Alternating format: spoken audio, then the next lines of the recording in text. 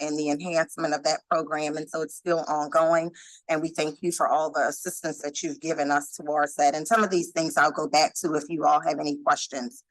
And then goal 5 is our building enhancements, the completion of building renovations and construction, including air conditioning hallways.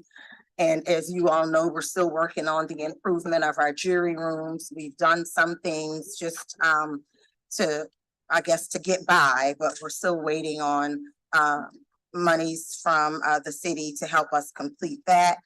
And then I'm happy to say goal 6, replacement of our old vans and cars that were aged and had all sorts of mechanical issues have been completed. We have received, I think it's 2 vans. 2 vans and 2 Durangos. 2 vans and 2 Durangos, which help us to transport jurors. One of the things it does is help us to transport jurors to and from their vehicles and to and from the courthouse and their homes if transportation is in fact needed. So any questions about our 2023 department accomplishments? I have sort of comment and question on number 5, which is we've all toured the building. It's in sad shape. We know it. The administration is making it a priority. We've asked that it be a priority. So I just want you to hear from us that the status of the building is bad. I don't know how else to say it. I mean, it's not good. And so we need to get that fixed. I guess the only question I have is, we've toured both the judge's part and the clerk's part, how everybody's working together. So as we try and prioritize HVAC versus staff versus, like you have water intrusion in certain offices. I realize this is frankly an issue for lots of city properties, just triage, but who's kind of leading the charge on that to make sure? Rob, is that you? Yeah, we're working with capital projects and both capital projects and property management. It was a really rough summer. We had 5 units of sections go out for 3 of them longer than 6 weeks. So it's still one of our courtrooms. There's still temporary air that the city has rented machines to bring into temporary air, which means that there's hoses and electrical cords running all over the courthouse, which makes it a challenge to perform a jury trial in that particular section of court. Judge Davalier was out for, I think she was one of the ones that was out for 6 weeks as well. So she's back up. The newest issue we're having is the challenge of a 100-year-old building with cast iron pipes that are splitting. So they're all over the building. We have water infiltration, which is causing additional damage to the plasterwork and the sheetrock and the furniture. If it's over the weekend, it breaks over all the furniture. The carpet needs to be replaced. And but we are working with property management on those projects, but we're going to have to address it through a capital budget line item request, which we haven't done so far. But I think next year we'll take a look at that to see how we can upgrade and add that to our capital budget request as well. Is the air conditioning issue number 1? And I think you said last time 30 years old, 40 years old, as young as 30 years old. I mean, it's, those are the newer ones. Yeah. I mean, some of the judges' chambers still have window units that were purchased in the 70s. Okay. Councilmember Harris. Yeah, just so you guys know, I mean, your capital projects in my districts, I prioritize the court as getting funding because it is so terrible. I mean, I just visited with Chief Judge and it was horrendous. So listen, whatever we can do to push things forward, and anytime there's sort of an AC outage or anything like that, reach out to us because we can sometimes light a fire when no fire is lit. I think this also brings up, I think, Mr. Burnside, you made this point of having an AC person on staff rather than having to contract out, because we've heard so many times in so many buildings, including the police headquarters and the 6th district, that AC has been out for months, weeks, and it's terrible. We actually have building engineers on site, but the scope of the projects exceeded the project management's cost, so it had to go out to formal bid, and then it got tied up in legal at City Hall, and that's the holdup. Yeah, the procurement process, Right. We know is broken. Well, thank you, and again, continue to reach out to us. And we're hoping. Thank you so much for your visit, all of you that came to this year spend the day at criminal district court. And the reason why we do it is to get you guys to see these things firsthand so that you can see and know exactly what we're talking about when we come before you. Yeah, we're also hoping by changing the procurement rules, it was $1,000 before for parts where you had to go out for full procurement. We've now raised it to $10,000. Councilmember Moreno? Okay. You don't have it? Hang on one second. Yeah, okay. Sorry, go ahead. Oh, okay. Yep. And so I don't want to be repetitive, but just like I went over our 2023 department accomplishments, our 2024 department goals are similar. Again, we want to be able to increase the summons for jurors to participate in our criminal justice system so that we can have even more jury trials. Along those lines comes with the reason why we need the monies to improve those jury rooms that you have, that you guys have had the opportunity to see. Case management system, again, we want this unified case management system to encompass all criminal justice stakeholders so we can all be on the same page. We're working to have that completed, hopefully in 2024. Our CGS agencies collaboration, we want to continue that through regular meetings. We've started regular meetings with several of the criminal justice stakeholders. We have monthly meetings with the CFO of OPSO, Mr. John Williams. We have started monthly meetings with our clerk of court, Darren Lombard. We had the opportunity to invite our new NOPD police chief to our on-call meeting last Thursday, and we have agreed to start monthly meetings with her. So we have been doing these things so that we can try to increase our ability to speak to one another before there is a problem. We're trying to work through issues that we have with one another's agencies and try to work together on several different projects so that when we come before you guys, we don't have to hear, did you all speak to one another? We're doing these things on our own. In addition, still goal number 4, pretrial services program. We're still working on trying to complete our management and personnel. We are trying to increase that, and we had explained to you guys that there are other agencies that are offering higher salaries than what we have been able to offer. And so we're losing people. And so that's why we are trying to increase that. And then goal 5, our building enhancements. Again, we are asking for money to help us complete renovations and in some areas begin construction, including our request to have air conditioning hallways. And then last but not least, goal number 6, those of you who did come spend the day at criminal district court, we showed you an area where we are trying to develop a domestic violence site so that it can be designated for our DV personnel and for domestic violence participants. And that is about it to wrap up our 2024 department goals. Okay, Councilmember Just Moore. on the domestic violence side, and you, from what I recall, you all had put in for the money and had and are waiting to receive it, is that right? What's the latest on that? Now, which money is? I'm sorry, the domestic violence site. So we've not requested the $350,000, except in the 2024 budget. We are requesting $350,000 for renovation of that space. Right. If you're talking about the funding from last year, the administration did give us $142,000. The council added an additional $142,000 for 2023. Now, those for case managers. So not, I'm talking about just the renovation of the site. No, so that's $350,000. We've not yet received that. That is a request for 2020. I got it. Okay, just making sure I understand where we are in the process so that we can try to make it all work. Thank you. Thank you. All right, so I'll let Mr. Vassal start with our 2023 budget summary and 2024 budget request. Well, what I'd like to start with is that the administration funded us to the same level that they funded us in 2023. Which is, what's unique about that is that even though the council, and I just spoke about this, added $400,000 for jury expenses and an additional $142,000 for domestic violence, the administration did not include that in their totals for 2024. So we're coming back asking you all to again fund our jury at the level of $400,000 and the additional $142,000 for domestic violence. And those are the caseworkers. Those are the Got it. caseworkers, yes.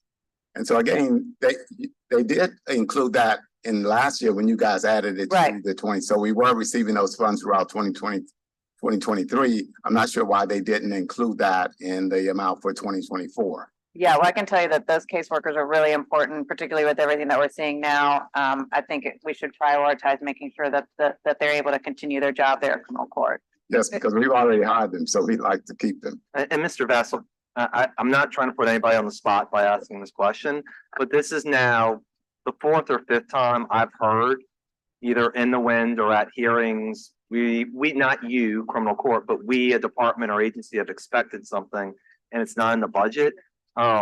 Is there do you know any reason why? I mean, it's not there. You don't know, but it's not. No, I mean, we got the report, I guess, when it was presented to you guys as to what the administration was offering. And so they kept it at the same level. And as I said, did not include the items that you all included in last year's budget. So I don't have the answer as to why they did not do that. I got it. So they gave you, I think, council chair, I think that, so they must have given them what was in the original budget, not the amended budget. But I'm just asking because we're gonna hear this from health. Oh, yeah, today, totally. Or, safety and permit. So Yeah. it's becoming frustrating because I'm gonna say this as diplomatically as I possibly can. We should be working in good faith with each other and knowing what happened. And obviously, if we reached an agreement collectively as a city to fund this with the administration and the council, it's gonna roll over year, and that ought to be the default, not the exception.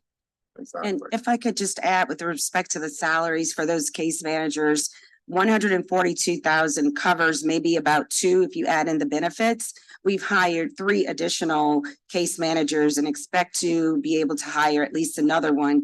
We have a supervisor and an assistant supervisor. And so because of the salary issues with respect to hiring people in criminal district court, if the budget for criminal district court for 2024 is not funded fully for domestic violence monitoring court, not only will we lose a couple of those case managers, we will not be able to hire Right. an additional case manager to enforce that. Okay. So But it looks like, so the budget, Mr. Vassal, is it being increased by $550,000 on personnel, or is it more than that? So let me go over the personnel. So in January of last year, the CAO gave us permission to award our employees 5% COLA increase, which we did. And so in December, really about a week ago, they came back and said that because we had a surplus, that they wanted us to use up that. And so they awarded us an additional $240,000, even though we requested $500,000. So what we're asking for in 2024 is certainly to include the $240,000, which they did not put in their 2024 budget. In addition to that, a 2.5% increase for 2024 for our employees, which that total, if you look at the budget, the numbers we have in there because of the timing was a $500,000 request from 2023 plus the $270,000 for 2024. So that's just the $770,000 addition from what they gave us last year. May I just ask a favor? Since we're gonna be in amendment mode, pretty much starting later this week, can we mind just sending me a little letter that talks about the things that were omitted for whatever reason? So that way we can get them plugged back in. Sure. Okay, Thank you. definitely. And so I also want to go over the programs that the city funds for us. And one of them is adult learning. And the amount that we've received over the past 2 years has been $461,642,000. And that amount was a reduction based on the 2020 when the administration asked us to reduce that amount to that level. We've yet to be refunded back up to where we were. And so in 2024, we're asking for $600,000 for the adult learning. And as we've already spoken about, the other $350,000 is for the renovations of the domestic violence area. So those are the increased levels that we're asking for under the programs. And again, as we've already mentioned, jury was not funded last year by the administration, so we are asking you all to fund jury again to the level of $400,000. So those are the increases that we're asking for in 2024. And if we could be clear about the Adult Learning Center, because I know that we've sent it in a letter. 20%, if you all recall, in 2020, because of COVID, the administration asked each agency to reduce their budget by 20%. The Adult Two-Lane Learning Center did decrease their budget by 20%. Since 2020, they've never been restored back even up to the amount that had been originally allocated in 2020. So we're only asking that they at least be restored up to that particular amount for 2024. We're taking notes. Thank you. Are there any other questions regarding the financial request for I 2024? did have more questions. Yeah, you might ask one, I have one question. Click and on then- button again. Yeah, so, and maybe Councilmember Moreno, then Harris. Substantively, I know one of the instruments that judges use but have discretion to deviate from is a risk assessment. Is criminal court generally using that? And when's sort of the last time that there's been a statistical analysis of the RAI? And the reason why I'm asking is because, juvenile court says they don't use it, and that was a surprise. I just saw your face. That's a surprise. It was a surprise to me too. So I kind of want to see where we stand in process. So absolutely. In 2017, Criminal District Court officially took over the pretrial services program from a third-party agency that had been running the program. And in connection with pretrial services, we've hired intake specialists. Those intake specialists conduct a public safety assessment, which is the PSA, on every person who is arrested. If you recall, earlier this year, we talked about the fact that we added misdemeanors to those public safety assessments because a lot of misdemeanors are violent in nature, or the circumstances surrounding those misdemeanors may be violent in nature, or the person arrested may have a violent or a criminal history. And so a public safety assessment is performed via pretrial services. Pretrial services operate 7 days a week, including weekends. In addition, we have case managers who conduct monitoring for those offenders or who are then referred to pretrial services for any type of monitoring during the course of the case. And so absolutely, I can tell you that for pretrial services in 2022, we conducted 5,157 assessments. And thus far up to October 31st, 2023, we've conducted 5,263 PSAs. So we are absolutely using the PSA in order to generate a risk number, which basically is just based on failures to appear and criminal history, as well as whatever the current arrest charges are. And and Judge, just forgive my ignorance, as the array goes to the court, sort of during arraignment and sentencing trial. Yes. Judge Lombard, maybe. Yes. I just want to make sure when you all have it in your hands and.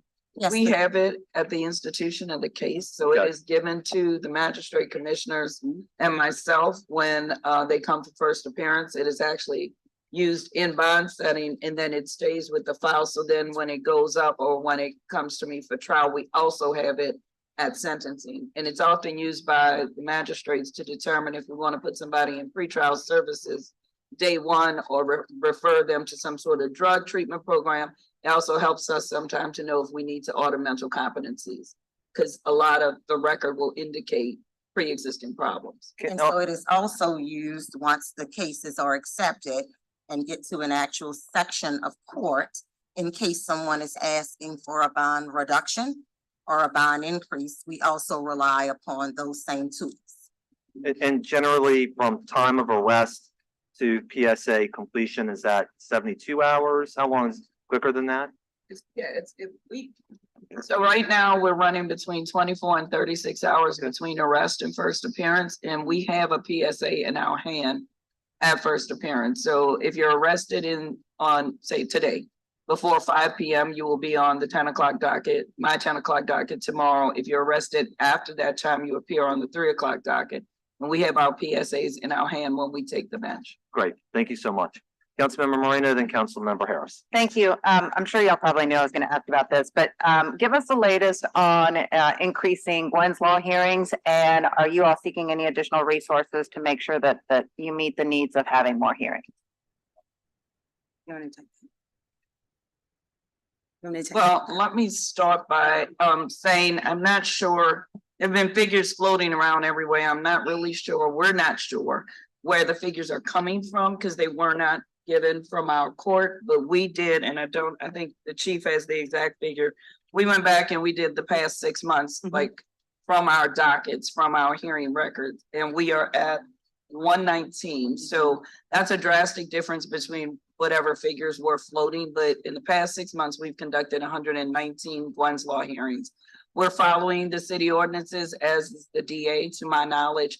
We're doing Gwen's Laws on anything that a gun was involved in, DV strangulations, and multiple offense DVs. So we don't do them on misdemeanors unless they were mischarged. Sometimes in the arrest process, for example, they may charge somebody with aggravated assault when it's really aggravated assault with a firearm, or they may just charge a misdemeanor DV when this is their really their third or fourth offense. So in that case, we may do a misdemeanor Gwen's Law, but for the most part, the Gwen's Laws are being done on the violent felonies, the ag bats, the second degree bats, the strangulations. And we're at about 119 since May. So we're gonna get you the figures all the way back to the beginning of the year, but because we didn't have a code, we have to Yeah. do it day by day. The other thing too is talk to the health department, because they are putting a report together on Gwen's Law hearings, and they have a bunch of different numbers in there too, going back years back too. So that may be Right, helpful as and I well. think part of the issue is we're having IT do it now, and when we get the new case management system, we're gonna create a code. There was never really a code. Right, So right. it may be listed as hearing on domestic matter, or because you're holding them for 3 or 4 days, it may just end up back looking like a bond hearing. So only me and the magistrates really were knowing what was Gwen's Laws, and we literally have been going back through our dockets to get y'all the most accurate figure possible. Well, I'm glad that the court, along with the district attorney's office, are really prioritizing the most severe cases of domestic violence, which, as you mentioned, are the strangulation cases, are the ones that are aggravated cases with a firearm, and those that have the multiple offenses. So appreciate that. Thank you. And if we could report some additional statistics on Sure, go ahead, domestic Judge. violence. I guess would like everyone to know why we need these case managers is because from day one, when they are arrested and they are in magistrate court, they are referred to domestic violence, the monitoring court, so that those case managers can start to monitor those particular persons that are charged. Obviously, there are different conditions that can be imposed prior to a conviction, but the domestic violence monitoring case managers are working with those perpetrators. Then they're notifying the victims that there is a protective order in place, and that if there is a violation, then law enforcement should be notified, that they may also notify our case managers so that the case managers can provide that information to either the commissioner if the case has not been accepted yet, or to a judge if the case has been accepted, so that we can then make sure that person is brought into court, whether they're violating from OJC or because they're out on bond. So immediately the case managers are working on these particular cases. We've issued, our stats say as of October 31st, 2023, we've issued almost 1,900 protective orders. Those protective orders, as you know, go directly to the registry.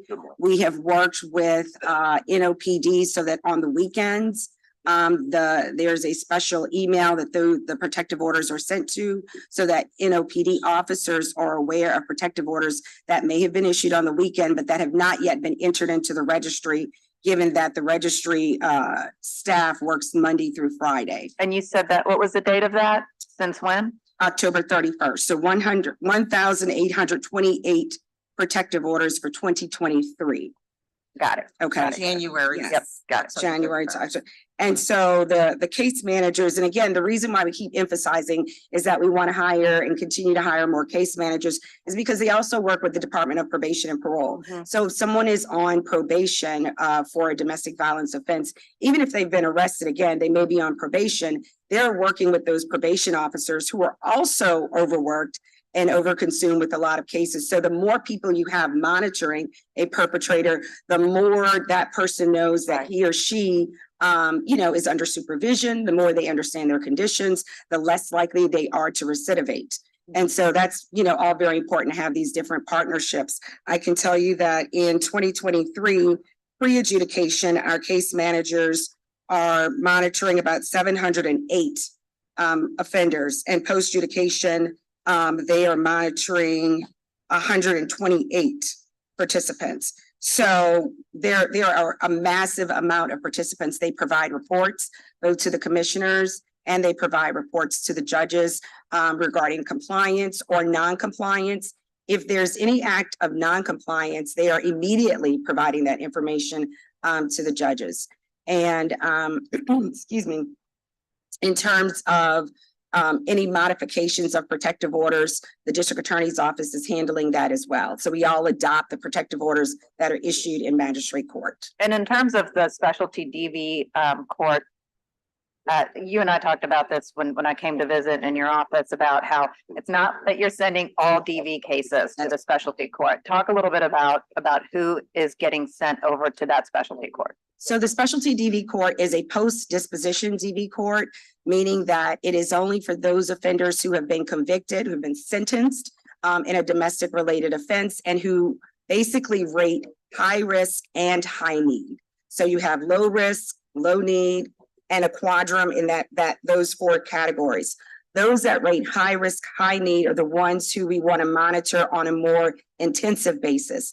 Those are the ones that are going to be on your electronic monitoring. Those are the ones who are drug testing more regularly than the others. So someone who comes to my section may be drug testing on a monthly basis on a random color. So we have a random color system that we use for a number of our programs, wherein an offender, drug court, domestic violence monitoring court, pretrial services, they call in each morning. There's a color that comes up. If it's the color you've been assigned, you need to report to court to drug test in the drug testing lab. So the high risk offenders their color is coming up more often. So they are reporting to court more often. They are also the ones who are on either active probation. They are in Section E under Judge Rhonda Good Douglas. And if they're on inactive probation for misdemeanors, they're with Judge Lombard. And so they're deemed high risk, high need. So they may be referred again to substance abuse treatment, mental health treatment, and other types of treatment. They are also required, as state law requires, that all domestic violence convicted offenders complete 26 classes of batterers intervention. So that's behavior modification, whether they're in my section or any other section of court. The bottom line, the DV specialty court is for post-conviction for those considered to be potentially at risk of recidivizing. Yes, that's correct. That's correct. Thank you. You're welcome. Thank you, Councilmember Harris. Yeah, two easy questions. Security for witnesses and that's all resolved. The separate entrance, you're shaking your head, yes. We have someone at the 6 nights on the south side of the building. It's been someone from OPSO. So that has been resolved. They're coming in through there, and we still have spaces in our building where those witnesses can be housed until they're actually needed. Okay, and then on the total additional amount asked, you guys are going to send us over a letter, but can you just give us a ballpark of additional than what was allocated by the administration? So we've asked for, you said, other than what was awarded by the Yeah, administration. what is the So I know. delta? So it's 500,000 plus 142,000. I'm doing this math while I'm talking to you Yeah. guys, plus an additional 140,000 for adult learning and 350,000 for the renovation of the domestic violence space. All right, so about $1 million more ish. Approximately, we're going to put that in writing as Yeah. Councilman DeRusso asked, but approximately. Yeah, and I'm a lawyer, so I don't do math. All right, I appreciate it. Thank you. Councilmember Green. Thank you all for your presentation this morning. I just want to ask you that when you see misinformation that is relevant to your office, please let us know right away. We have no reason to trust anything other than what we see if it's not refuted. For example, I'm surprised at the numbers on Gwynn's Law hearings, 119 over the last 6 months. I had no reason to know about that because I don't look at your reports on a monthly basis to see Gwynn's Law hearings. But it's important to tell the persons who are engaged in criminal activity, for example, in our system, our public, that these type hearings are going on. And if they're not going on, whatever the reason is for it, but I just want to encourage you to recognize that some of what you might hear in terms of comments is based on the fact that we're given information and that we have no reason to refute it. If you see something, maybe even consider a 6-month summary of some of the most important issues that we should be able to address as a council, because, you know, criminal justice, law enforcement is of the top priority among citizens. They want to feel safer in our community, and they may feel safer even though there's still a reality going on out there regarding criminality, but they may feel that if those hearings are going on and if the numbers of cases being addressed right now is significant, that they have reason to be more confident in the system and also confident in whatever resources we provide. That was just a general. Let us know if there's something out there, because we want as many hearings as possible. We want as many cases followed. We want as much activity. Just let us know. That's all. We will. Okay. Thank you. Thank you. Thank you. Councilmember Thomas. I don't want to believe all the questions that have already been asked, especially about the budget and some of the things you guys need, but I want to take this opportunity, especially the judges that are seated at the table. Thank you guys for being out in the community and involved in some of those meetings, in many cases where it's just a couple folk there. And I think it says a lot about the three of you and the others, that y'all just don't want to sit in your benches at criminal court.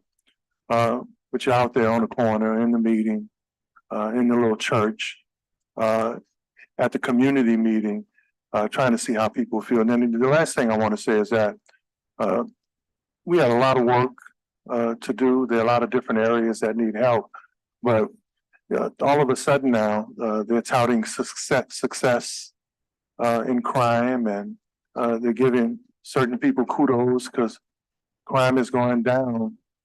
Well, I think y'all are part of the criminal justice system too.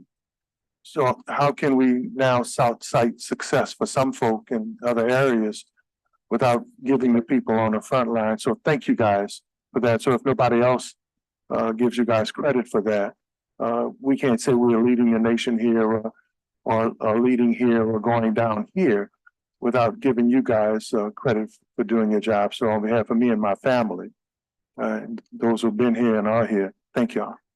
Thank you. Thank We- you. We appreciate the comments. Thank you. All right, thank you. We have two public comments, Mr. Burnside and Mr. Riley.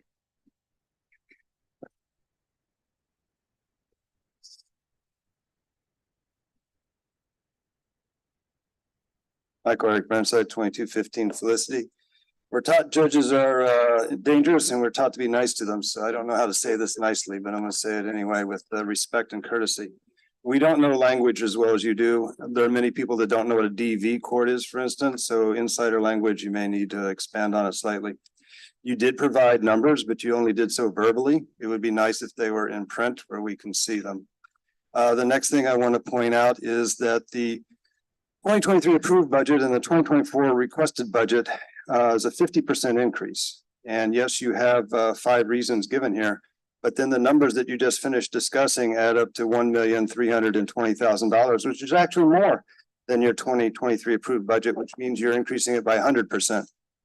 That means either you did not get enough money in 2023, or you are asking too much money for 2024. Admittedly, quite frankly, it's small potatoes in a $1.6 billion budget. The next thing you might want to include in your thinking is the 2.5% increase for your employees is not enough. Last year, the inflation rate alone was 8%.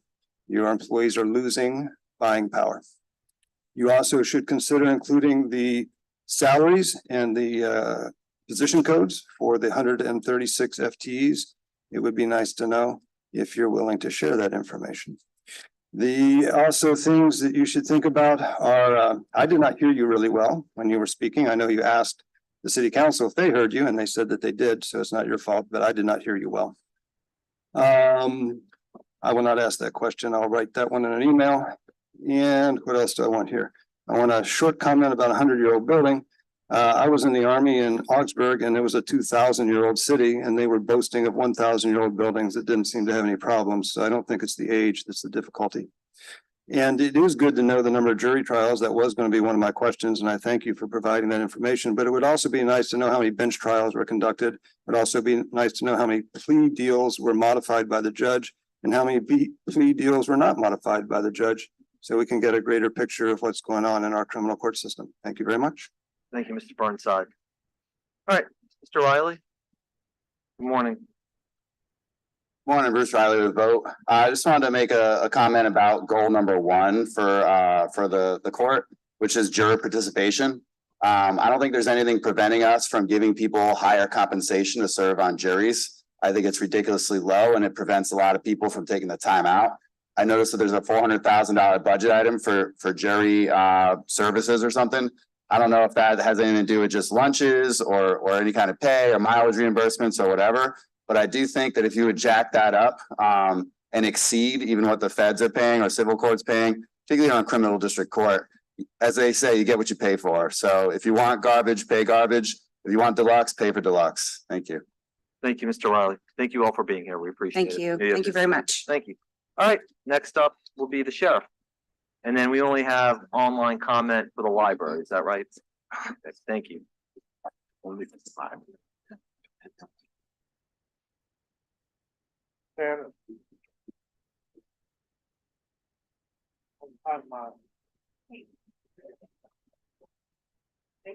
Mr. Bassel?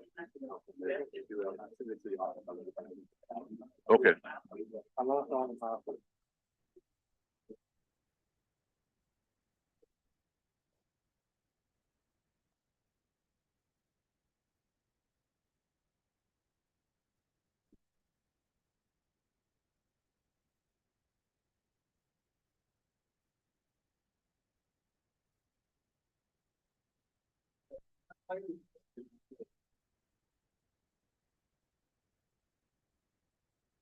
Welcome. How you been?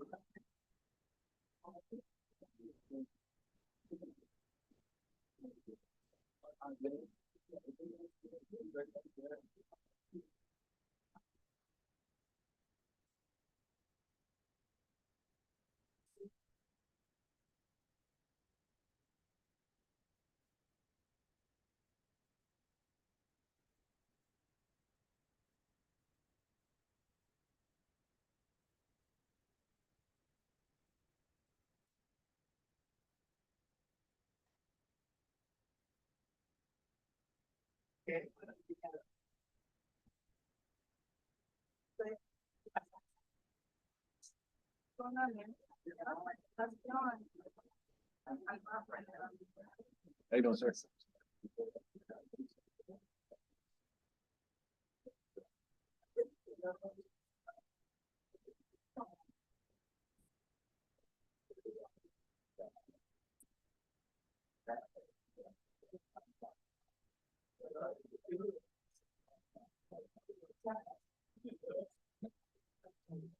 All right, good morning. Are you all ready? Yeah. Can we, We just need our, yeah, presentation?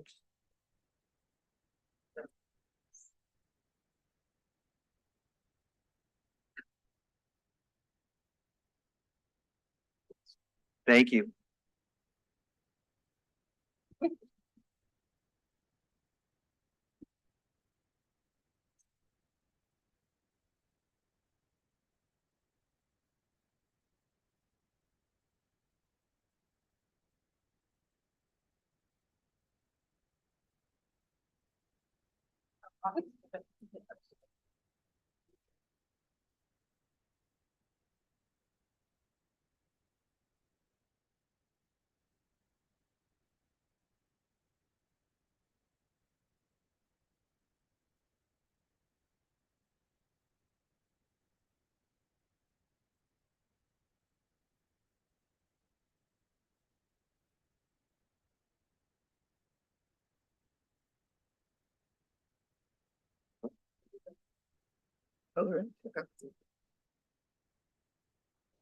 okay, good morning.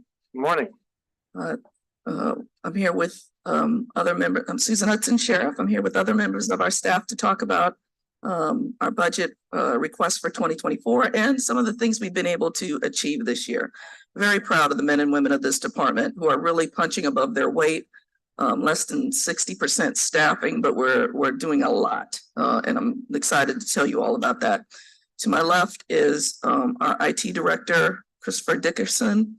To our right is our director of finance, Elizabeth Boyer. I have other members of our team also here in the arena, and they will come up forward and answer questions as need be. But we're ready to get started. As I said earlier this year, we're going to always start with our mission and our vision, which is to get Orleans Parish operations moving in a direction that is all about the rights and humanity of those in our custody, taking good care of our staff, and being community led. We're also just working to be a very well-read, run agency. We're going to talk to you about some of those initiatives that we're putting forward to make sure that OPSO is operating appropriately, efficiently, and effectively.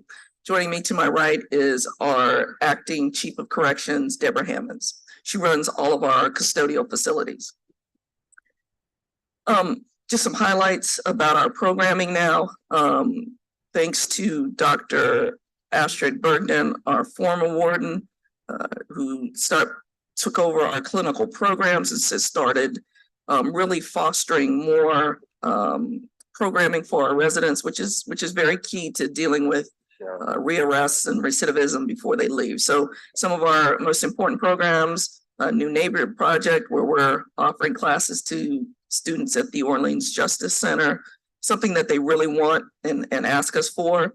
Operation Restoration has launched their women's first clinic, another reentry program to help those women in our custody be able to, have better literacy. We have recreation therapists, arts. We also have One Book New Orleans, who comes in once a month, is it? Yes, to bring authors and their different books into our residents, which allows them to have additional reading materials. So there are many more, and as we use the funds from Congressman Troy Carter to do more reentry services, we look forward to having more members of our community help us with that, with recidivism. Here's some of our community engagement for this year. Our compliance director, who I believe is here, Silas Phipps, spent time with students at the Good Shepherd School during Constitution Week. We're very excited about our compliance bureau and what it's going to do to help us get even more in compliance. We're going to talk about compliance later on and in the direction that we're moving. We've got our OPSO youth programs and DARE. We love our Young Marines program as well. My Adjutant Ahmad Vidito and Sergeant Altrice Taylor doing a great job there. Of course, we celebrated National Night Out with many of you at the different events around the city, and we hosted Trunk or Treat this last weekend for our staff and residents. Again, I always want to thank the men and women of this department doing such a great job, but we're getting a chance to talk about some of our staff highlights. Sergeant Altrice Taylor, who I talked to, who runs our DARE and youth programs. She was elected first vice president of the Louisiana DARE Officers Association. We're very proud of her about that. Her leadership is just tremendous. We graduated my first basic corrections class, and not our first basic corrections class, but our first basic reserves class in September. And so those were the first ones to graduate under my leadership. We got a chance to have a graduation for them, and we thank those who attended. Something that happened last week that was just tremendous. Major Jeffrey Lawrence helping a mother and her baby after a car fire on I-10 and rendering aid until help could arrive, just, going above and beyond. And that's the message that I want the community to take away from this, that we support community. As you can see, over 1,000 community service hours, whether that's tents, food donations, reserve deputies. We support our community, and the men and women of this department do a great job, understaffed, doing their work as well. To talk about some accomplishments for 2023, we were just awarded a $1 million grant by the Bureau of Justice Assistance, which is part of the United States Department of Justice. We're establishing a smart reentry program as well to expand jail programs and services. And that's going to allow us to work even more with community partners to better integrate those who are coming out of our jail and hopefully keep them from coming back. We have also scheduled with something that is very critical to a well-run organization, and it's also about compliance with the consent judgment, because the physical plant itself, the environment, all are part of the consent judgment. So we have, under our new director of operations, we have added in a preventative maintenance schedule, adding even more preventative maintenance, and we're going to talk about some of that as we go forward. We've had to fix a number of things this year in our physical plant, and now as we fix those, we're going to make sure we maintain them better, as the parts of them were not working. And as we get to, as we talk more about future energy and other needs, we're going to make sure that we keep that functioning properly. We want to say thank you for the ARPA funds that have been dedicated to our new jail management system. We have picked that provider. And we are ready to get moving forward on a contract with them and get them moving. We hope to have that new jail management system functioning within 12 months, but it's, it's IT. And we're gonna leave that to the experts to make sure that happens. That's a game changer for us. We have data here for you today, but we're gonna have more data and more comprehensive and more accurate data when we get this new jail management system. And that's the key to everything for us. We have a new case management system, which is about investigating what goes on in the jail, being able to provide more updated and appropriate information that allows supervisors to see what's going on and allows us to show data about the investigations, the criminal investigations that go on in our jail and other investigations, administrative as well. Right now, all that was being done in a spreadsheet. So we look forward to having some tools to analyze what's going on in the jail, incidents in the jail, and respond accordingly. So as we talked about, here's the status of some important requests for proposals. The jail management system, we selected that vendor. The case management system we just talked about, we've selected that vendor. The telecommunications RFP, I've got the recommendation from the committee about that, and those are tablets for those in the jail, which will allow them to have medical visits, some mental health, but mostly medical, talk to their lawyers, talk to family, and most importantly, have reentry programs and educational programs. So that's huge. Did I forget anything in that, Chief? No, ma'am. We're also looking forward, I know Director Boyer is looking forward to a new administrative financial solutions, which will track our inventory, our physical plant, and all our maintenance. So that's going to be going out in the first quarter of this year as required by public bid law, but we're excited about that. We really want to be able to, drill down to a penny. And so we're looking forward to new software that is, up to date, whereas ours is probably 40 years old. So we're looking forward to that. We're talking a little bit about jail statistics, and I'm excited about that. So we'll start off with the consent judgment. Right. Yeah. Okay. We'll start out with the consent judgment. And as you can see, we showed 2022 and 2023. I came in May of 2022. And as you can see, there were 82 substantially paragraphs of the consent decree in substantial compliance, 76 in partial compliance, and 16 in non. This year, the substantial has gone backwards to 7 a little bit, but those in partial has gone up by 12. And we have reduced the number of those that are non-compliance.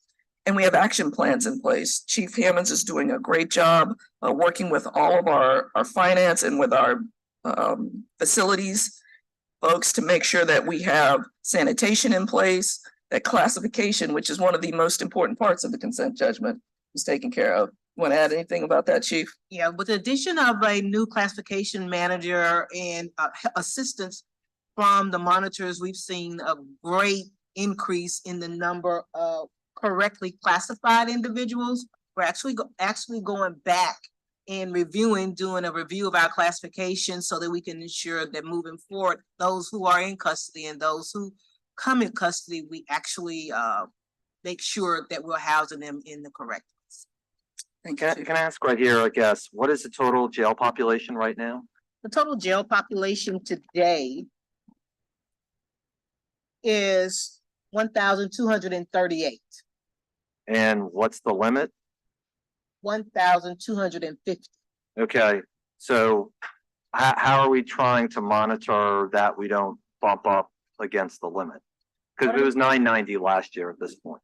Yes, what we're doing is we're reaching out to our partners of DOC. We're asking them to increase their numbers of our DOC ready residents. We're doing that. We're actually working with the courts in the public defender's office, the DA's office, to assist us with getting inmates out of there who do not need to be there. Warrants, state warrants. We're working with them in order to move the state warrant residents out, opposed to bringing them to jail. We are asking that they issue them a citation of some sort. So those are some of the things that we're doing internally with our external partners in order to decrease the population. Is the federal magistrate involved? Yes, they are. We communicate with them daily to ensure that we're doing what we need to do and ask for assistance if needed.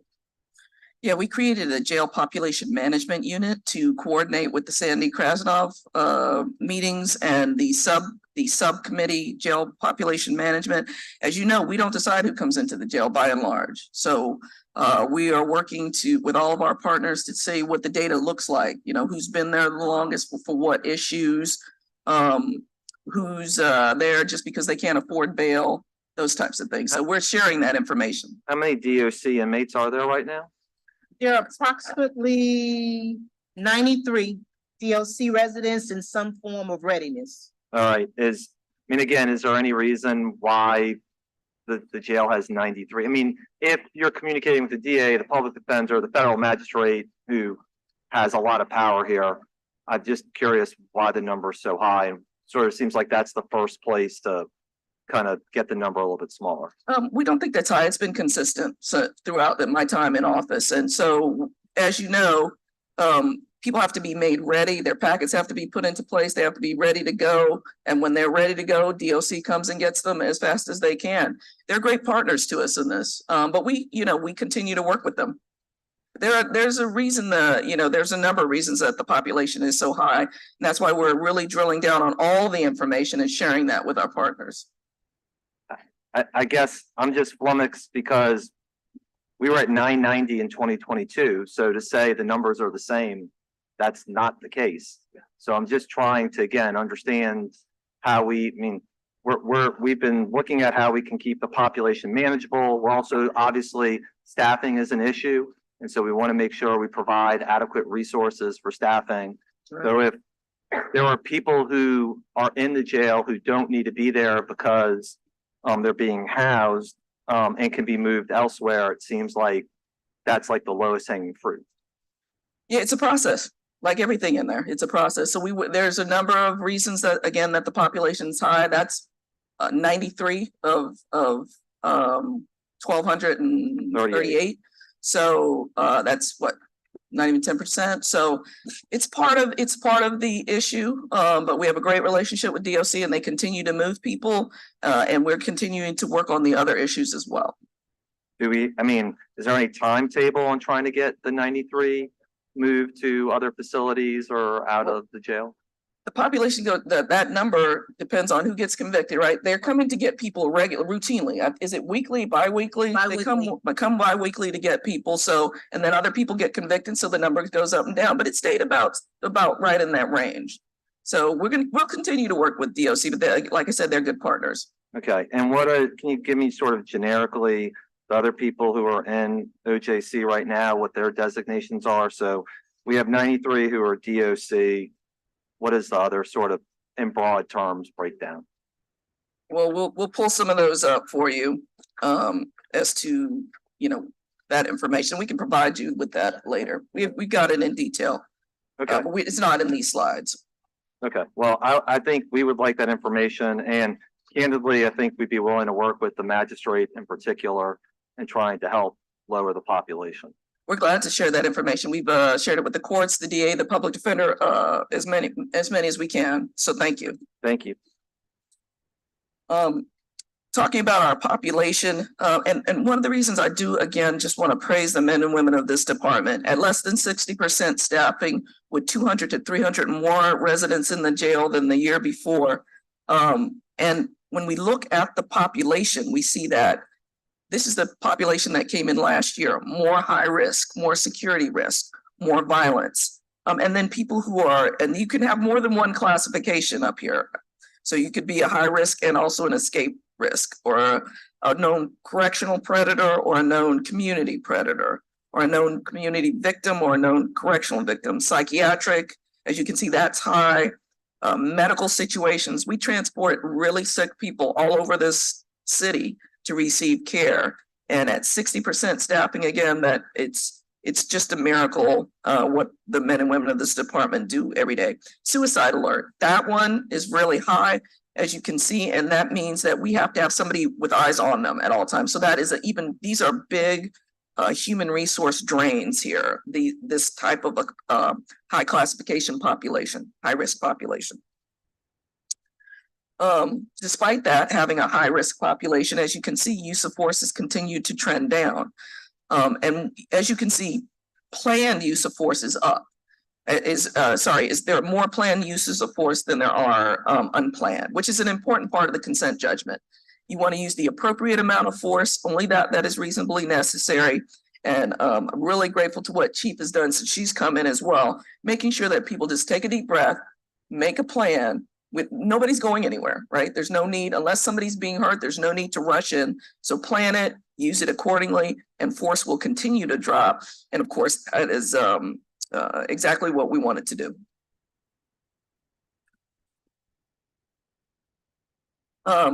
This one, as you can see, the average incidents per residence over the last few years, as you can see, the average number of incidents are actually falling despite our staffing numbers.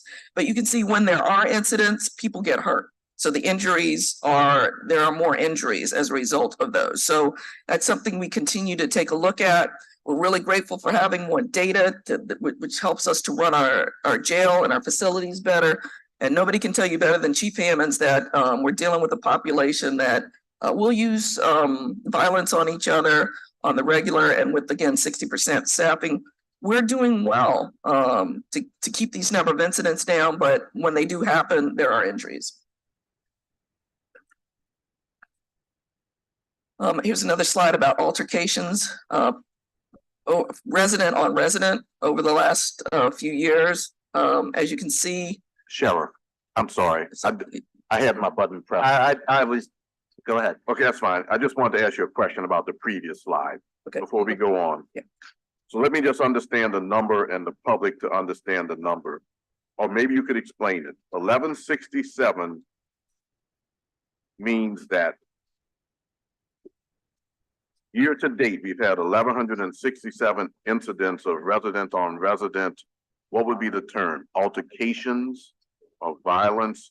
Or could you explain ADP 1167 year to date? So we're 10 months into the year, and No. ADP 1034 for the entire period previously. No, Councilmember Green, the ADP is the average daily population, so I'm that you sorry. can see it peaked right before the pandemic at 1178 and came down, then it started to go back up. Sorry, I'm totally off. I will admit when I've made a mistake. I misread something. Fine.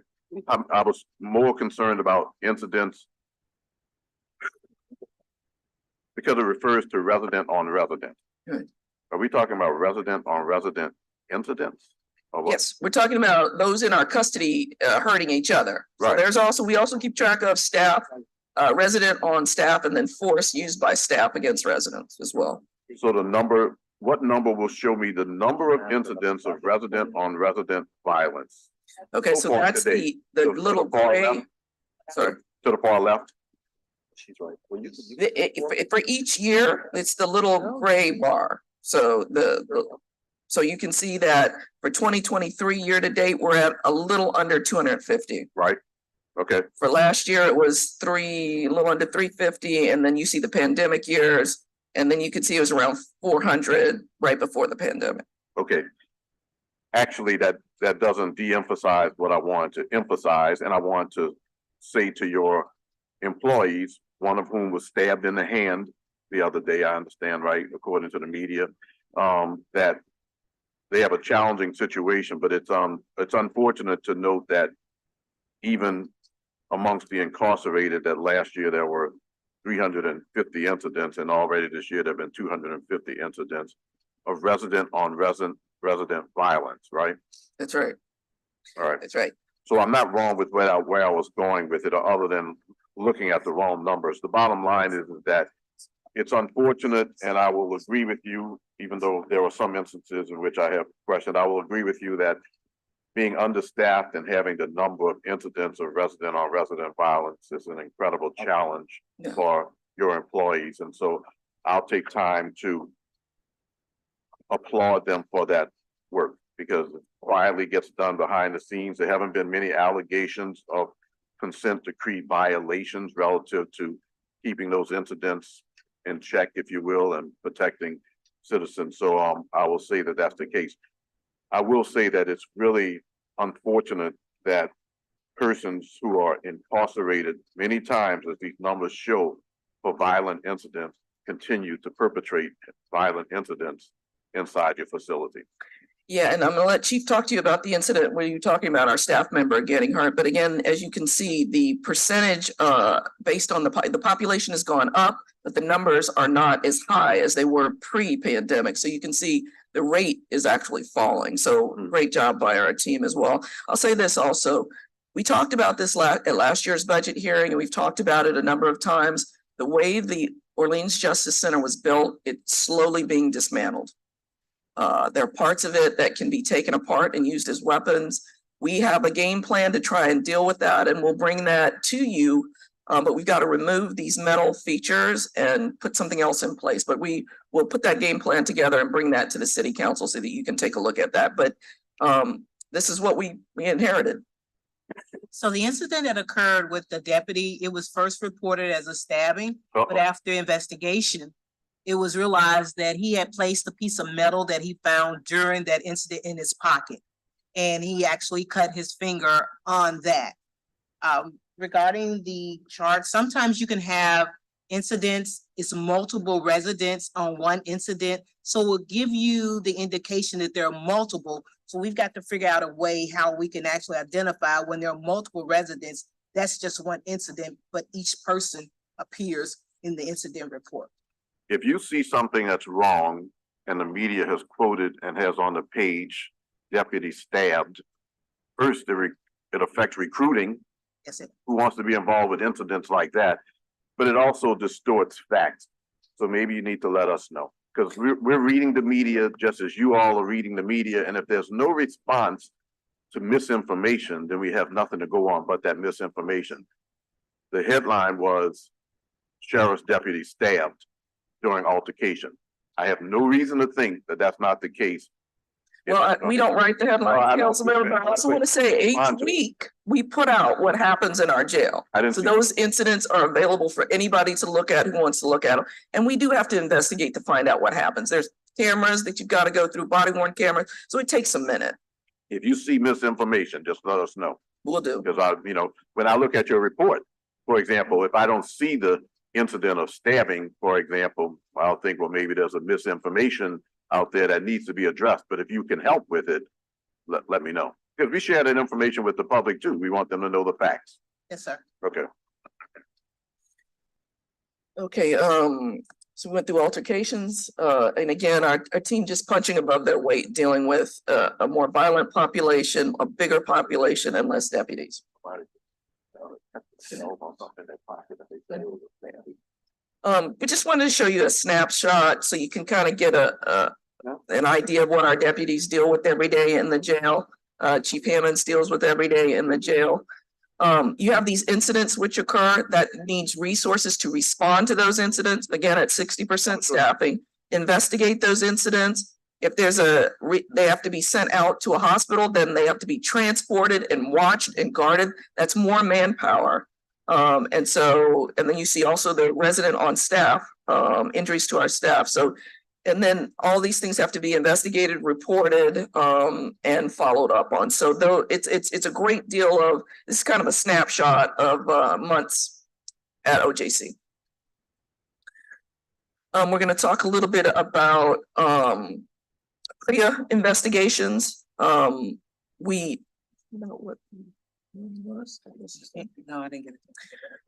a number of PREA investigations. As you can see, there was 26 allegations. Only one was founded. We're going to get you the exact which one exactly that was, but none of them were founded. We do a very good job with PREA. Deputy Fagans, who's over it, does a tremendous job and is always in compliance and highly, touted by our consent decree monitors, because she does a great job keeping track on that, educating our deputies about how to respond to it, investigate it, and of course, keep track of it. But we'll get you what there was one sustained incident, and we'll get you that. As we've been talking about the size of our staff, we're going to go into employee retention. Our human resources director, Shandon Davis, has done a tremendous job since he got here in March. We have, as you can see, we are net 103 new hires, 73 of those being at our custodial facility. So that's really important. We're going to try and continue that as well for next year. Did you want to add something, Chief? No, that's how you looking. Okay. I know Chief is very happy about that, net 73.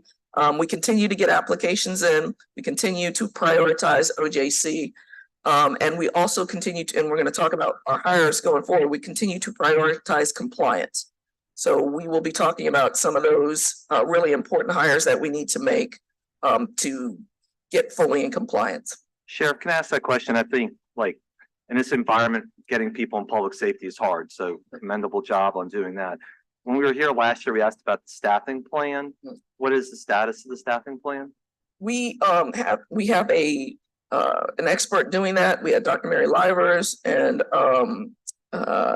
Connie Purcell, who are experts in this finishing. We have not gotten the final report. We have the draft one. Did we share the draft one with you all?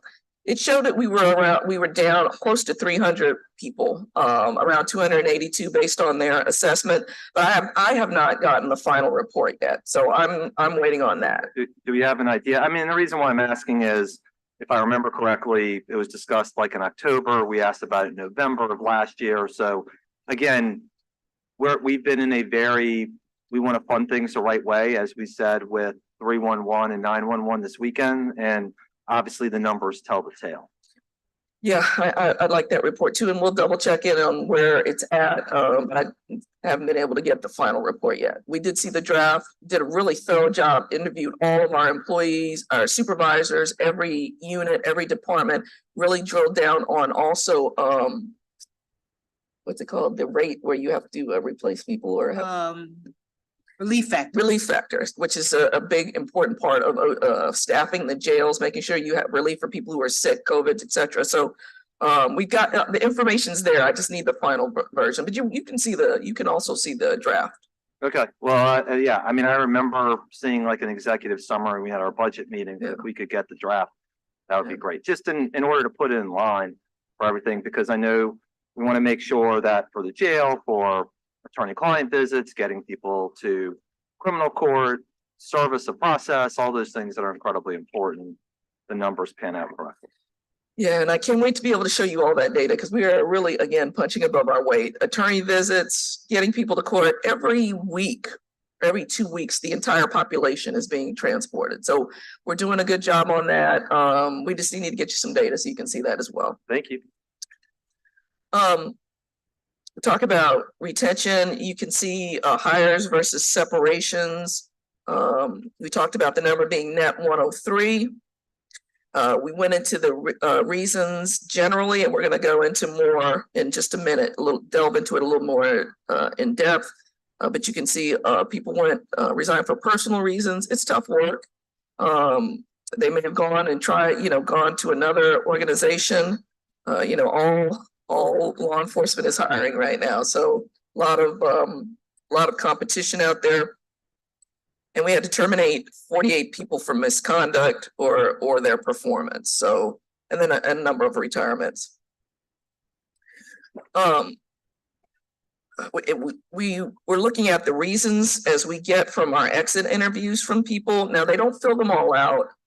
Some people don't want to share, but I see them all as I sign off on their the personnel form showing that they're leaving, and I get a chance to look inside, and I ask them just to put together some numbers for us based on these ones that we have for this year so we can take a look. And this is what it was telling us about it. Pay is a big part of it. The flexibility of these 12-hour schedules, it's 6 to 6 or it's 6:30 to 6:30. Those are really tough, especially on parents, but we have to have people there in the jail. So we're going to try and look at more flexible options, but more flexible options generally mean you need to have more people. So we'll continue to look on that. There were issues with management, generally being immediate supervisors. So we're looking into that more, and then advancement opportunities, and you can see the other parts as well. And salary being a big issue. On my way to work today at Tulane and Carrollton, I saw one of our deputies who had been worked all night, sitting there waiting for the bus at 8:30. So that got me a little bit. We'd like our team to be able to have a full and good life. Again, this is about compensation. We want to talk about what's going on. At every conference I go to about corrections, sheriffs, the competition is out there. And I went to a conference this weekend with the National Institute of Corrections, and I met people who are paying their deputies starting at $60,000 just to start. Lots of retention bonuses, lots of, compensation to really just make them feel appreciated. We're trying to close some of that gap so that we can continue to build and continue to have people in place. There is no substitute. There's no working from home in law enforcement. You got to be there, and custodial functions as well. Especially that is the number one that is the number one deterrent to having altercations or other incidents occur.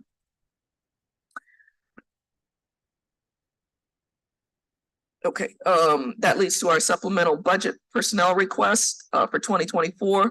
We'd like to increase, we are very grateful for the $2.43 per hour that we received last year, and that has helped us to bring net 103 people in place. We believe that if we can move that to $2 more per hour to get to $20, which as you can see will cost about $3.3 million, close to 3.4. That will help us to get even more recruits in, and we think we'll reach our recruiting goals of net 100 for next year as well. And you can see the costs for those, if we were able to meet all of our recruiting goals of net 100 for at least 40 deputies and 45 CMTs who monitor the computers and open doors and cameras. As you can see, we've got some new administrative positions that are critical to complying with the consent judgment. We have our compliance director in place, but we need a training manager. When you see a complaint about supervision, we know we need a supervisor's class. That's something that almost every law enforcement agency in a consent judgment ends up getting because it's critical to performance. A new performance manager, audit manager, and internal auditor as well. And then the last two are really important because the physical environment and the temperature, the water, everything about custodial functions is a part of the consent judgment. And so we need these folks to make sure that all of these processes work well and that we're complying with that consent judgment. We're going to talk to you a little bit about medical incidents. This is data that we pulled from WellPath, our provider. As you can see, there's not a time that they are not busy. You can see that mental health is at the top of the list for their daily calls and their daily workload. You see that substance abuse is getting higher and higher. The same thing that's going on out in the community. It's going on in the jail as well. People don't come into the jail and just, they're not addicted anymore. So you can see that very, very busy. It's a big part of what we do. And of course, when they are going into the facilities, we have to have deputies there to escort them. Here's some more numbers representing total incidents seen by medical. So those could be for fights, those could be for sickness, it could be for any number of incidents. And as you can see, it started falling, of course, during the pandemic, but then it's gone up a little bit. But year to date, we're doing pretty well. So really, really grateful for that care. Talk about phase 3, which is a big part of our budget process. We continue to use the legal process on that, but it's not a completed process yet. And as such, there are legal orders in place to move forward. So we are looking at the issues with respect to phase 3. And in addition to building that, what we have to make sure is that this building now works with the power structure and works with the current buildings in place. And so in order to bring that, these are now 8-year-old, 8 to 10-year-old processes from OJC. Those will not work with this new building. So we're going to have to upgrade those for those to even work. So in additional to staffing costs, we're going to have laundry services that are going to need to come on. We're going to need to hire people for that. And we're going to have even more maintenance and security and utility costs. Because this whole building, our energy bill is going to be high. So as we look at that, we want to look at how this affects our budget. So again, these are critical. These are part of Judge Afric's order, which he in court embodied, took the CEA, which was not signed, but was put into a court order. And it talks about Cornerstone, which is all the electronics for the jail. You got to update those, or we'll have 2 separate systems for for OJC and for this building. The environmental controls, again, environment is a part of the consent judgment. And then chillers, water heaters. What we found is a number of them were not operational when we came in. Thanks to our director of operations, we now have these being fixed. And and they will be ready to take on that extra capacity of phase 3 should it move forward. We wanted to talk about the budget just in terms of inflation and our ability to hire, retain, and keep folks, and to continue to maintain the environment. You know, our annual appropriation of 38.16 million, and when you look at today's inflation, it should be around 46.78 million. So that's really to deal with all the higher costs of energy. What am I trying to say? The materials, so on and so forth. So that we just want to make sure that that's taken into account. Looking at our proposed budget for 2024 and our asks, as you can see, we are asking to make sure that you can see that the total budget, which we're off about close to 12 to 13 million. Move to the next slide, please. And as we break that down into greater detail, we're asking that 13 million increase is the $2.43, which you gave us last year. We need that to be incorporated actually into the budget. And then we also are requesting that additional $2 raise for our deputies. We'll break that down even more. Am I missing anything, Elizabeth, we need to add in here? Okay. Break that down even more. You can see recurring personnel costs, the rate increase, and then if we hit our marks of 100 new employees, that will be roughly 3.1 million. Our new administrative positions, less than $1 million. And then our operation expenditures, of course, about 0.6. We want to talk about why some of our bills have gone up. You look at insurance, I'm sure it's the same for the city. That has gone up by probably about 1/3. We noticed that our elevators, some of which have broken down over the years and over this last year, and we've had to fix, have not been tested properly since 2014. Some 2017. So obviously that's a safety issue. We found a new vendor who's even more cost effective. So we're very excited about that. Again, we want to be good stewards of public funds. We had to repair our refrigerated food elevator, which is a huge issue, to make sure that we feed people, 1,200 people 3 times a day, and special diets as well. We need forklift to lift all that food. We don't want to continue to rent. We want to have something on place to help that. And then water heater repairs. As you can see, we have more than one water heater and they are large and industrial, and we need to make sure those work. Water is not only a part of the consent, the temperature, it's also a part of state health regulations. Councilmember Harris? So I'm looking at this website design for 75K. Can you tell me what's involved in that and why the current website doesn't meet your needs? Yeah, the current website is not functioning properly. We've had to move to, we lost the person who was actually taking care of it, actually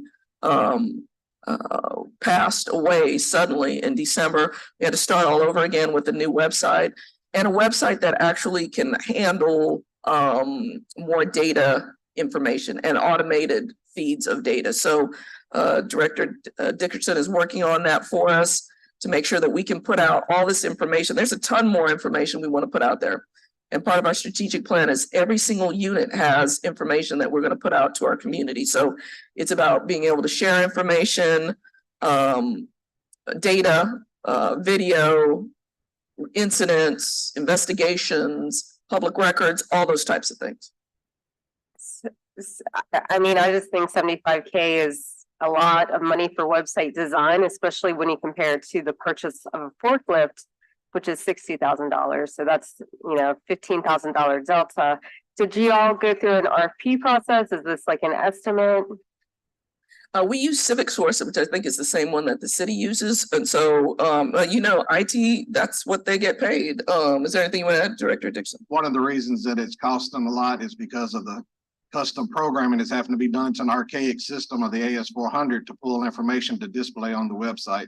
It's not like if you just have a specific, and not to go too deep in the weeds on the technical, but like going into an up-to-date database that can pull readily that you have younger programmers for, you're having to go out and get someone that costs a little bit more to come in and do that job to put that code into the website so that the information can be displayed.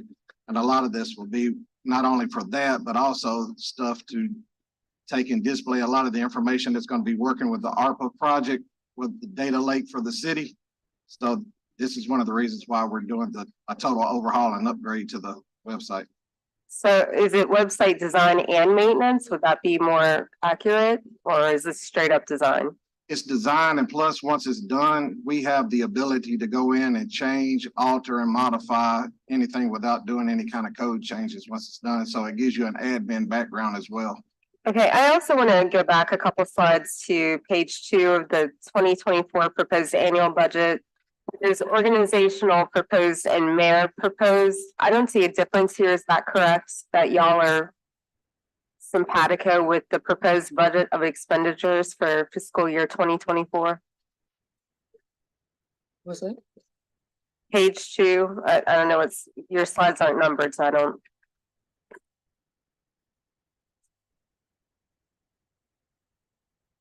Is there? I don't see any difference. Is this? Yeah, no.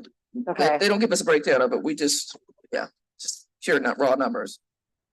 But it says organization proposed and then mayor proposed. So have you proposed the 72 total expenditures? It says. The city just gives us a lump sum. This is the format we've been using with y'all for years, where the council told us in the onset of the templates, just put the mayor's lump sum and what y'all's expenditures are to show the deficit. But there's no difference. That's because the city doesn't give us a breakdown of what they think that the money should be used on.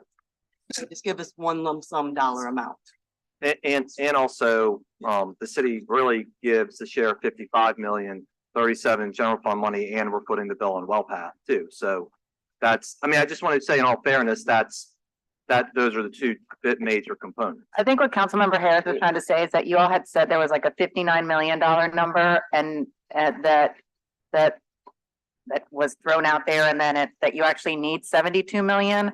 So where's the difference? But not in that slide. We don't know what the WellPath expenditures are proposed to be next year. That information is not shared with us. No. Can you just look at your own slides? Page 1 of your slide says organization proposed, it has 72 million, and then mayor proposed 59 million, but then if you go to page 2, they're both at 72.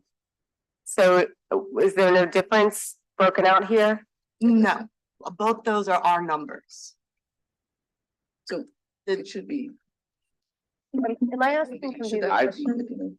I think Is the that, mayor is the mayor's proposed budget saying that it's gonna give you $72 million plus dollars? No, Right, exactly. Well, that's what Councilmember Harris is trying to say. Your slide says that it is. Okay, well, we put it, it's on the, look at slide number 1. Yeah, right. It says city appropriations operating. You propose 50 million, the mayor proposes 37. I can see the difference here, but is that operating broken down anywhere for what your organization proposes versus what the mayor's proposing? we don't know if the mayor has that broken down anywhere. The mayor didn't. Do you have your operating budget broken down anywhere? In the org proposed. Oh, okay. Number 2. So the second. So slide. just disregard mayor proposed because I just copy and paste what you're proposing. That's right. All right, thank you.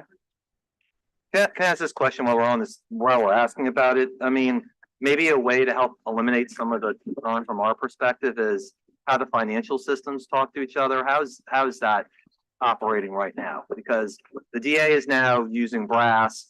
I mean, the city's funding almost $60 million. So I just want to kind of make sure that we can see what's going on. Councilmember Thomas? Yeah, but Councilmember Jerusalem, I think there should be greater clarity here. I think that was the purpose of our working meetings that we had with me and you, the CAO and the sheriff's staff. So were those helpful at all? And if they weren't helpful, what was the problem in the disparity here? Because, you know, I think those meetings were supposed to at least make sure by the time we got the budget hearings that there would be a lot more clarities.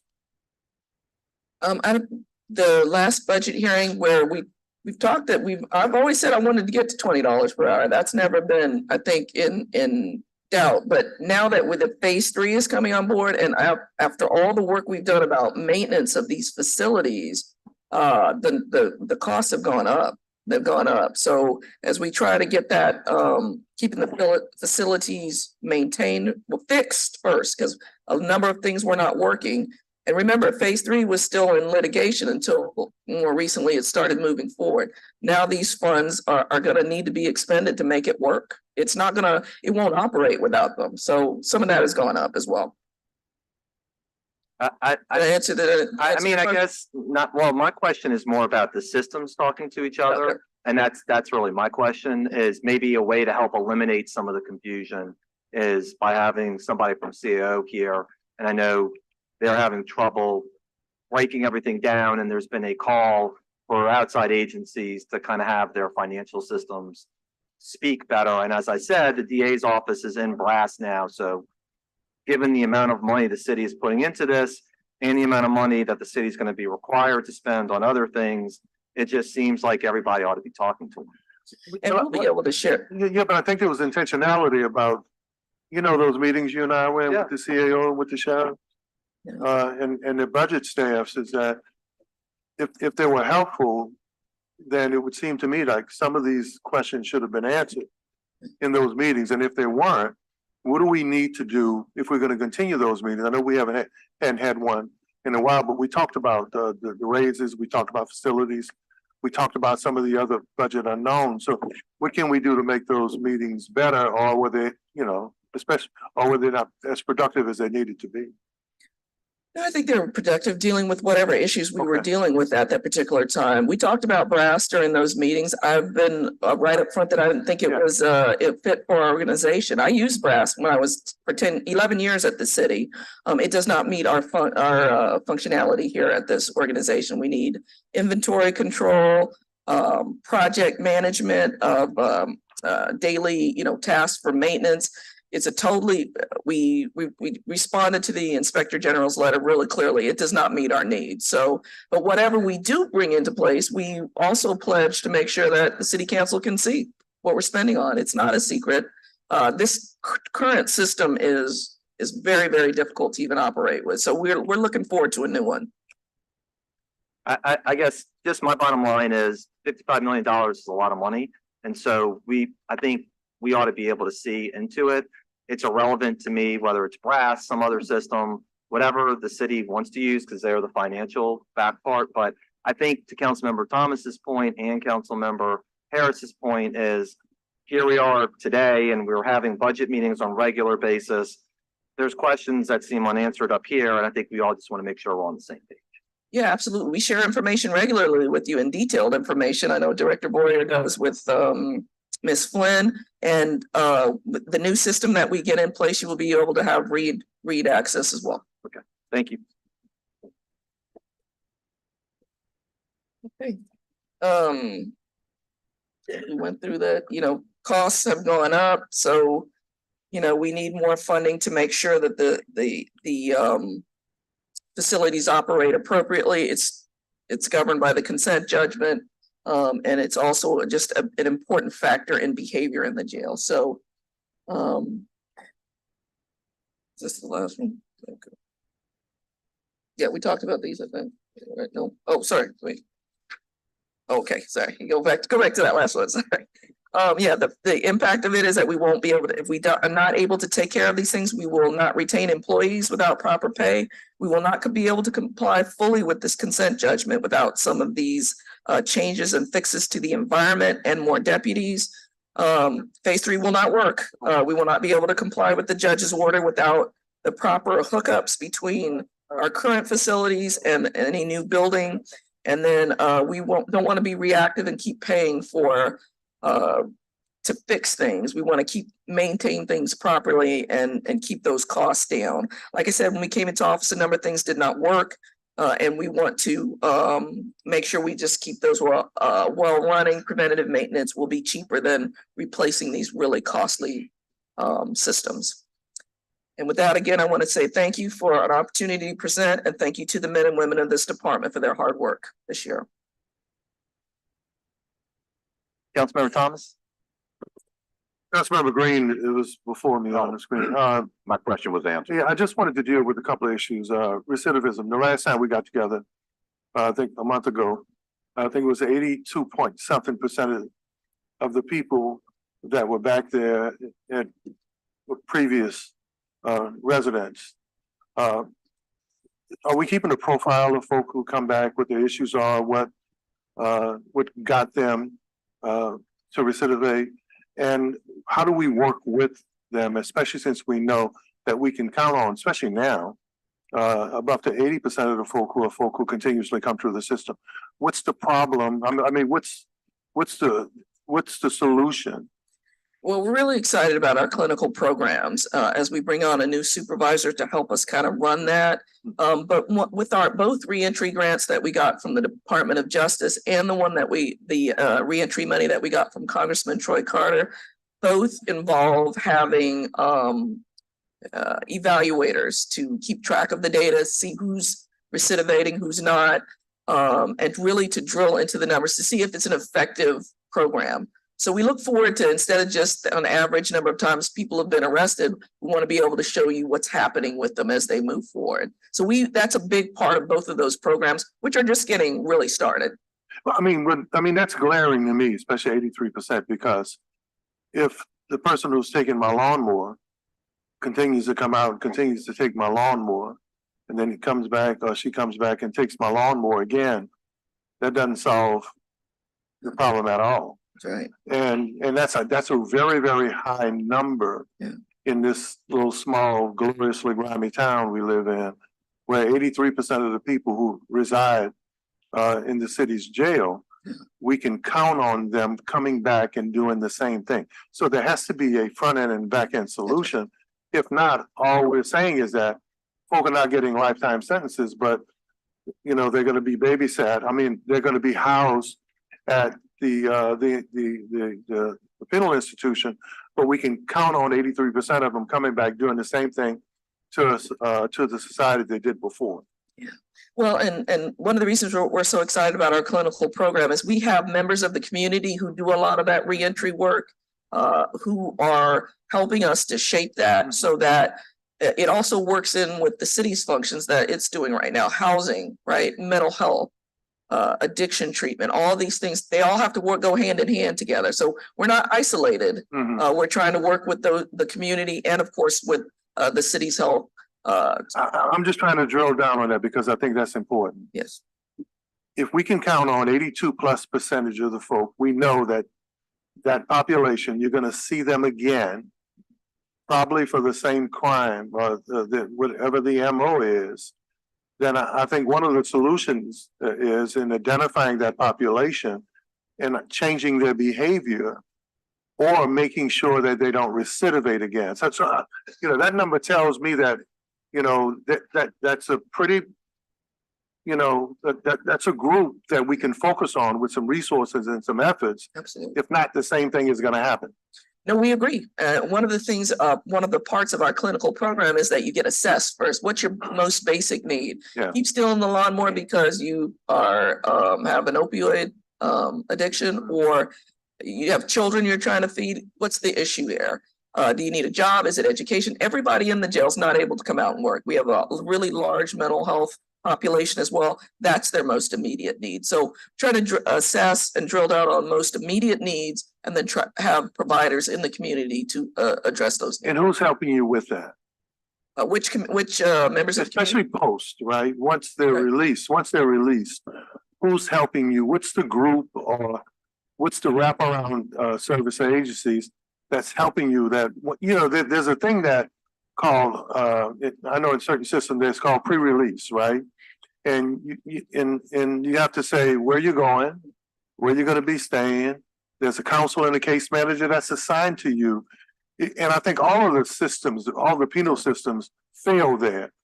But it's really just a process to say, this is your date to go home. Yeah. But once you leave, who, especially based on your file, your criminal file, your case file while you're in the institution, who's there to manage you into transitioning back into the community? Those are our case managers that help with the reentry plans. So one of the things that happens, exit starts with entry. Reentry starts at entry. So everybody is provided an evaluation. We have mental health navigators that work for WellPath because that's the majority of the recidivism, people with mental health issues. So they work with those individuals while they're through the process. They actually find resources outside the facility in order to get them in program. So one of the things that's happening now with the grant, we're working with individuals to see what type of services they can. But 82% of the 1,100, that's a lot of people. And so they're all mental health, or they're all mental health subcategory. Mental health subcategory, but we have people in place to deal with those. Okay. Talk about some specific ones. So we have the OJC Smart Reentry Task Force Council going on. The first convening was in late October, as we're just now getting this up and running.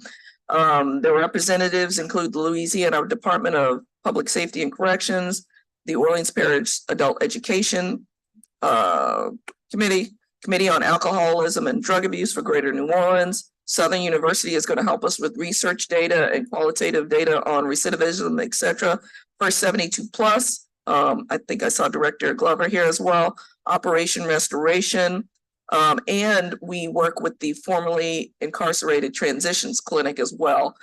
They've been able to help us get Narcan and other things for people leaving jail to make sure they don't, because they have a higher risk of overdosing when they leave. So Unity for housing. So there are a number of people, a number of agencies who do great work in this community, and you've worked with them. Yeah. Yeah. So what percentage of your resources are dedicated to that?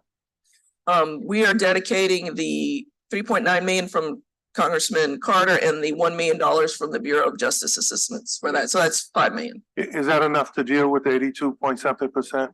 No, but we're starting out being very intentional about collecting data, evaluating to make sure what we're doing is effective. And as we see what is most effective, then we can share that data with you and then reinvest in those. And for the public, let me tell you why I'm focusing on this, because we're talking about money for a lot of money for a lot of different things.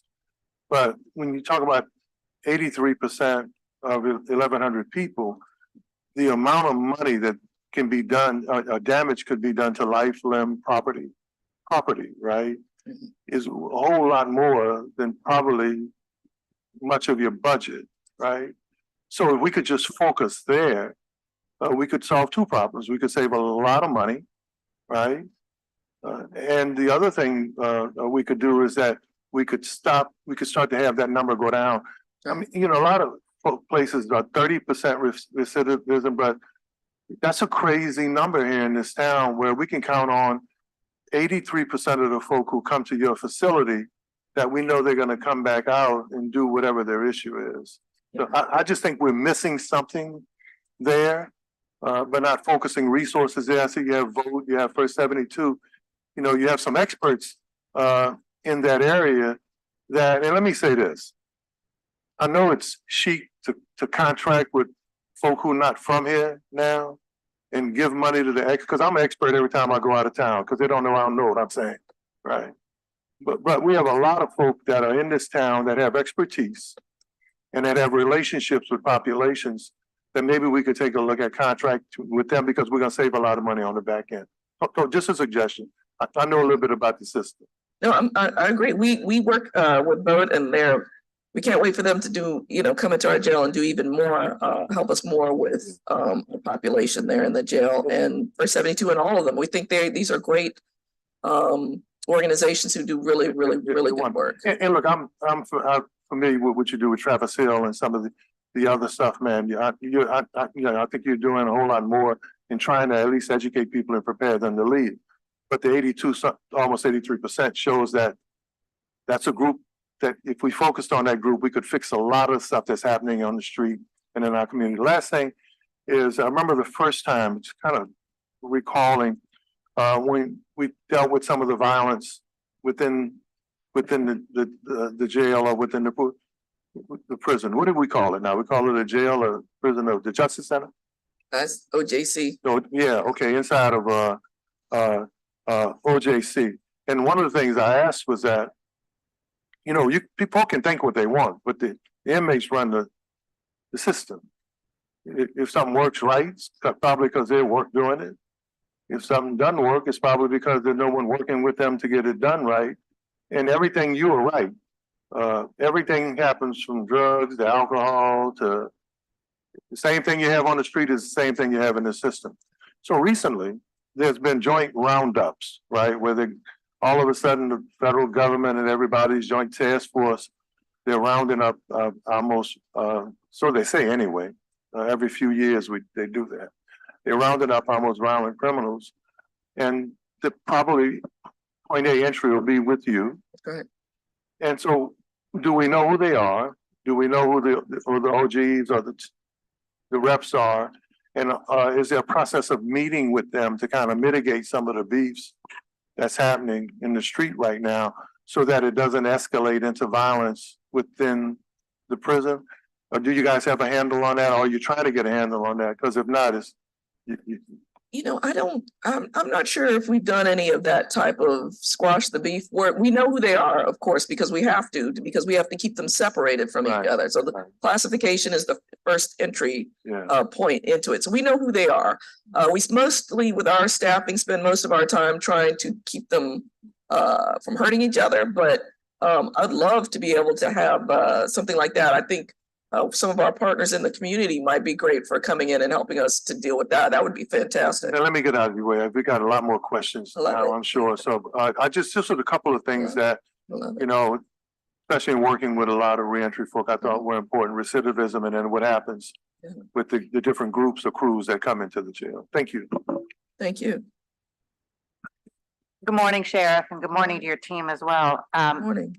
So I want to add a little bit to what Council Chair Giarrusso was talking about regarding, you know, overall, you know, transparency of your funds, and so that we can better understand the expenditures. First question I have is, do you have any type of surplus carrying over from 2022? Surplus? No, I believe are we down money?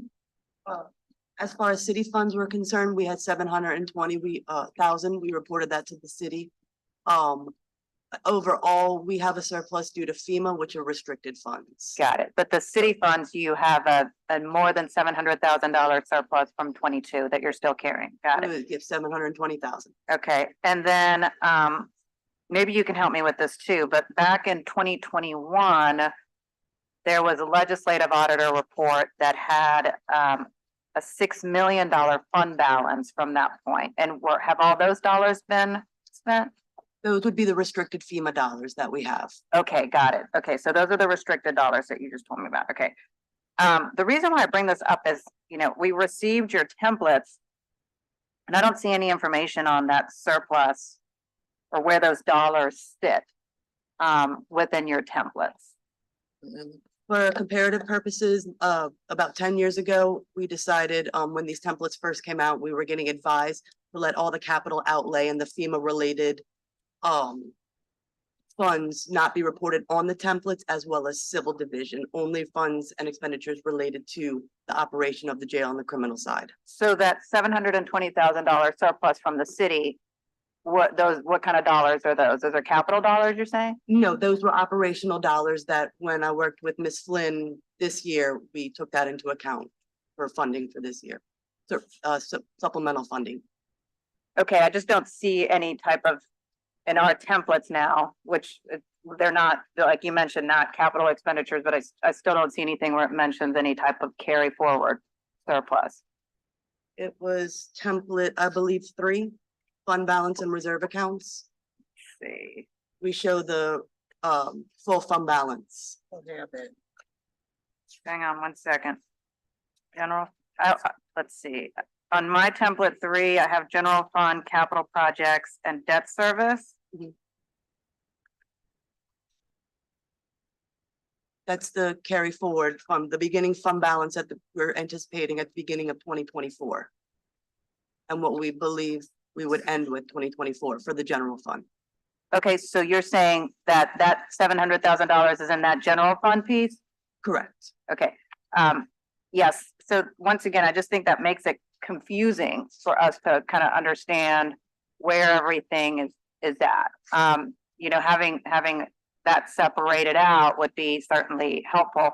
I still go back to, entering brass or something similar to it where we could really take a look at all the different funds that you all have, and the expenditures I think would probably be the best route. Another fund that I wanted to ask about is, and Sheriff, you mentioned the IG letter that you had, and there was an IG report dealing with some hotel rooms.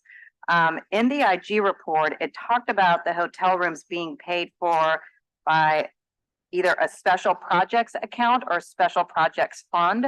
Where can I find that in the template? As it's not associated with the jail, it's not included in there, but it's, that includes, I think vending machines in the facility, donations. Does it also include, we also have a account for details for when our deputies work details, when we collect some money for them to be able to use our cars, etc. Okay, so when you say not associated with the jail, what do you mean? Because I would think that's all still within, it's maybe not the actual jail facility, but it's still within OPSO, this fund, right? It's part of OPSO. Yeah, Right. there's other parts of like civil and others are, but they're not associated with us taking care of residents. It's not a cost, or it's not something that we use to take care of city prisoners. Yeah, so that's why I'm wondering why it's not in the template under other operational spending, where you have everything from, building and maintenance repairs to utilities to a bunch of materials and supplies. Like, I don't see. It's not used for operational spending. It's used for special instances. So we don't use it to fund our daily operations. There's not enough to do that in there. So where would I find a location here for special instances then?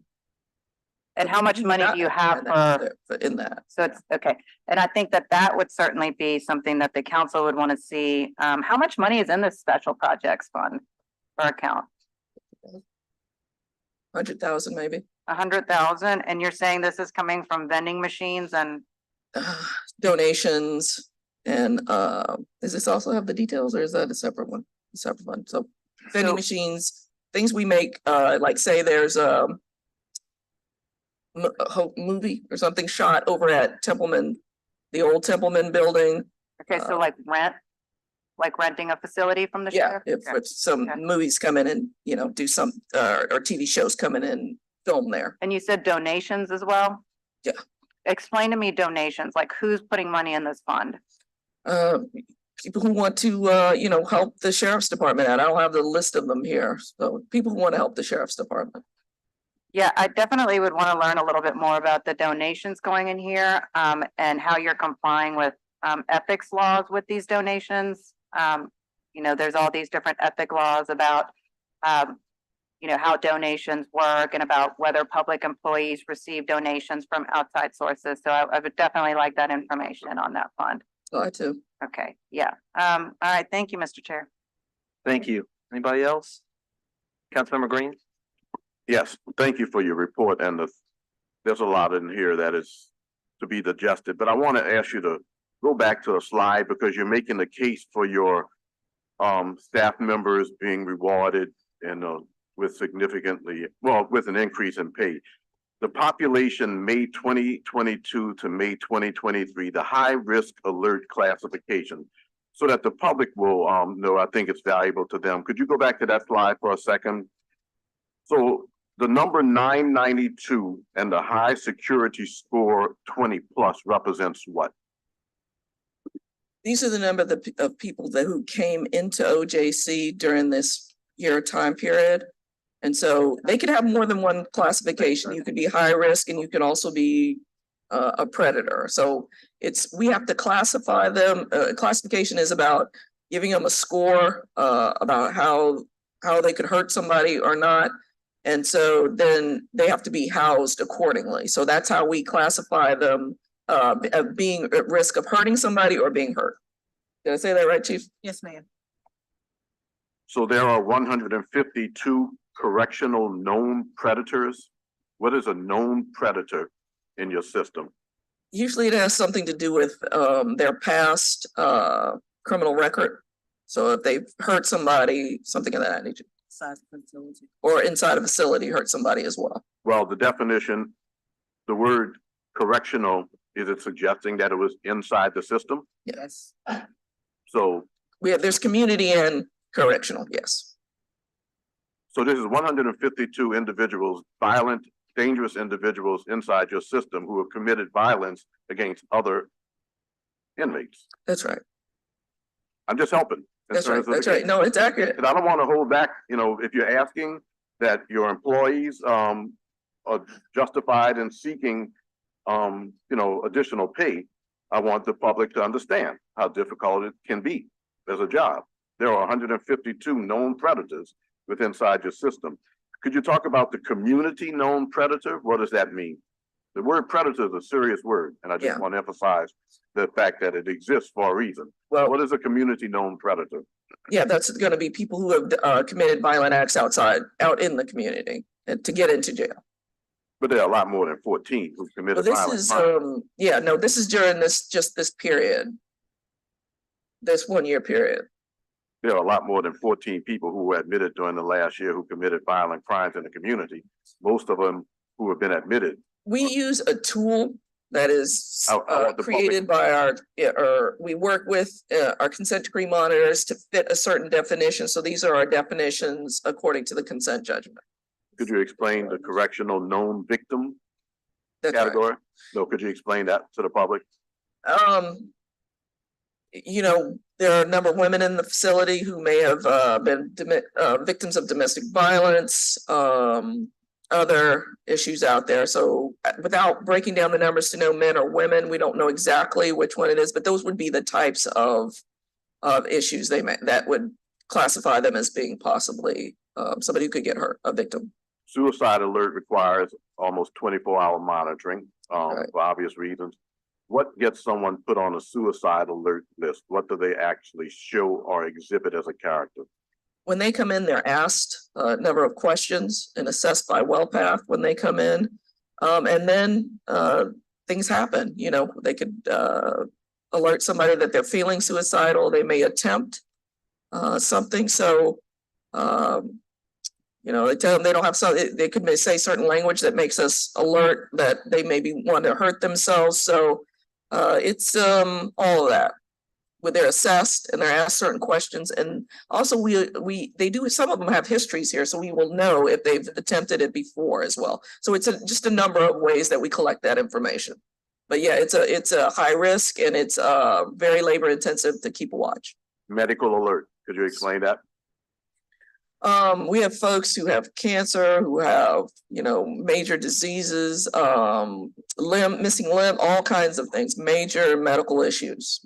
Okay, so within the last year of those who were admitted, 286 were identified as having medical concerns that require WellPath and also other mechanisms within your system to address. That's right. A number of folks in the jail have addictions, and that causes really medical and physical deterioration on the body. Other than Narcan, how do you identify and address medical alerts that involve addiction? I'm not sure what the question is. If somebody comes in and you've determined that they're a medical alert because they're addicted to a substance, I presume. So how do you address that issue? Yeah, we assess, again, assessment on the front end is really big. And then we have gotten our provider to really move forward on medically assisted detox, so that those who that we know have either overdosed or used drugs in some way, we can now, and a lot of them are here for drug offenses, we can now move them into those programs, which is huge. It's huge, and it's really an important function, and we're grateful that that's moving forward. This is a question that was asked last year, and it'll be asked over and over in terms of psychiatric disorders. I don't know what the right term is to use. I was criticized last year for using the word mental instability. So I'll say psychiatric disorders because you put it in writing. Do you feel that you have the resources to adequately address psychiatric disorders, or what can we be doing better as a city, especially since such a large percentage of your population has been identified as having psychiatric disorders? Those are the words that you use. That is a great question. We do have a very large, over half of the population who are on our mental health docket. And so that means they have to see a psychiatrist. That means we have to have deputies to be there with them to go so they can get that treatment. So everybody can't see and all that type of thing going on. So that's really huge. But all the things that the council's been working on, I think, are important to keep folks out of this jail. That strategic intercept map, MacArthur Justice Center had come in and worked with y'all, the criminal justice coordinating group, looking at ways in the system to keep people out of the jail and to steer them towards mental health and addiction resources. So the first responders, right, that go out, the mental health responders going out, instead of them being arrested for some offense, now they can deal with them. If we can have the mental health docket in the jail and get people out and get them into community and getting them treatment.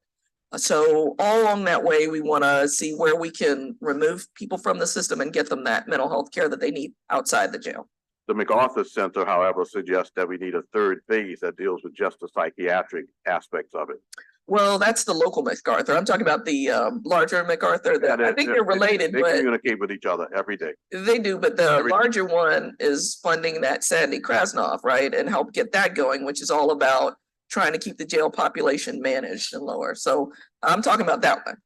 I appreciate the work of your staff. It's a very difficult job, and I'm perplexed by the amount of violence that still takes place within the system. People who've been deprived of their freedoms already and continue to do things that put themselves and others in harm's way. We have a situation, for example, in my district where someone who is clearly who has a psychiatric disorder keeps getting released to go back into the community. In fact, he's involved with there was a special operations division where they had to break into his door to take him out because he refused to come out, and he ran his vehicle into multiple locations, including cars which were occupied by elderly persons. You're probably familiar with the situation. Ran his car into a garage, ran his car into a church. But somehow or the other, the system has allowed him to continue to be returned to the streets where his neighbors are in fear.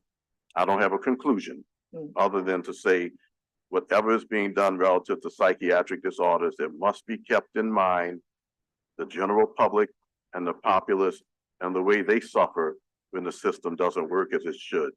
So please continue to ask us of whatever we can do, because yes, we don't get enough attention, but this city council has been very, very supportive of intervention mechanisms, of conflict resolutions, of providing monies for resources that help in our schools and in the public with the United Medical Center and the like.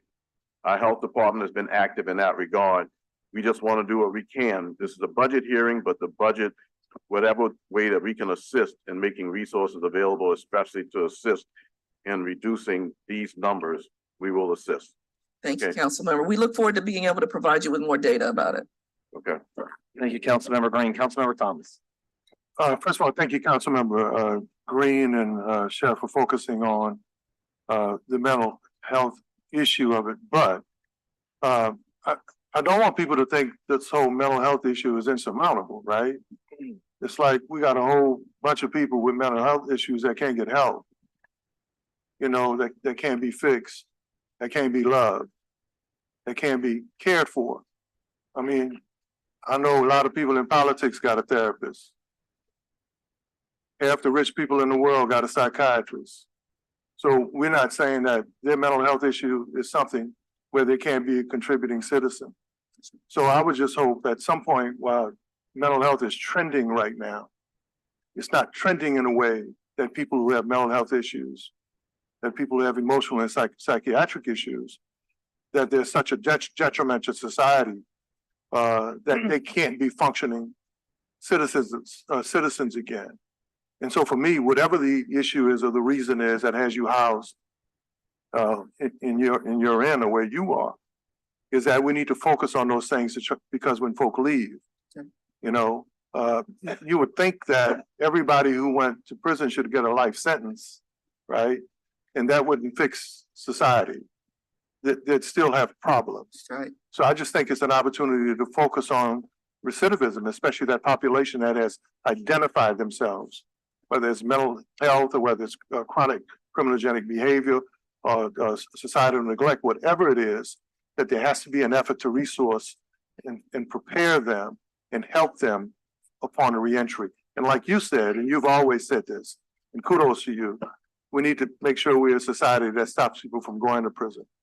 So I appreciate the discussion. Mental health is a real issue, but we don't need to have no warning signs about people who suffer from mental health, because I know I'm really kind of scared of the real sane people.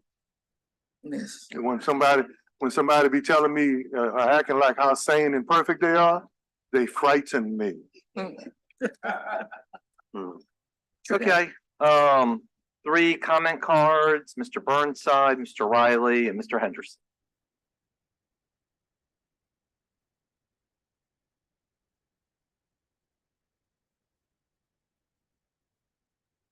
Mike Eric Burnside, 2215 Felicity. So since this slide is up, I will point out something that most mathematicians make themselves nervous. There's no total population from which these numbers can be compared. So for instance, if we were to say 999 of the current inmates of 1,200 are in fact, as you say, high-risk securities, we're in a different situation than if we say, oh, maybe 22,000 people came through our jail last year and 992 of them were high security. So we don't have an important number in this discussion, which is the total population from which you are drawing these numbers. And without them, we cannot make statistics, can't do percentages, and we really actually don't know what the hell is going on. All right, so starting from the top, 60% of your staffing level, horrible, strategic, needs to be dealt with. You have a jail building that can be turned into weapons, horrible, strategic, needs to be dealt with. Those aren't tactical issues. Those are really big issues, and I'm not going to give them time because I've only got a few minutes here. So I'm going to move on and talk about small stuff. Small stuff. Some of us don't know the ranking structure inside the organization. It would be nice if it was included this so we know where a sergeant fits, how many people are under it, how many people are over it, whether it's a supervisor, whether it's not. The numbers don't add up for your federal consent decree. In 2023, you've got 173 sum totals and In 2022, you have 174, so you've dropped one somewhere, or else it just never existed. It's an interesting question to ask whether there are any federal immigrant detainees in your jail, because obviously they can be used to generate money. It's an interesting question to ask, can you use AI to do suicide watches? Does anybody in the country do that? Is it doable?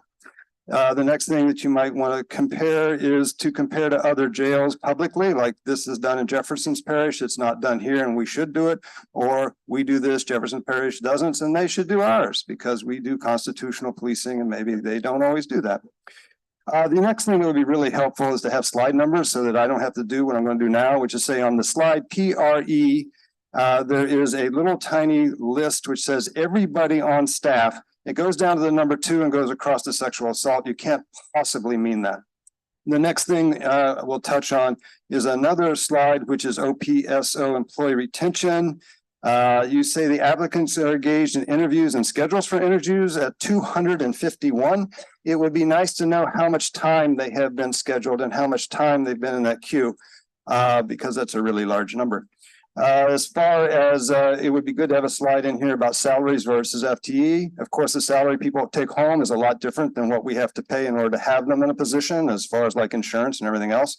And I'm sure working in a jail is a high insurance moment. As far as the slide, incident seen by medical was in green ink and it was not photocopyable in grayscale. So my handheld bunch of stuff has a bunch of blank stuff because of course the ink was in white and the green wasn't printed. So everything's just white and I don't have any data. As far as the budget and expenses for phase 3 integration, the idea that we have had a chiller out since 2018, that we've had water heaters out since 2022, and the elevators haven't been checked since 2014 is a public indictment on the previous sheriff, particularly since the amount of money involved is minuscule. And to not do that is not merely rude, it is embarrassing. As far as the rest of it, I'll send an email someday. Thank you very much. Thank you. All right, Mr. Riley, Mr. Henderson.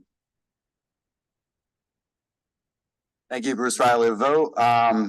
First of all, I just wanted to go back to something you were getting at, Councilman Giarrusso, about who goes in, the population numbers. As we all know, the sheriff doesn't control who goes in or who gets out. So I wish you had grilled the previous panel, which happened to be the judges, who actually decide who goes in, who gets out. I might have missed it. I didn't hear any grilling about that, about the hell without bails, about anytime anyone gets a bail review hearing, or if they get any at all. And I'll just tell you, on y'all's website, you can look right now, as I just did, and see numbers like 199 people are in there for aggravated assault.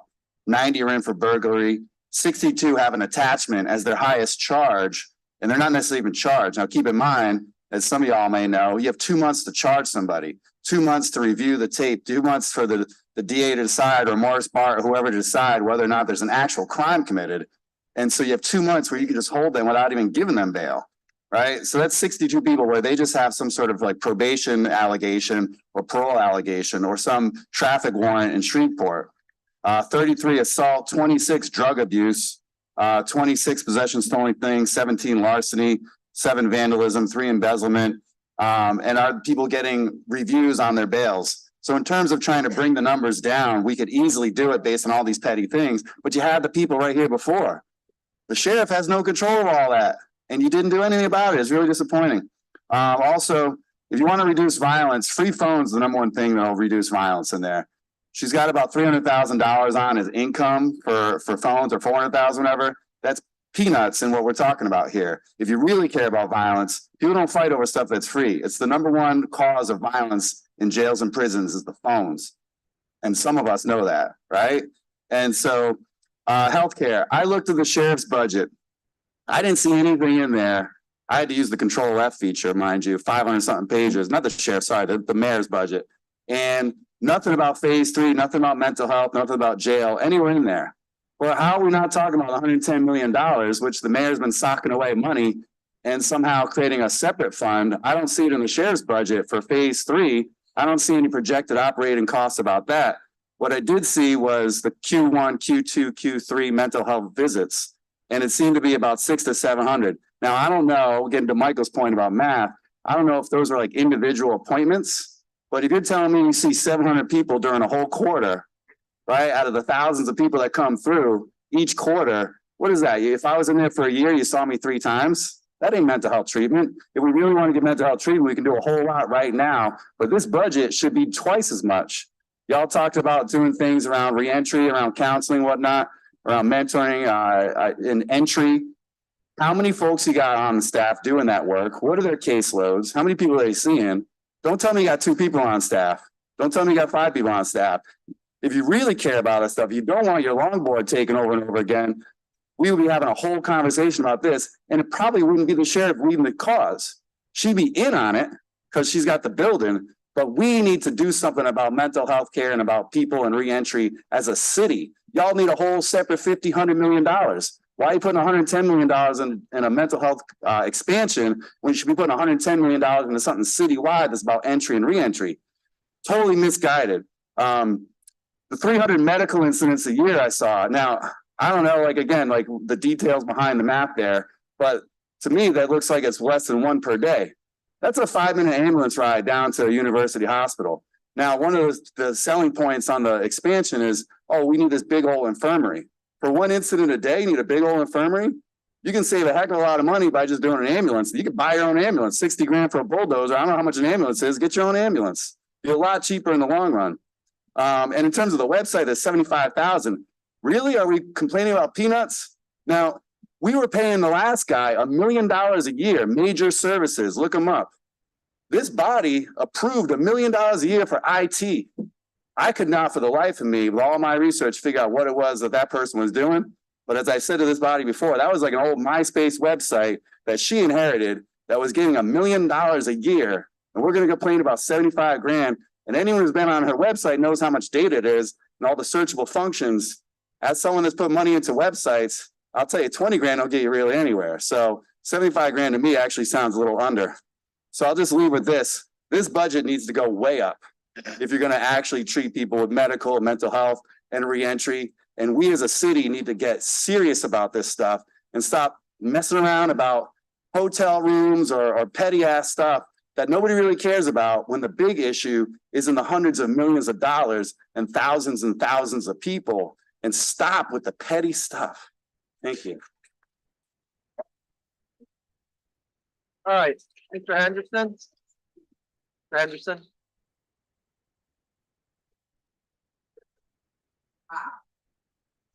You just say to save the best for last, but I don't know. That's kind of tough act to follow. Mr. Michael and Bruce pretty much covered everything. I think one of the things I think became more obvious to me more than anything else, y'all have a resource right amongst y'all that y'all not using. Councilman Thomas is kind of like a resource that about jails and prisons can kind of like lace y'all up on a lot of stuff. Because like Bruce said, she's a custodian. She ain't sent for nobody and asked for nobody to show up. Police brought them to a doorstep. She have to accept them. The length of stay, that's the DA and the judges who just left out here. Nobody asked them about the length of stay. We talk about these $700,000 in surplus. Whoop-de-doo. What's $700,000 for an operation that's asking you for millions of dollars? Bruce mentioned it again. We talked about a website. We spent over $25,000 to build our website. 75 grand for something that big is pennies. 15,000 by the hotel. Who cares? But what I do care about is that we asked all these questions about this, and nobody's asked one question about $32 million that the mayor has given away. That's in y'all wheelhouse. We had to put up a $50,000 bond this morning for a temporary restraining order to stop the construction on the jail. That shouldn't be in our wheelhouse. That's y'all job. That's not ours. Do we stand to lose a 50 grand? Maybe, maybe not. But you know, at this point, I don't care because this ain't about who's right. This is about what's right. And y'all need to kind of like start thinking about the people that y'all serve, about what they want. Councilman Green talked about the example about mental health. Well, where's NAMBI? Where's Metropolitan Human Services? Why we need to be putting this inside of a jail? Do I have to go to jail to get mental health counseling? And just like Councilman Thomas said, all of us are effed up. I don't think nobody that lives in this city, pre or post Katrina, don't have a problem that they don't need to discuss with somebody. I don't believe nobody in this city. And so to kind of like say, we're gonna take all of our money, $110 million to build a space not counting about the $50 million to operate it. Come on, let's get real, man. This is a poor town. But you know what's most frightening than in all this here? We're allowing this to happen on our watch. What happens when Jeff Landry shows up?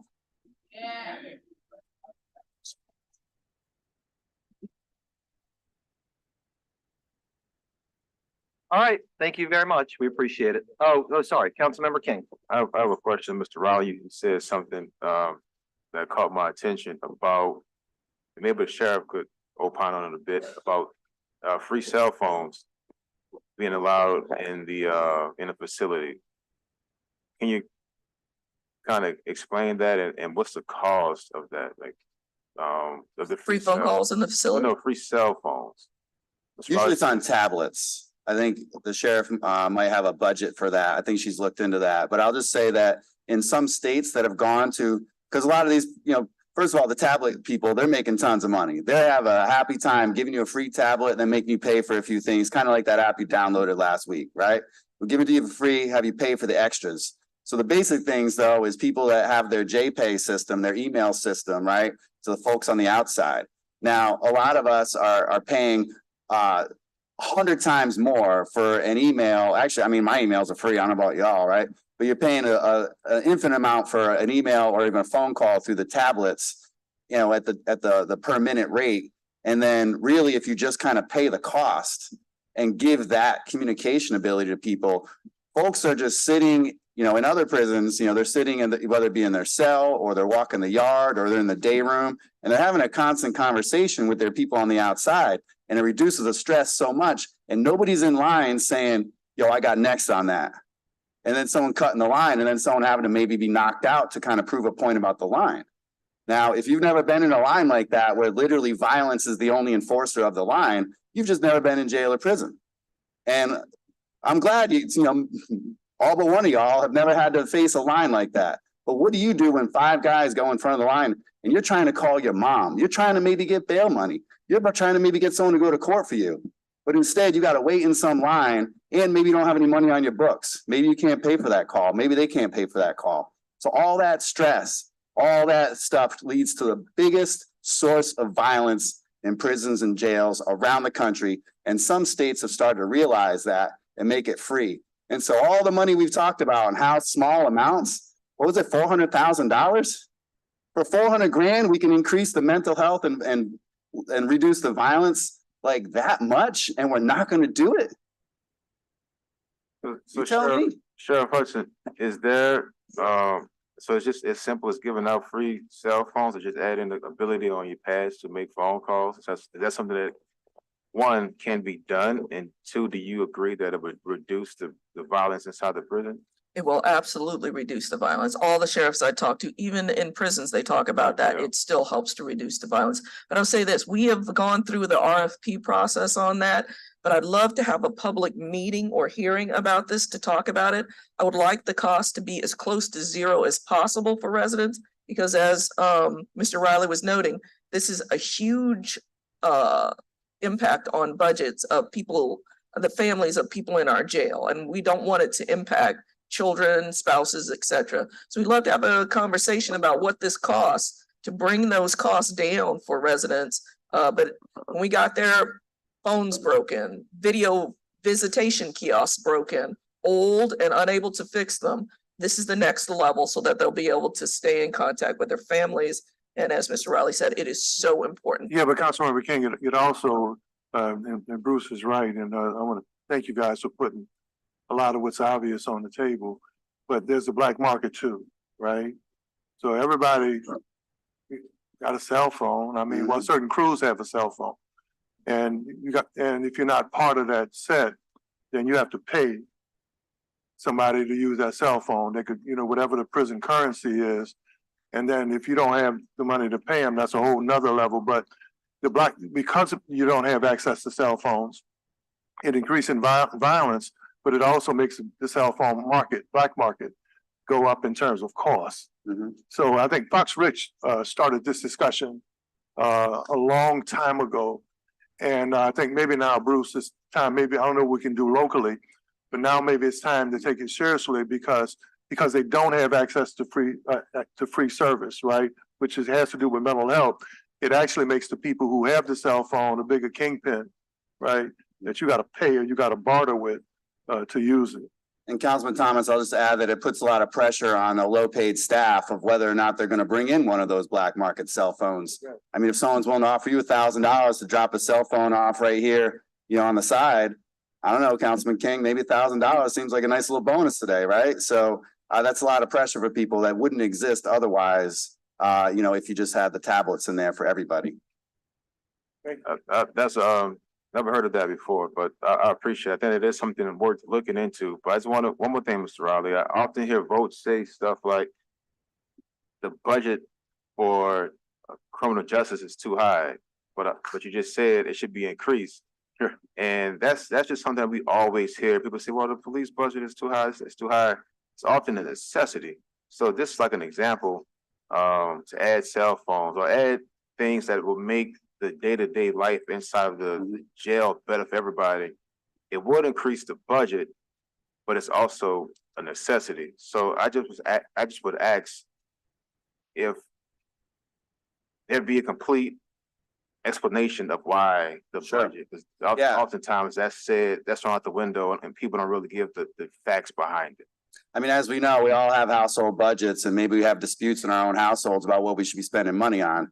Now, this part of the budget may be too high and this part of the budget ain't high enough, right? So it's not so much about the budget itself, it's what we're spending it on. And as we know, for 50 years or so, folks didn't care about addiction. Folks didn't care about mental health in your community. Folks didn't care about their neighbor per se.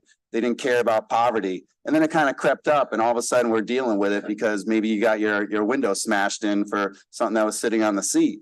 And so people are starting to care. But the problem with the reentry movement that we've seen over the last decade is there's no money behind it. Or there's one person to serve 1,000. There's, 50 grand or 75 grand. And I'm saying if these things are actual priorities, they should be massively funded and in the front end, extra funded. And the thing is what you'll find amongst groups like our own and probably a lot of people in the community, if you are truly funding that type of support network, that reentry services, or even those preventive entry services, you'll see a lot more support by the community it doesn't have to be the criminal justice system doing it. As Norris was saying, there's other organizations that should be helping do this. I want my doctor to come up with my plan for cancer, not my sheriff, right? I want public health people to come up with a community approach to mental health, not my police department. Right. And so it's a matter of who we're funding and what we're funding them for and who's at the table. And I'll tell you, every time you see a list of folks that are on different task force or committees, whatever, you should be looking first and foremost for how many people who've been through that situation are on that committee and task force. If you got a bunch of dudes on the task force for breast cancer, you might want to relook at who's on the task force. And when you're talking about jails and prisons, you might want to look and see how many folks have ever been in that phone line, how many people have ever gotten out of jail or prison, to help guide the other folks that need to be there as well to really come up with a plan of attack. Otherwise, we're just, shooting ducks and missing everything. So I think that people need to really talk about what you want to spend money on. And even going to the mental health thing real quick on the jail. Have you ever heard the plan of services in the jail? You just hear about the building itself. How many doctors, how many patients, how many therapy sessions, what type of therapy sessions? How can you help someone who's been in jail for 6 days or 6 years, right? Are they different systems of treatment? And so we don't hear about any of that. We just hear about making a building. And that's where we get everything wrong in this building, is we just want to build stuff and not actually do the work. Thank you. Councilmember Green. I don't know. I think that the city council can defend itself. However, we have a responsibility to ask about every line item that is presented to us, because when we go to community meetings, we're asked about every line item. If you have a disagreement and you think that the $75,000 is something that we shouldn't focus on, tell that to the community, because they ask us about every dime that is spent. We get emails. For example, this is a great hearing today, but I don't remember getting one email from anybody. Tell me if I missed it.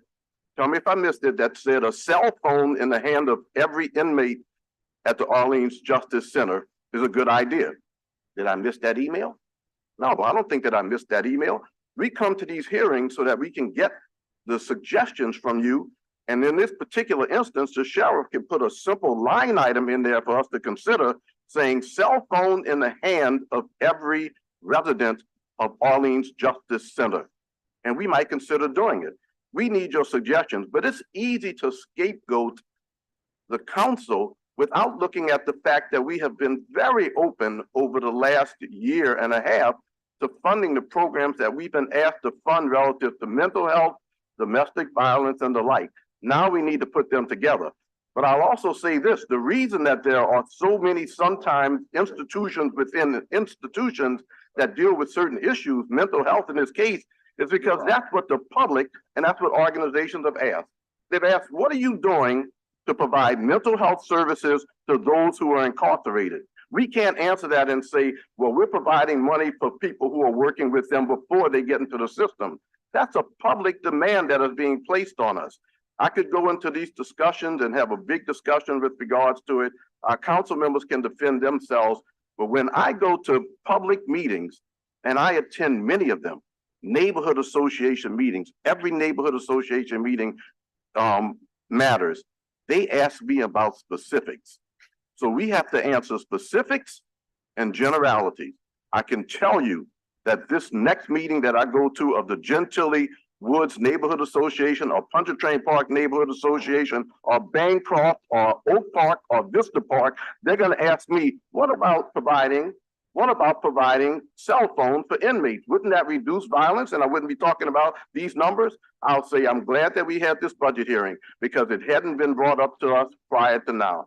I just want to encourage everyone that if you have these ideas that you have seen, I looked at it on the phone just now. There is a state that provides cell phones to inmates to reduce violence.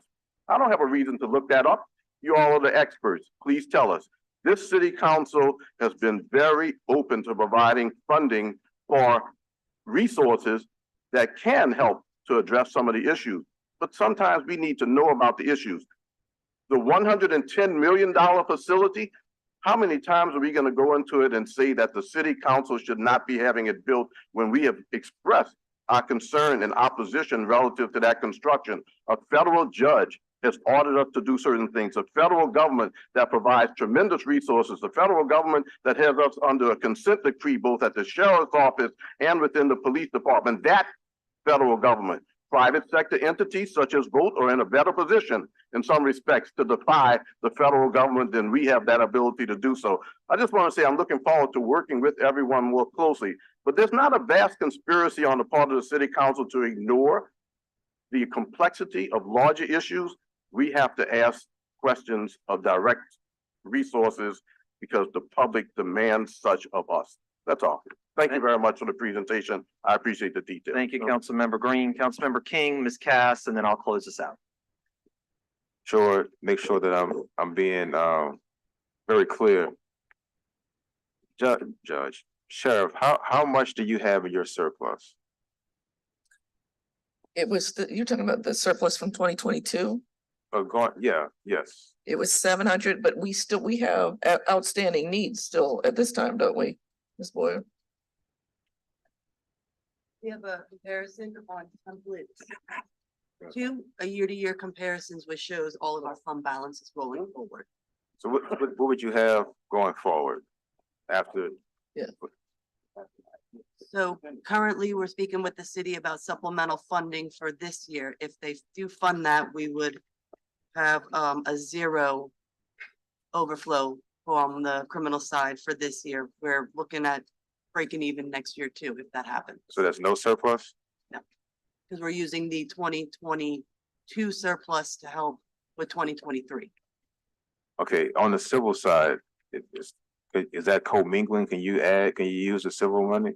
No, we keep civil separate. Okay. So does the sheriff have any, does the office have any funds to purchase, to use to buy cell phones if that's something that's needed? No, we use all of our revenue generated off of the housing of the residents to offset the city budget appropriated. So commissary, 3% bail bond, processing fees, all of that is included in what we use to figure out what we need from the city.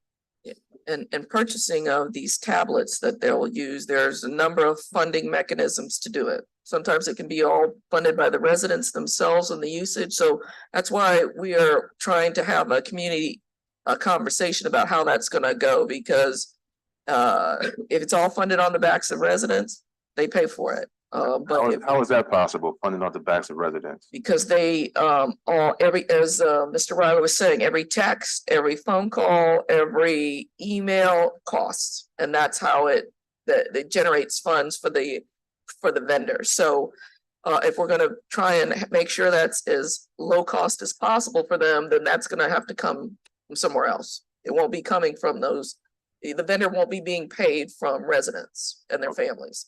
Well, that may be something to look into in the future. I don't want to belabor this conversation about cell phones and tablets, but I do want to say we need to make sure the judges just left, the DA is coming soon, NOPD is coming, that all departments of the criminal justice team is in lockstep with cell phones or tablets, because I can just, there may be some issues with everyone not being comfortable, like the DA, different departments may not be comfortable with cell phones or tablets. It may be a security issue, it may be, so I just think it's something worth discussing and exploring.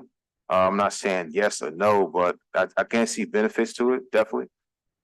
I can also see cons to it, but if everyone in I don't know, maybe a criminal justice or whatever committee, we discuss on ways to make the prison or the prison safer. This may be a way, this may not be a way, but I think it's something worth exploring. Also exploring how can it be funded as well. Yeah. I have been told that every department, the judges, criminal, the DA, the police chief, not the police department, everyone may not be excited about. They may look at it as a con and make their jobs harder. That's what I'm saying. All they have to do is talk to us. We are on all these coordinating committees together, and I've yet to hear anything about that, but we're glad to listen. This happens this is going on all over the country, and I've not heard that it's made their jobs harder, but I'm more than willing to listen. Let's have the conversation. That's what I'm suggesting. Have the conversation. Thank you. Thank you. Ms. Cass? Hello, good morning. My name is Julia Cass. I'm a resident of this city and I am a member of VOTE. And I don't know if what I'm saying is going to be so useful in terms of the budget, but more of a bigger picture struck me during this hearing.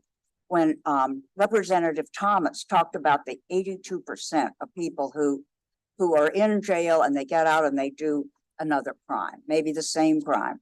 And that just made me think, well, what is the purpose of the jail? I mean, is it really helping the citizens or even the people who are in it, who go out the same as they come in? And, you know, there's been a lot of money is spent on the physical plant, and the and 5 million that's going to be devoted to recidivism type programs. That's all coming from temporary federal grants. That's not even part of the regular budget. So I'm just saying that the thing is a little bit backwards. So much more money should be spent on helping the people than on the physical building. That's particularly true of phase 3. 110 million just for the building. And that money could be so much better spent out in the community. So thank you. Thank you very much. Is there one more card you put in for this topic? Go ahead.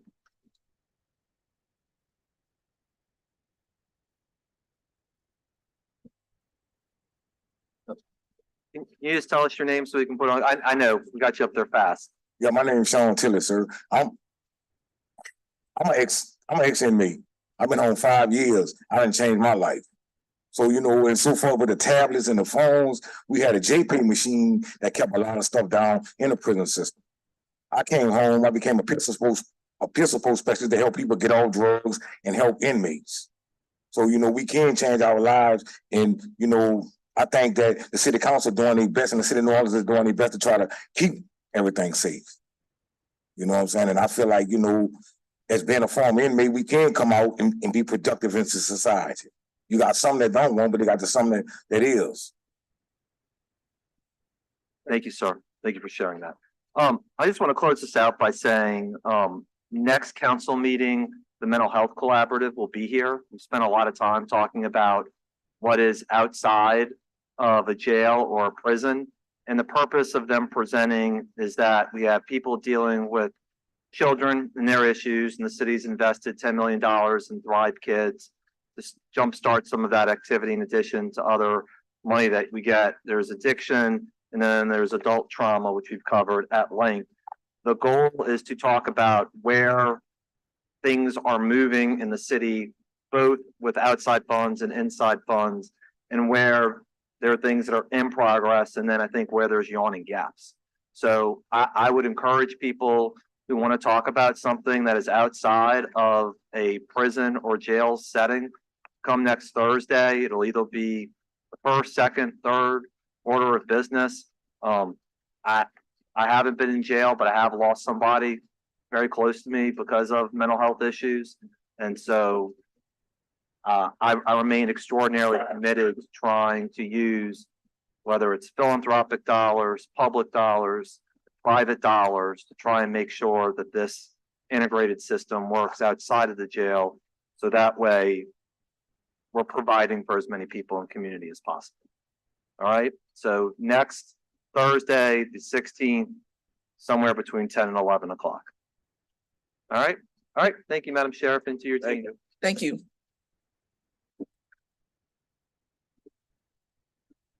All right, Mr. Clark, you're up next.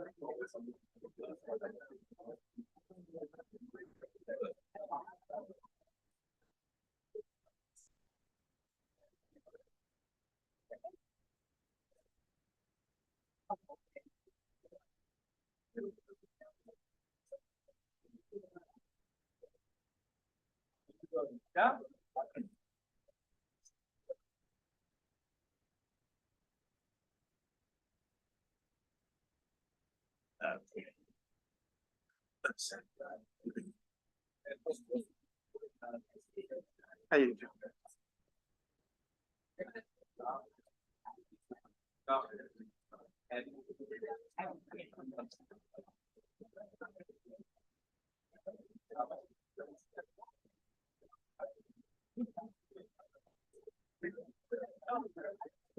Next time.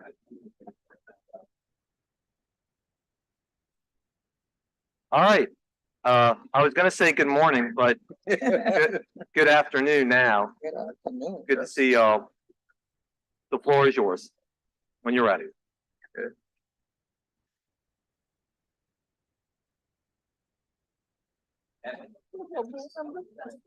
Good morning, council members. Good morning. Appreciate y'all hanging in there with us, now that we've gone into the lunch hour. Let me open this up real quick. To start with, our basic beginning point Mr. Clark, is. can you hold on one second? Okay. Excuse me, if you're in chambers and you're talking, we mind just going out so we can hear everybody, please? If you're in chambers and you're chatting, please just make your way out the door so that way we can give our full attention to the clerk and his staff. Thank you. Thank you very much. All right. Sorry, Mr. Clark, go ahead. All right, Councilman. So the basic starting point is our budget from last year, which I think was around 4.7 million. That's where we're going to start with, and it's basically the same thing with a few exceptions. One of which is salary increases for our baseline employees, our entry level positions. We've had conversations with other clerk's offices in the area, such as East Baton Rouge Parish, St. Tammany Parish, Jefferson Parish, even other clerk's offices within Orleans Parish. And we have a significant disparity between starting salaries and living wages for our incoming employees, which is at times disheartening for multiple reasons. Number one, just from a humane standpoint, we have most of our staff are single mothers that are trying to live on the wages that they have, that we have currently in place. And, you know, I hear from them heartbreaking stories about what they have to go through based on their salary and what they're able to provide for their families. So that is one part of it. The other part of it is more from the business side, is that we are having a extraordinarily hard time retaining staff. We are in competition with every other business, such as, you know, Starbucks and McDonald's and some school systems and other clerks' offices, and not to mention you know, staff, other entities that are stakeholders in the criminal justice system. So, you know, they come to me and they say, you know, I hate to leave, and sometimes they're in tears, you know, but they feel like they have to because of the opportunity. And, you know, I tell them, look, I understand you got to do what you got to do. It makes it harder for us, but I understand. But it is a very difficult conversation to have with individuals who want to stay within the clerk of criminal district court's office. So with that, I'm gonna have Sean Bruno. Let me introduce my staff. Sean Bruno is our accountant. He's in charge of all of the accounting affairs.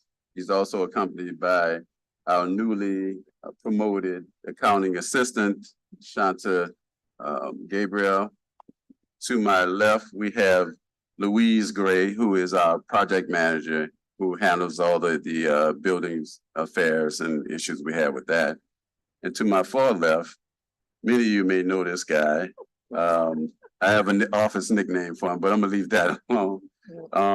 This is retired Judge Edwin Lombard, who is also our interim chief deputy. So I'll go back to Sean Bruno's introduction of. Wait, what happened to retirement? That's what I want to talk about. I don't want to talk about your budget. I want to talk about retirement. You can't keep still. We're trying to keep him busy. Sure. Councilman, and I mean, with respect to the budget, the way the budget was done here is we worked really well with the city. So we met with the city, and we went over our personnel costs, and we mentioned to them about the increase that we want to make to the to the baseline staff to kind of bring them up to a livable wage. So our budget for 2023 for personnel costs was $4.7 million. For 2024, we were asking 4.8 million. That didn't include the supplemental request for the baseline increases, as well as we asked for one additional staff person as we'd be looking to implement the new case management system. We feel like we're going to have an IT type person be able to manage and run that system. So that was an additional request that was made.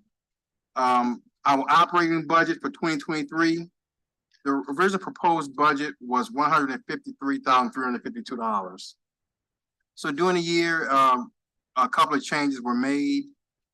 Previously, the cost of audit services were paid for by the city of New Orleans in prior years.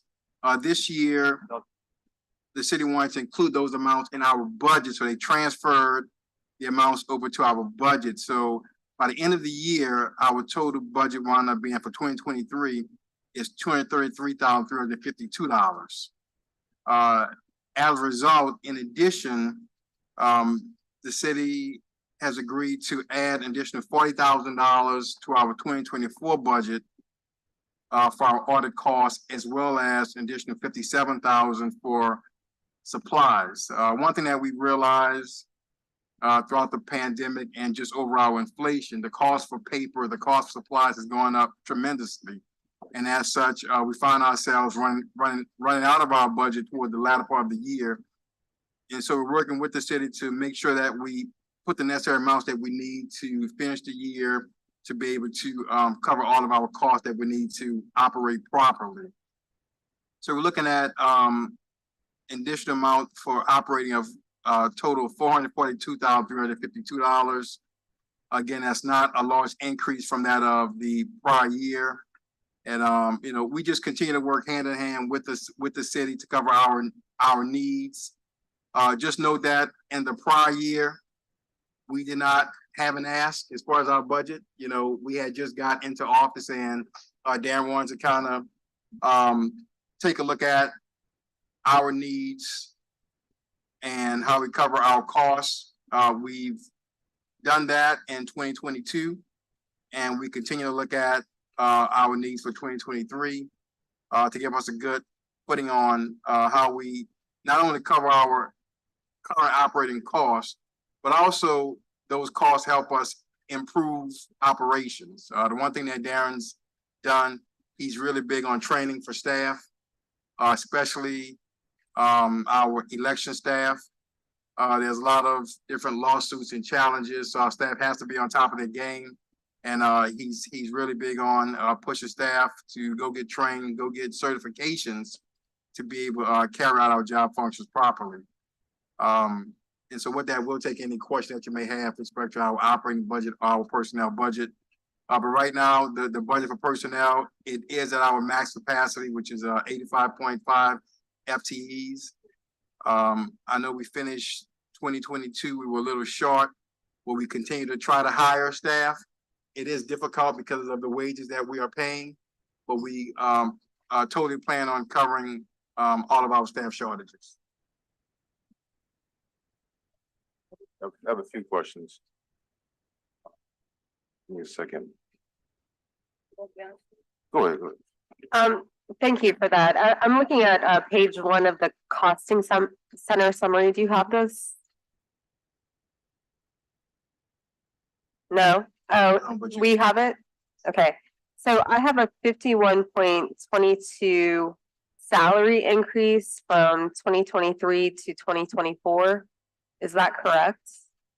I see the CAO's office shaking her head. Can you explain, can you explain the 50% increase, 51%? Well, some of the increases, what they spoke about, the requested salary adjustment for their lower paid position, the clerks and the clerk 1, clerk 2, and the clerk supervisors. And it was also to ensure they had the 85.5 positions in their budget.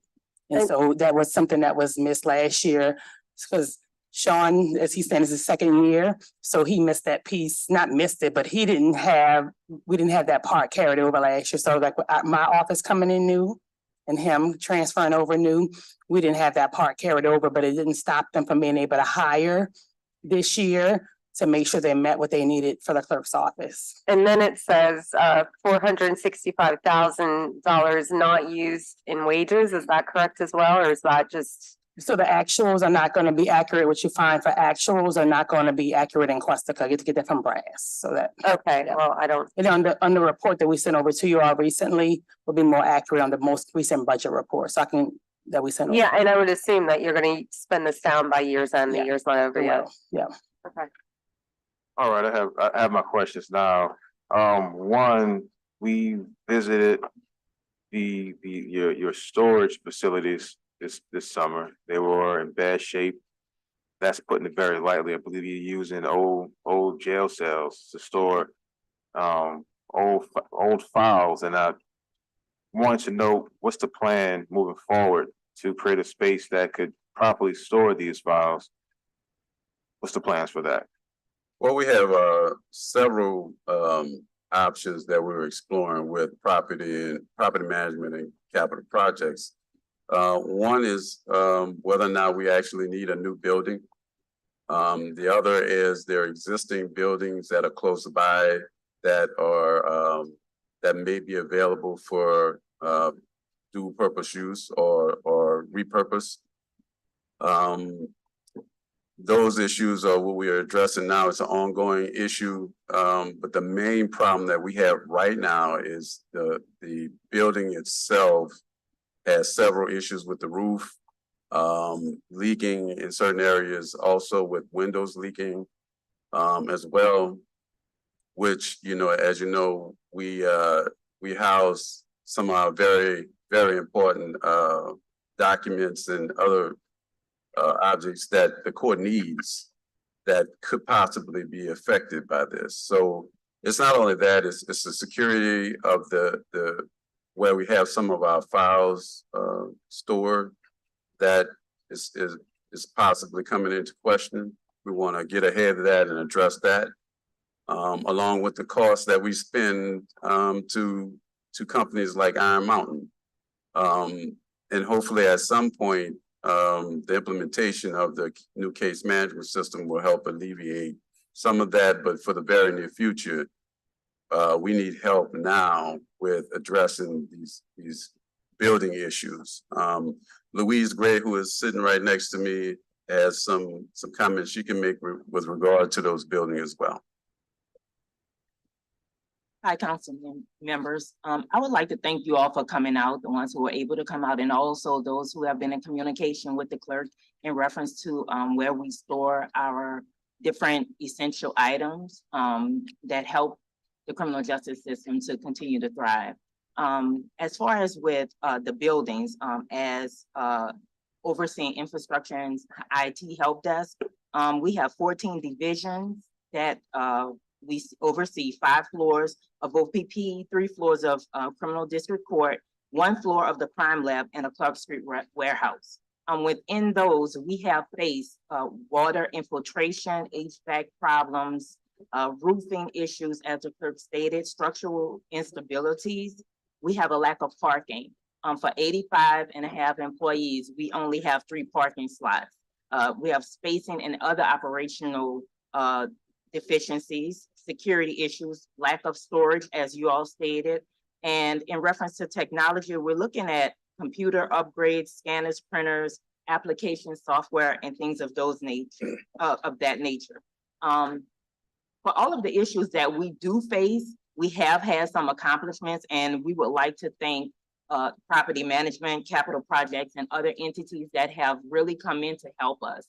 One major HVAC issue we had was throughout the entire summer for about 3 months. We were out any HVAC, AC for our storage areas. And at that time, some of you all had come over to visit and you experienced what we experience on a daily basis. Within that time, we worked in conjunction with property management to be able to get 2 temporary chillers and also a transformer put in place. So that was able to take care of some of the issues that we had as far as heating and AC control, and also to help our employees. Now, within our employees, we had AC for our employees. It was just 1,000 different evidence that was in the heat, but we had the temporary chillers to come in to take care of that. So just, you know, we're stating, just piggybacking off of some of the things that the criminal judges stated that they face, we also face, because we are in criminal district court and we're also in OPP, which they are not in. So if we could get any assistance with helping us to continue with some of the accomplishments that we have made, such as numerous minimal reservations that we have done. We have had success in landscape and pest control treatments, HVAC solutions, and spacing and operational accommodations. That's what we're looking for assistance with, as far as when we speak of infrastructure and IT and other things that the clerk has mentioned. Okay, have you all identified properties that could be used to you communicated that with property management? In reference to the property, we actually put in our capital budget. So it extends beyond property management when we're looking at a property, and we have to be in close proximity with the court. So we looked at the Community Correctional Center is adjacent to the DA's office. It's an old building that was it got damaged by Hurricane Katrina, and it's just been sitting there. It's a strong building. We're not sure to the extent of how much damage that has been caused within that building, but we know that it has not an operational sense. The pricing was a problem. Capital stated that in working with us, it would be $188 million to just renovate that entire building so that we could have storage and we can also house some of our employees there. But we will also have room for parking. Whereas renovating OPP, fixing the roof, and also every floor of OPP would be in a proximity of about 25 million to $30 million. Yeah, that was terrible. That's just to renovate it? Just to renovate it. We have about 16 roofs, and those roofs are connected to criminal court. We cannot distinguish between tearing this one and fixing that one. So that's one of the major costs that came into play, and also securing all of the windows. That's in OPP, because remember, it was the prison. Right. So we have to make it a place where employees can be, as well as our records and evidence. So myself, Councilmember Thomas Green, and your staff took that tour, and it was very uncomfortable in the summertime, walking those flights of stairs, one of those old cells, in the old toilet or showers and bathrooms where you have files stored. And I don't know how you're expected to work effectively and efficiently when your files are stored in showers. And on a side note, the amount of guns that you all have is just alarming. I saw thousands of guns, weapons, and I think that's just a small fraction of what people got caught with. Exactly. Not what's still on the street. I mean, that's alarming, an entire different conversation. But I really believe that your department, it does get the spotlight and it's not really a sexy division in the city, but it definitely needs to be funded properly. No one wants to work in the old jail cell. It's not comfortable, especially in the summertime. Exactly. Especially in the summertime. What are you all doing as far as elections? For those who don't know, you control every election, or you facilitate every election. What do you need to help make sure that the elections are ran smoother and that Algiers is always last to come in? Well, during my previous to me coming into office, I spoke with the former clerk and convinced him to start sending results from Algiers Courthouse, which has improved that situation a lot. Of course, we're the largest parish in the city, in the state. We have 351 precincts. So we usually end up last or very close to last. It's a proud moment when we beat other parishes getting our results in, but it's a difficult challenge because, most jurisdictions in the state don't have half of what we have. So for instance, Jefferson Parish, we know it's pretty big itself, and we still have more precincts than they do. So yeah, that's an ongoing issue, but we've taken steps to expedite the process, and we're getting better. There's some new things that we're toying around with, trying to figure out would they make the process easier as far as being able to keep up with our commissioners with tracking devices, possibly that we can put into the envelopes that are transported from the polling sites back to whatever tabulation center they're going to, whether it be, on the West Bank or New Orleans East or downtown. So we're looking at that because from time to time, we have issues with finding out where commissioners are on their way back. So we want to make sure for security purposes that we are aware of where they are at all times once the polls close. So that's something we're looking at. Also, we are having trouble year after year, and it seems to be getting more and more prevalent as we go because we're having trouble recruiting and retaining commissioners who, when you walk into your polling place, that's the person who takes your information and sends you into the machine to vote. Many of our commissioners are getting older and they're kind of filtering out as they get older, and we're having trouble replacing them. So I believe we need a way to recruit better when it comes to commissioners and things of that nature. Also, with regard to elections, another request down the line would be for voter awareness.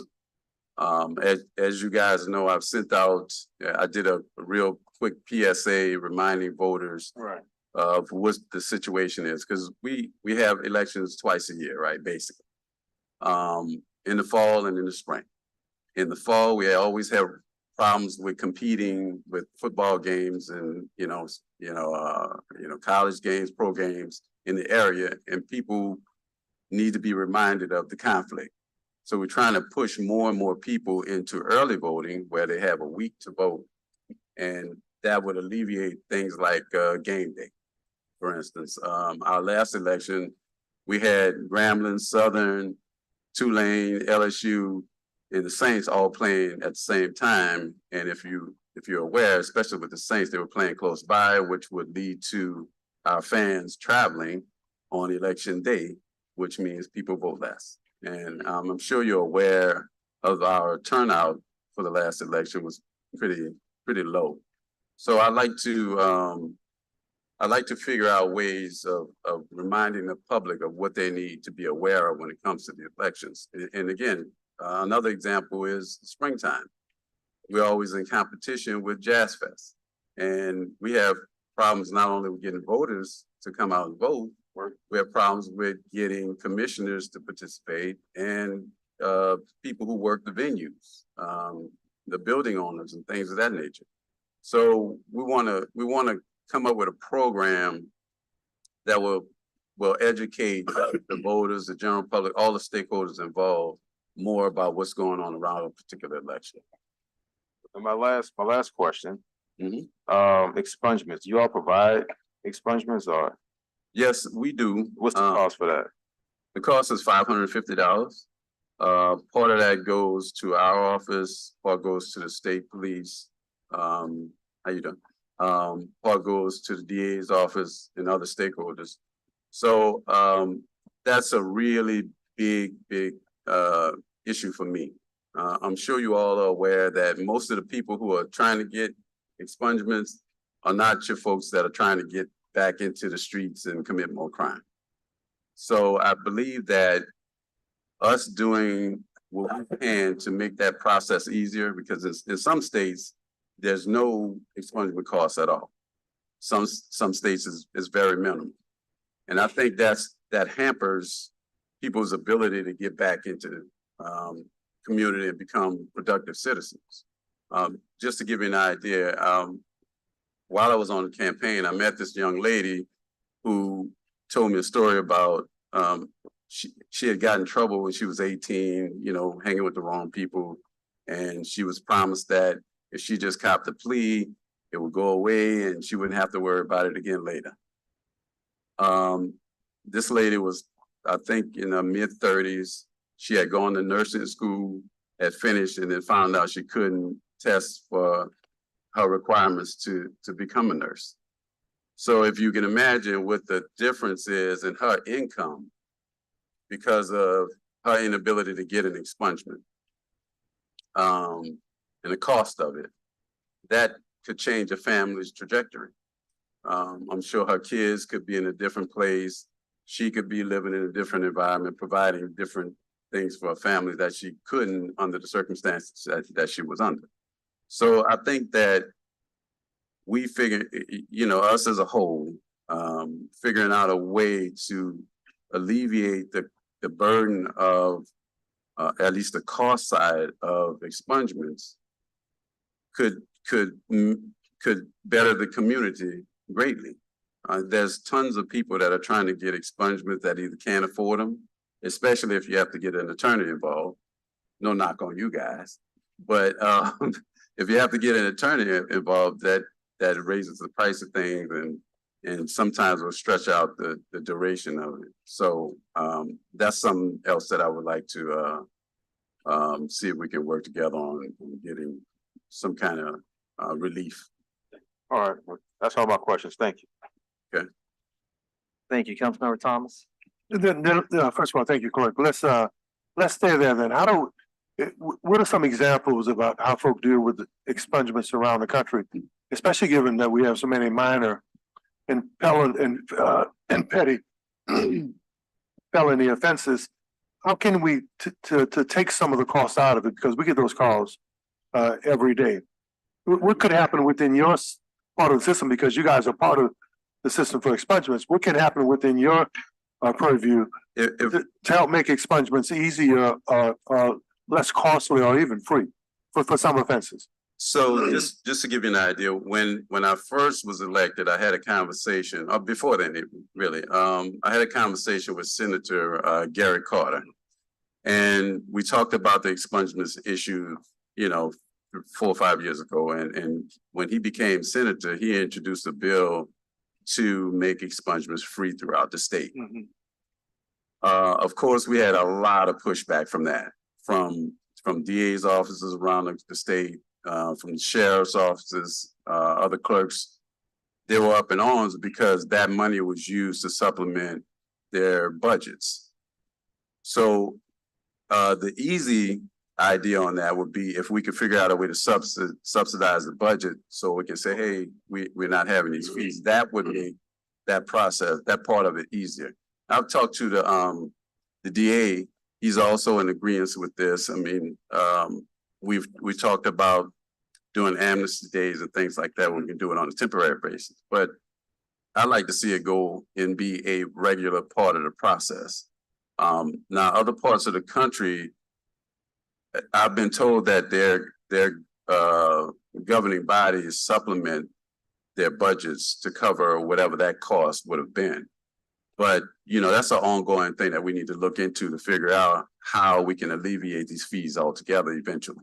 So when we talk about, I know NOLAC and other independent groups, they'll do amnesty days where they'll advertise. I know they'll come on my morning show and talk about, for folk who want expungements, they can come meet with attorneys and others. Are there any specific groups that we can partner with so that we would know that every year, at certain times a year, that these amnesty events will happen?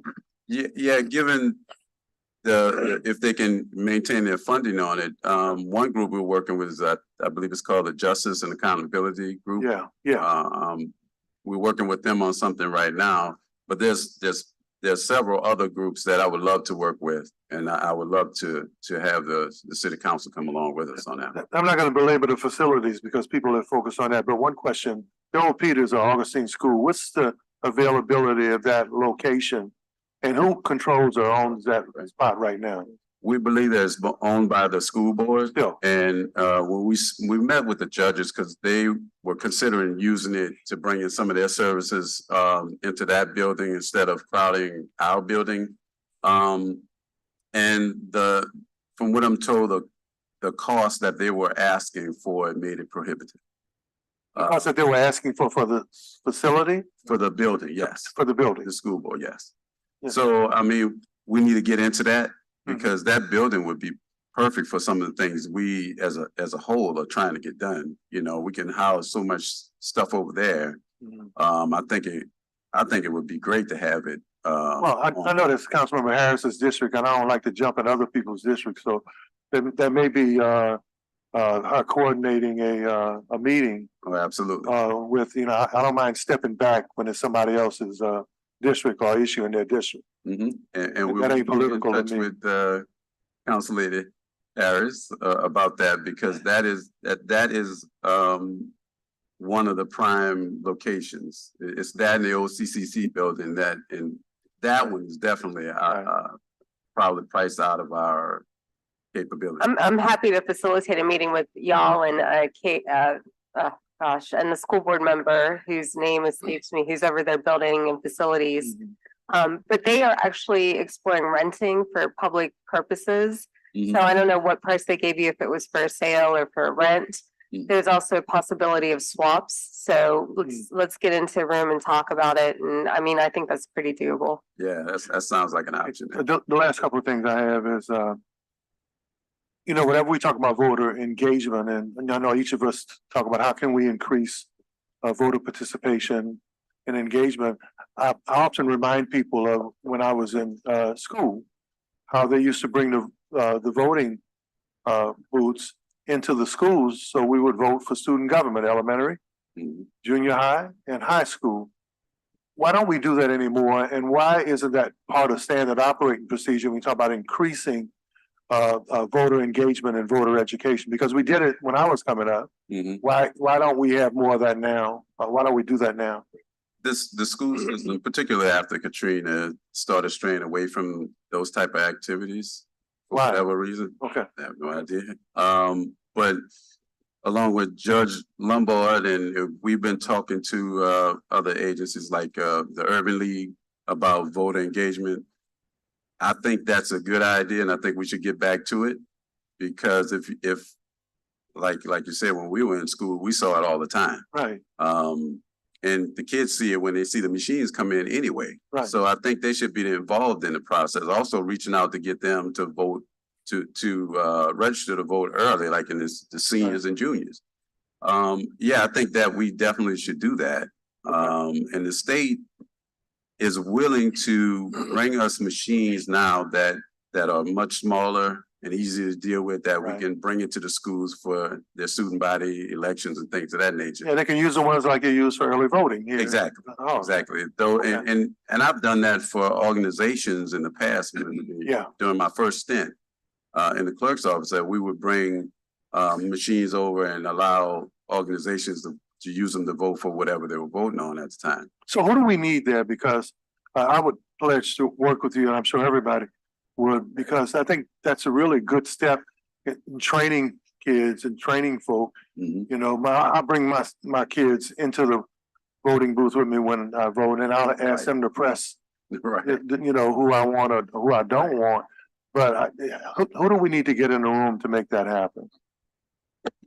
We've had some discussion, particularly with the Greek organizations.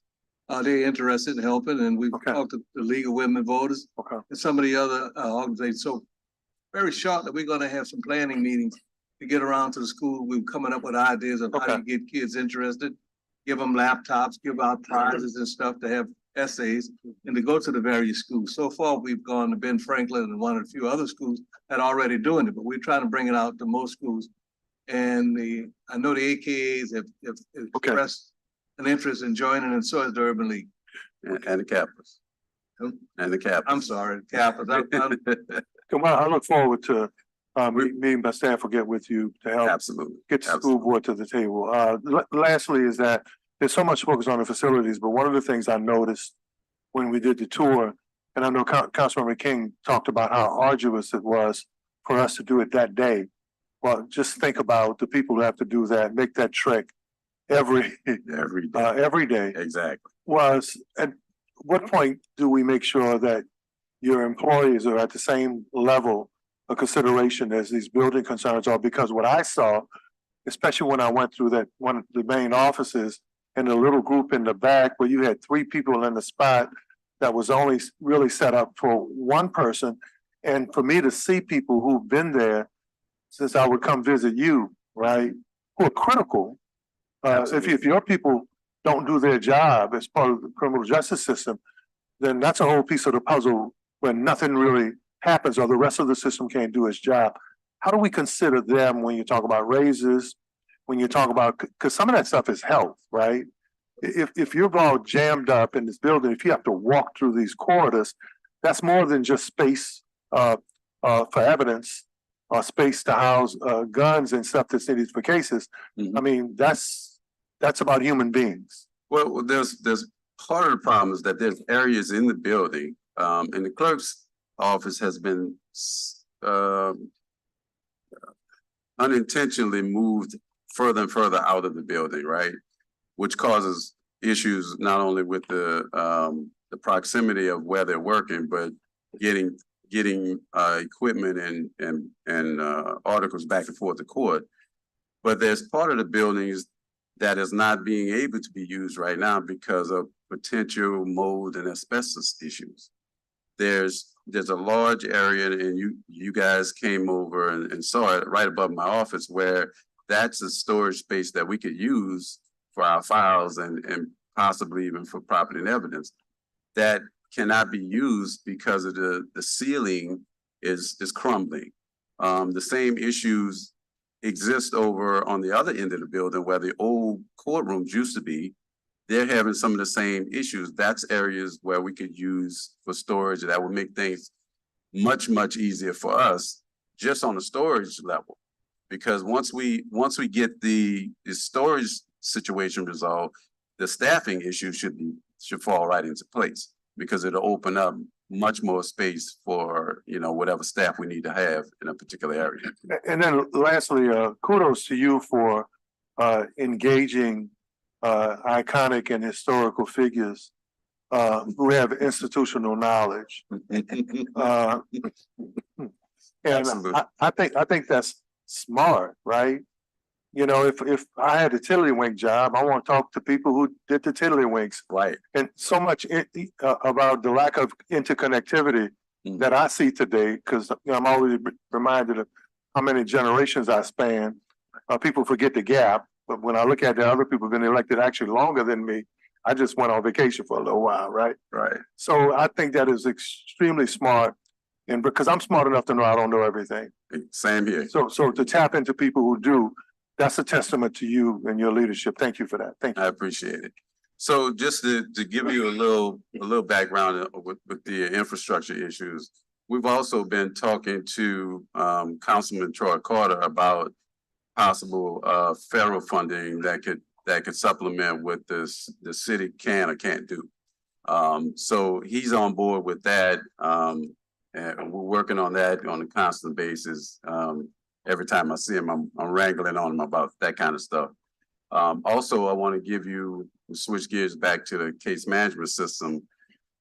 This system, we are literally about to go into, we're doing a last revision on the contract. We're about to go into signing that, and that will trigger what we need to get going on the grant side of things. The company that we're using is SNS Software and Service and I3 Verticals. They have, just so you know, they have 25 jurisdictions that they're already in the state.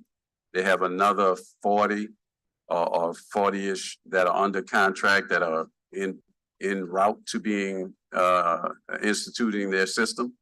They also have 50 parishes that are using their e-filing system. So they're very versed in how things work in Louisiana. And they brought the right cost level along with what they've already done with other jurisdictions, because we do different things here in our state. So they brought in the right price, the right tools, and we should be implementing that before the end of the year, starting that process. Also, I want to say, I want to thank you guys for what y'all have done with regard to the ARPA project, with the Justice and Tech Modernization Project. They are supporting us 100% for whatever we need. We're getting them to help us manage the project.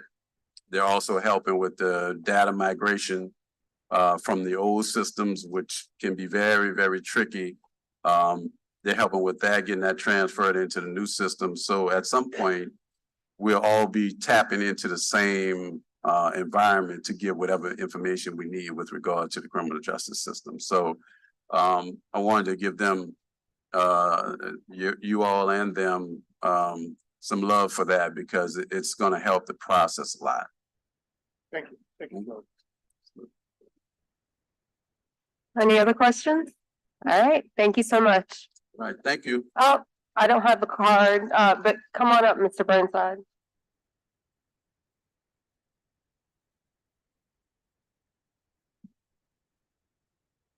Hi, my name is Michael Eric Burnside. I live at 2215 Felicity, and Councilman Green has taught me to try to say really nice things to people first, even though it's not my habit. So I will smile at you and say really nice things. I don't know you well, and it's about the best I can pull off because I'm not very good at this. I'm really good at saying bad things because I'm an engineer, and engineers have this urge to fix things, and you don't fix things that aren't broken. You only fix things that are broken. So you go through life looking at broken things, and then you wake up one day and realize that life's not always full of broken things. Sometimes there's beautiful things out there that are not broken, and then you twitch. You realize you've missed really good things. All right. There's no photocopy for us on this side of the plexiglass. There's no photocopy for us to hold, no copy for us to write notes on, no photocopy is here for us to compensate for lack of hearing. Because I heard somebody say 8.5 FTEs and that could not possibly be right. And then somebody later said 85.5 FTEs. And I thought, well, that's right. So we don't have a physical thing to help correct our auditory understanding, and that includes PowerPoint projections up on the slide. So even though I don't see well, any help you can give us would be appreciated because we don't have enough on this side to keep ourselves engaged. As a teacher, you know, if you tell people something, they only know 10% of what you told them. If you show people, they know 20% of what you showed them. If you tell and show, they know 30% of what you told them. If you come back and tell them 3 weeks from now what you told them 3 weeks ago, they'll remember 50% of what you told them. And if you actually make them do something, they'll remember 80%. By remember, we mean like a year away or something. So if you want us to be engaged and care, you got to help us because quite frankly, we're old, we're tired, and we get bitchy real fast. The next thing I want to bring to your attention is that numbers make engineers really happy. We love numbers. We were raised to do mathematics and not poetry. So when we don't find numbers, we don't believe we're being talked to. We don't believe we're being presented in a manner that we can come to grips with what's being done to us or why it's being done. So for instance, there were numbers given to us, not very many. For instance, you said, and I don't know if this is true, because I don't trust my own ears, but you said that the budget might have been 4.7 million last year and will become 4.8 million this year. If those numbers are true, they don't keep up with inflation. Because a gain of merely 100,000 does not deal with an 8% inflation rate, which should have covered 376,000. So if you're not keeping up with inflation and yet at the same time, you're raising your basic pay by 51% for your low-level employees, I don't understand how you're doing it because I don't have the numbers in front of me and I can't do it verbally and I'm confused. So the combination of sort of the manner of presentation and the choice not to include numbers in the presentation make people like me very nervous. Now you can say, trust me because I got elected and I'm a good guy and I got a good team and who am I not to trust you? But at the same time, every single person could come up here to this table and say, hey, I got elected, I'm a really good guy, trust me, and I got a good team. And then it becomes a question, why are you even having these meetings? Thank you very much. Thank you, Mr. Burnside. Any closing remarks? Thank you very much. Yeah, perfect. Thank you, Judge. Thank you. All right, next up, we've got the Health Department. Hey, Dr. Avegno.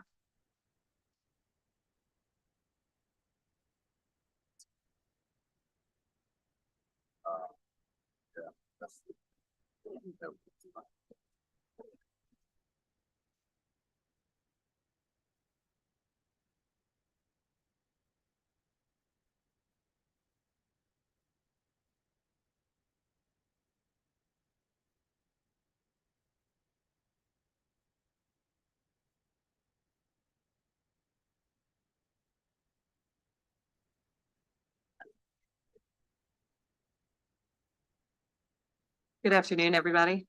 Good afternoon. Whenever you're ready, introduce your team and you can start. Yes. Hi, everybody. Jen Avegno, Director of the Health Department. Sorry. There we go. And this is Jocelyn Johnson, the Health Department's Director of Fiscal and Administrative Operations. And we've got some other team members here cheering us on. Thank you guys for having us again. We're happy to report our progress. I think that this year for us has been a year to hopefully show to you that we have delivered on some promises that we've made and that we have launched and strengthened some really foundational programs. And in doing so, we're able to secure additional non-city funding to support. So we're pretty excited about that. I won't go over everything on the slides. I'll just sort of hit some highlights, but please let me know, stop me if you have any questions. We have significantly been able to increase our capacity, and that is due in large part, the majority from some new transformational funding from the CDC that flows through the state that is going to, that is specifically designed to retain, attract, and support our workforce. I don't have to tell anybody here that the public health workforce has been in it for the last couple of years. And so we, like every other health department around the country, are really benefiting from that. So we are using this money wisely. It is filling gaps in services. It is expanding what we can do. And it's really creating the best workplace for our employees. We're up here today representing over 100 employees, every one of whom is dedicated to promoting the health of our citizens. So we're excited to be able to help them do that a little bit better. We do need more space for that. We are getting in on some of the 7th floor space. We're excited. We'll hope that will be ready soon, because when you add people, you have to add places for them to work.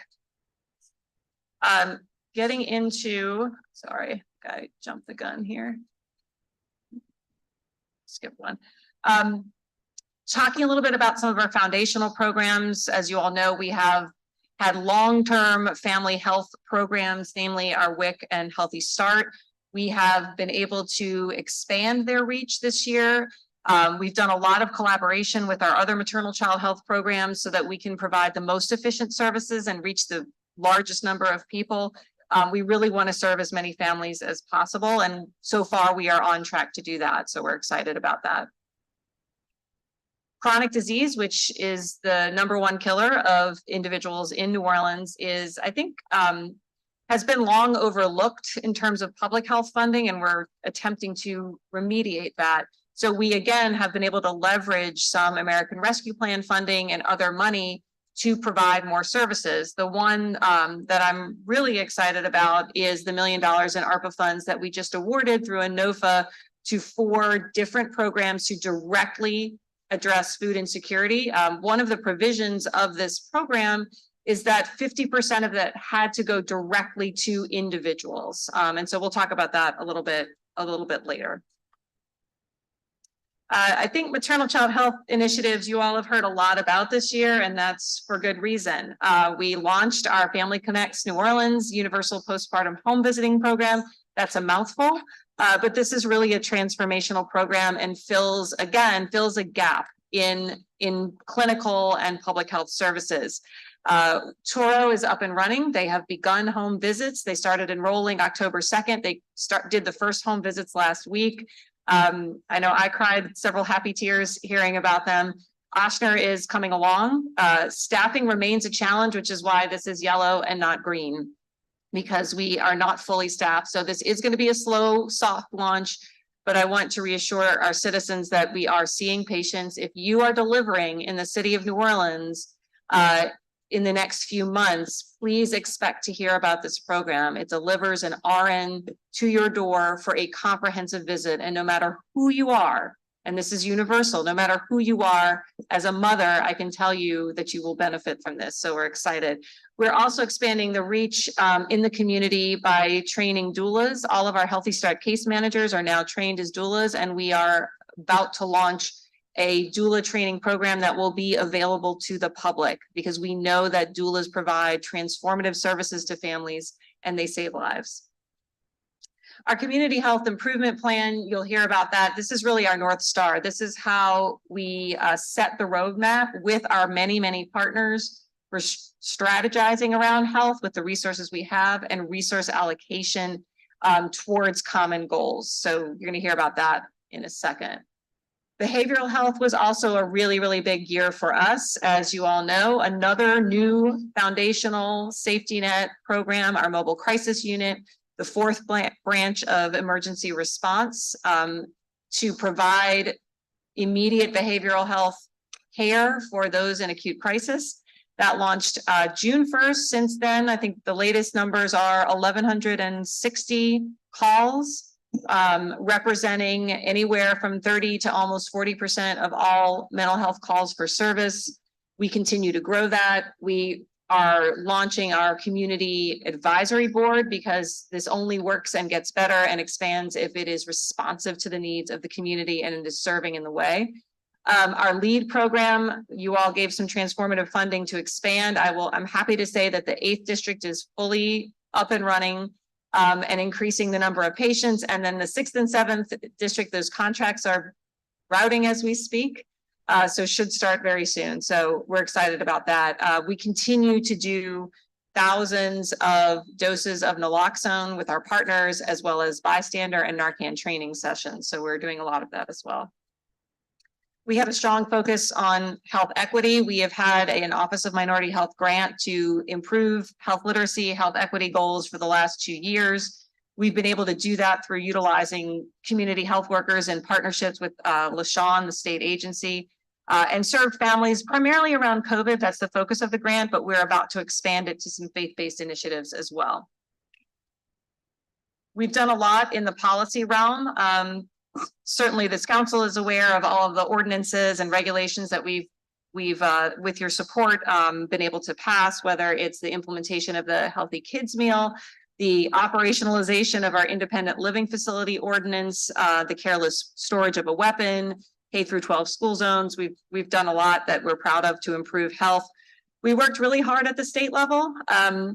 Some successes, not all successes, but we continue to push and we continue to build coalitions with anyone who wants to further the goals of a healthier Louisiana. Our domestic violence team has been very busy, as you know. Again, another foundational program, our advocacy initiated response program that was a pilot last year is now been ramping up all year. We will be in every district by the end of the year. We're in 5 of 8 districts now, and responding to every time that there is a call for a domestic incident, whether that's intimate partner violence, whether it's family violence, because we know those are intricately linked.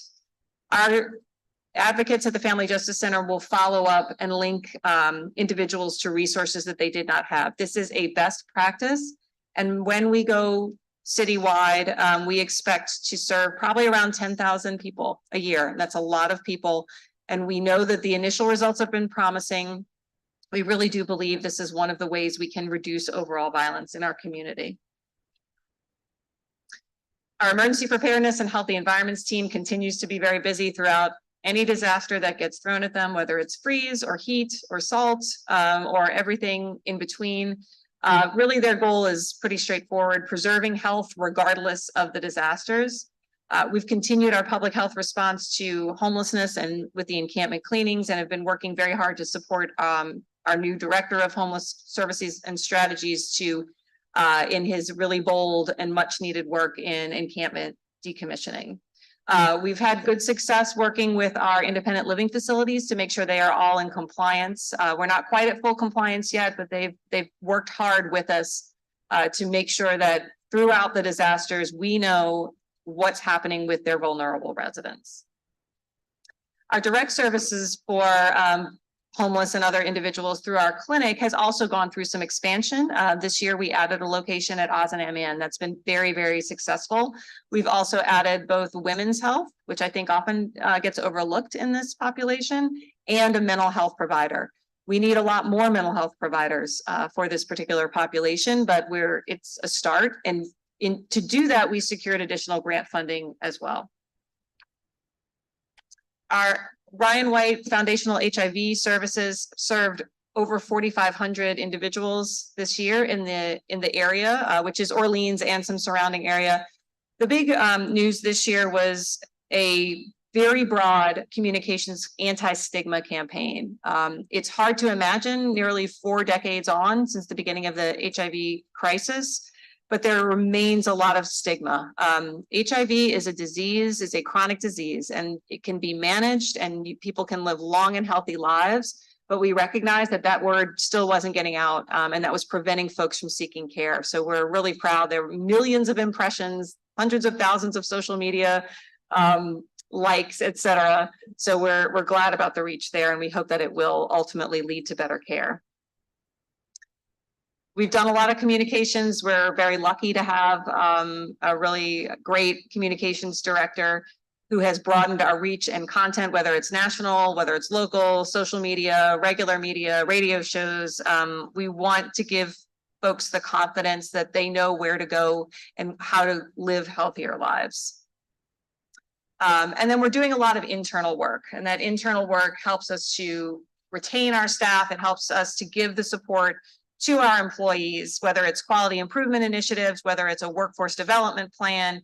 Again, we've got some transformational funding that's going to really allow us to serve our employees better because we value them tremendously. So moving on to next year. As I said before, the health department, like many like it across the country, does a community health assessment every 5 or so years. And that tells us what the state of health is in our community. And after the assessment, we work with, as you can see, hundreds of partners from all kinds of organizations around multiple community sectors to come up with a plan, because it's no use knowing what's wrong if you don't have a plan to fix it. And this is an active, living, breathing, working plan. We have goals, objectives, strategies, and we measure our progress every quarter pretty rigorously. That's how we decide with our partners, where should we ask for resources? What's going to make the biggest bang for our buck? We know our resources are always going to be limited, and we want to be good stewards of the public money. With the resources that we are entrusted with through the city, we leverage that with federal and state grants, with ARPA money, with things like the opioid settlement. And when you see our budget is about 13% from the general funds, and the rest of it is all these other sources of funding. So that means for every $1 that the citizens of New Orleans invest in the health department, we are able to leverage $7 from all these other sources to do our work. And that's a pretty good return on investment. We are grateful for the increased investments that the city has made in the health department, and we just want the public to know that we blend and braid funds to give them as much service as we possibly can. So when we talk about our departmental goals, we really want to go back to what are the overall goals of the Community Health Improvement Plan. There's 3 big priorities: increasing access, improving economic stability, and ensuring community safety. And so within those, we have some pretty specific goals. And again, we work with hundreds of partners. So the work is collaborative, and it's certainly not all health department. We can't do this work alone. Some of the priorities and some of the goals for 2024, in terms of our healthcare for the homeless, we have a great clinic. We're about to do some really aggressive work to get folks direct to housing, but we need a bridge. So our street medicine team is something that is really going to serve that bridge. And we've got some new capacity here at the health department to bring services to people as we are getting them through to housing. Part of that work as well is being a key healthcare provider for the Unity Unsheltered initiative that I know we've talked all about.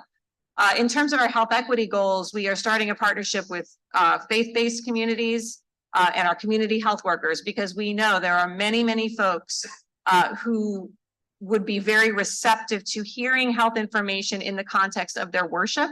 And it's a really great way for us to reach others. We're very excited that some of our transformative funding is going to allow us to actually have a data analysis team. We have not to date had a dedicated data analyst and epidemiologist in the health department. And that has been a huge gap because we can all kind of do it ourselves and we can ask for help when needed, but we really, really need to be able to show the public, visualize our data, and use it to develop better and smarter programs. So we're really excited about that. In terms of our maternal child health, we're going to continue to grow and strengthen and have hopefully some pretty good results to show you. Our goal for next year is to be fully staffed in our universal home visiting program at both hospitals, and to get at least 60% of every family that delivers to say, yes, I want a nurse visit, and be able to track the outcomes from there. We, again, are expanding our direct services. Not only do we want to make sure we are continuing to encourage breastfeeding and prenatal visits and all the things we know make healthy families, but provide extra services as doulas to help folks have a safer prenatal and delivery. And all of our maternal child health programs are working very closely together and are going to be doing some communication so that we don't want any family to not know where to go for services. Behavioral health is again we're gonna do some continued growth and stabilization. It's our goal to have the mobile crisis unit as robust as it possibly can, so that we are seeing every appropriate call from 911 and that we are linking folks to care. LEAD will be operational in the 6th and 7th district, and we can't wait. Our sobering center, which is kind of flies under the radar, I think, but over the last year has really seen a tremendous increase in folks utilizing it and has served as a very important emergency shelter for our many, many disasters. That's been really a critical focus. We would certainly like to preserve that and increase the number of individuals go there who are ultimately placed in detox and rehab services. As you all know, every parish has opioid settlement funds to administer.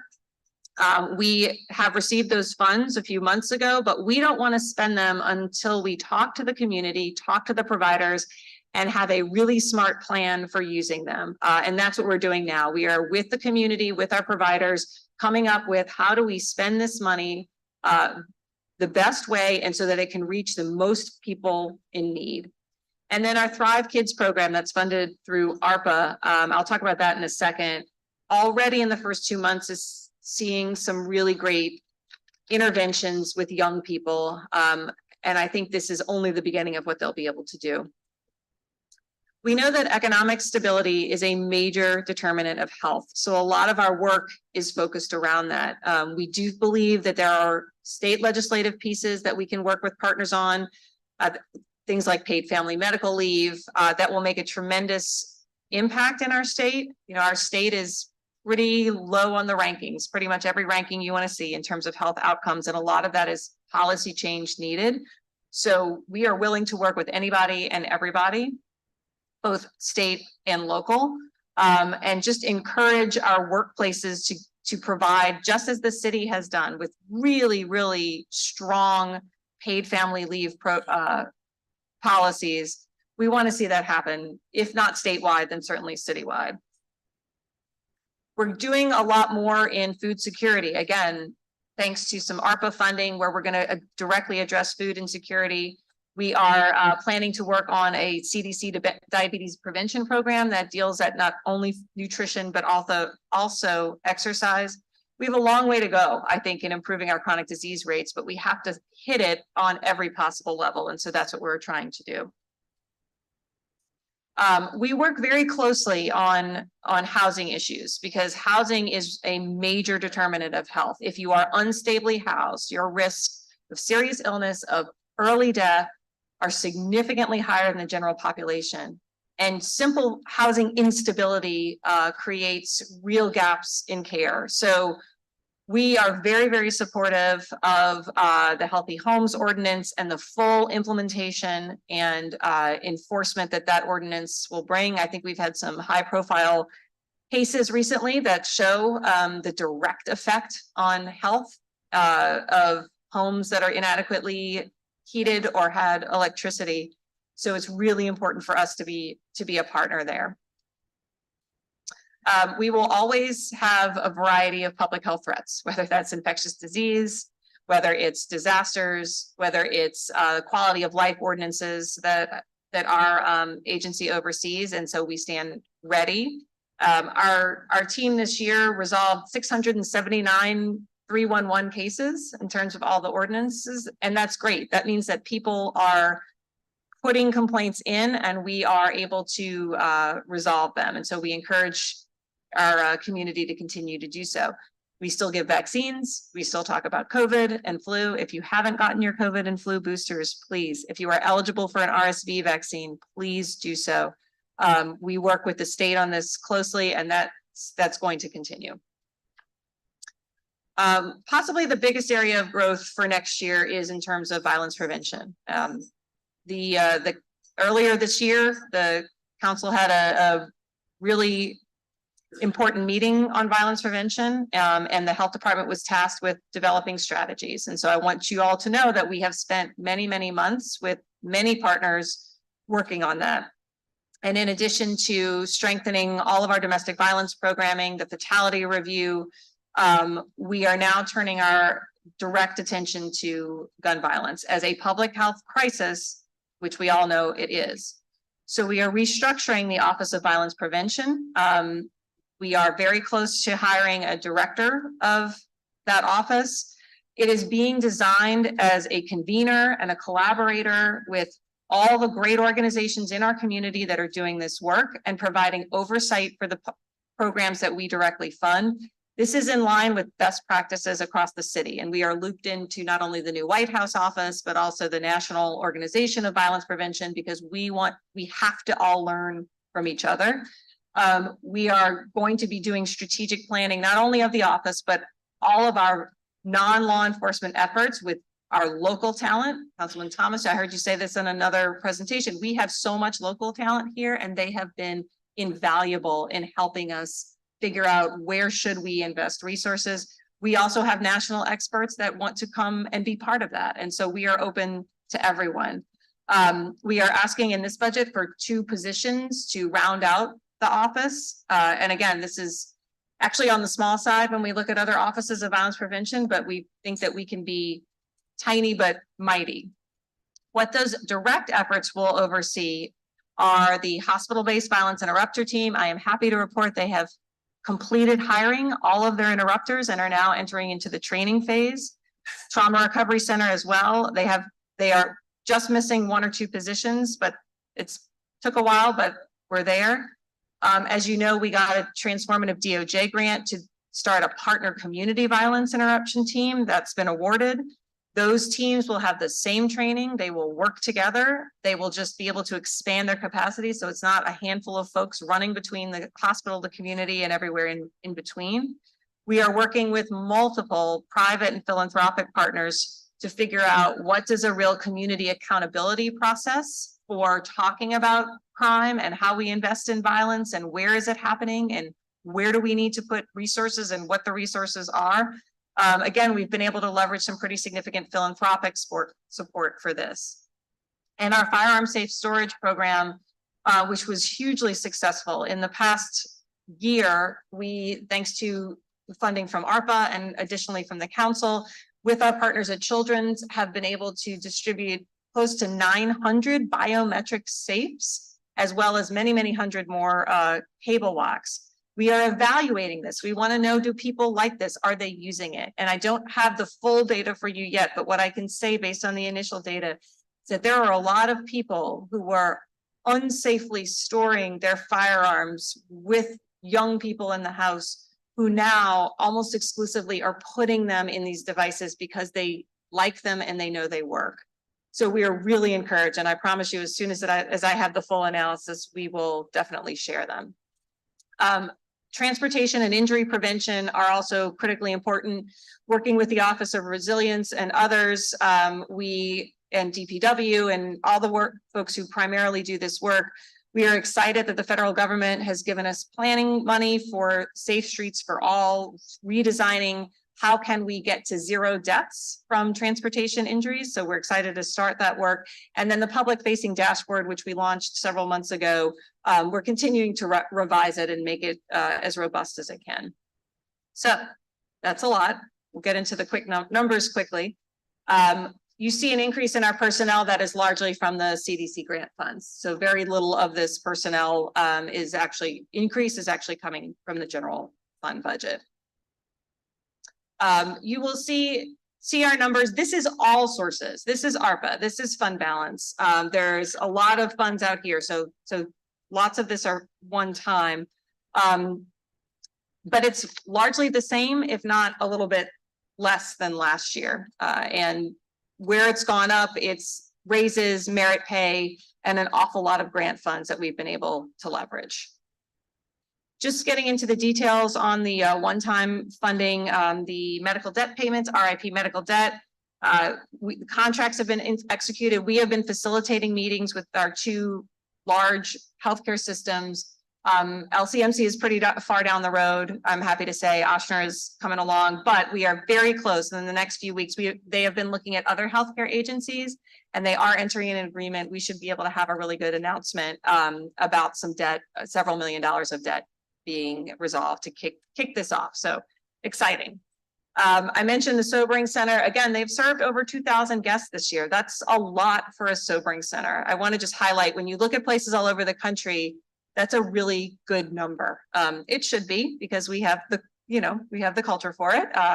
But we're happy.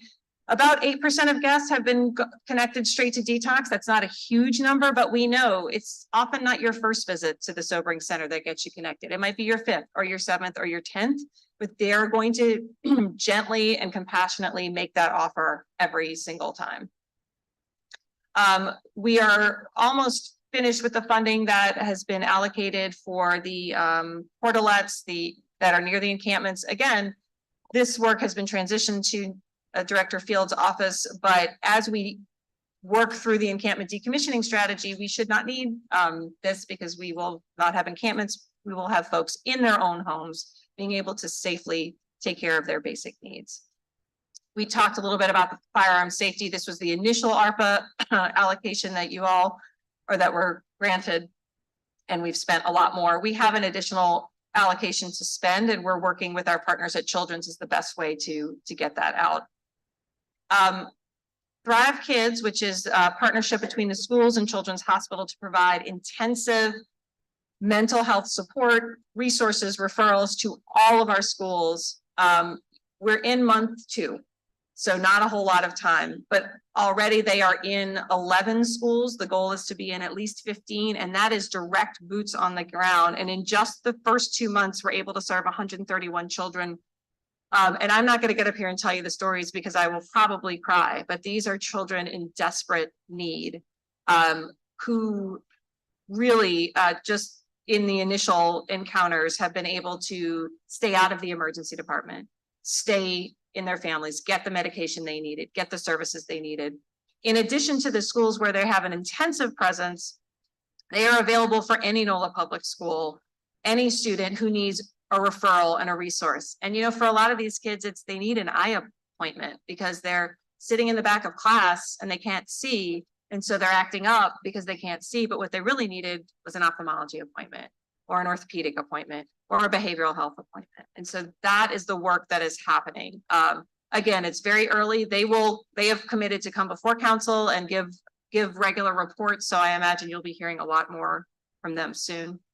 Talked a little bit about the gun safety. This is additional ARPA funding. And again, we are working to figure out the best way to partner with Children's to give out hundreds, if not thousands more of the safes, because we really believe that they work.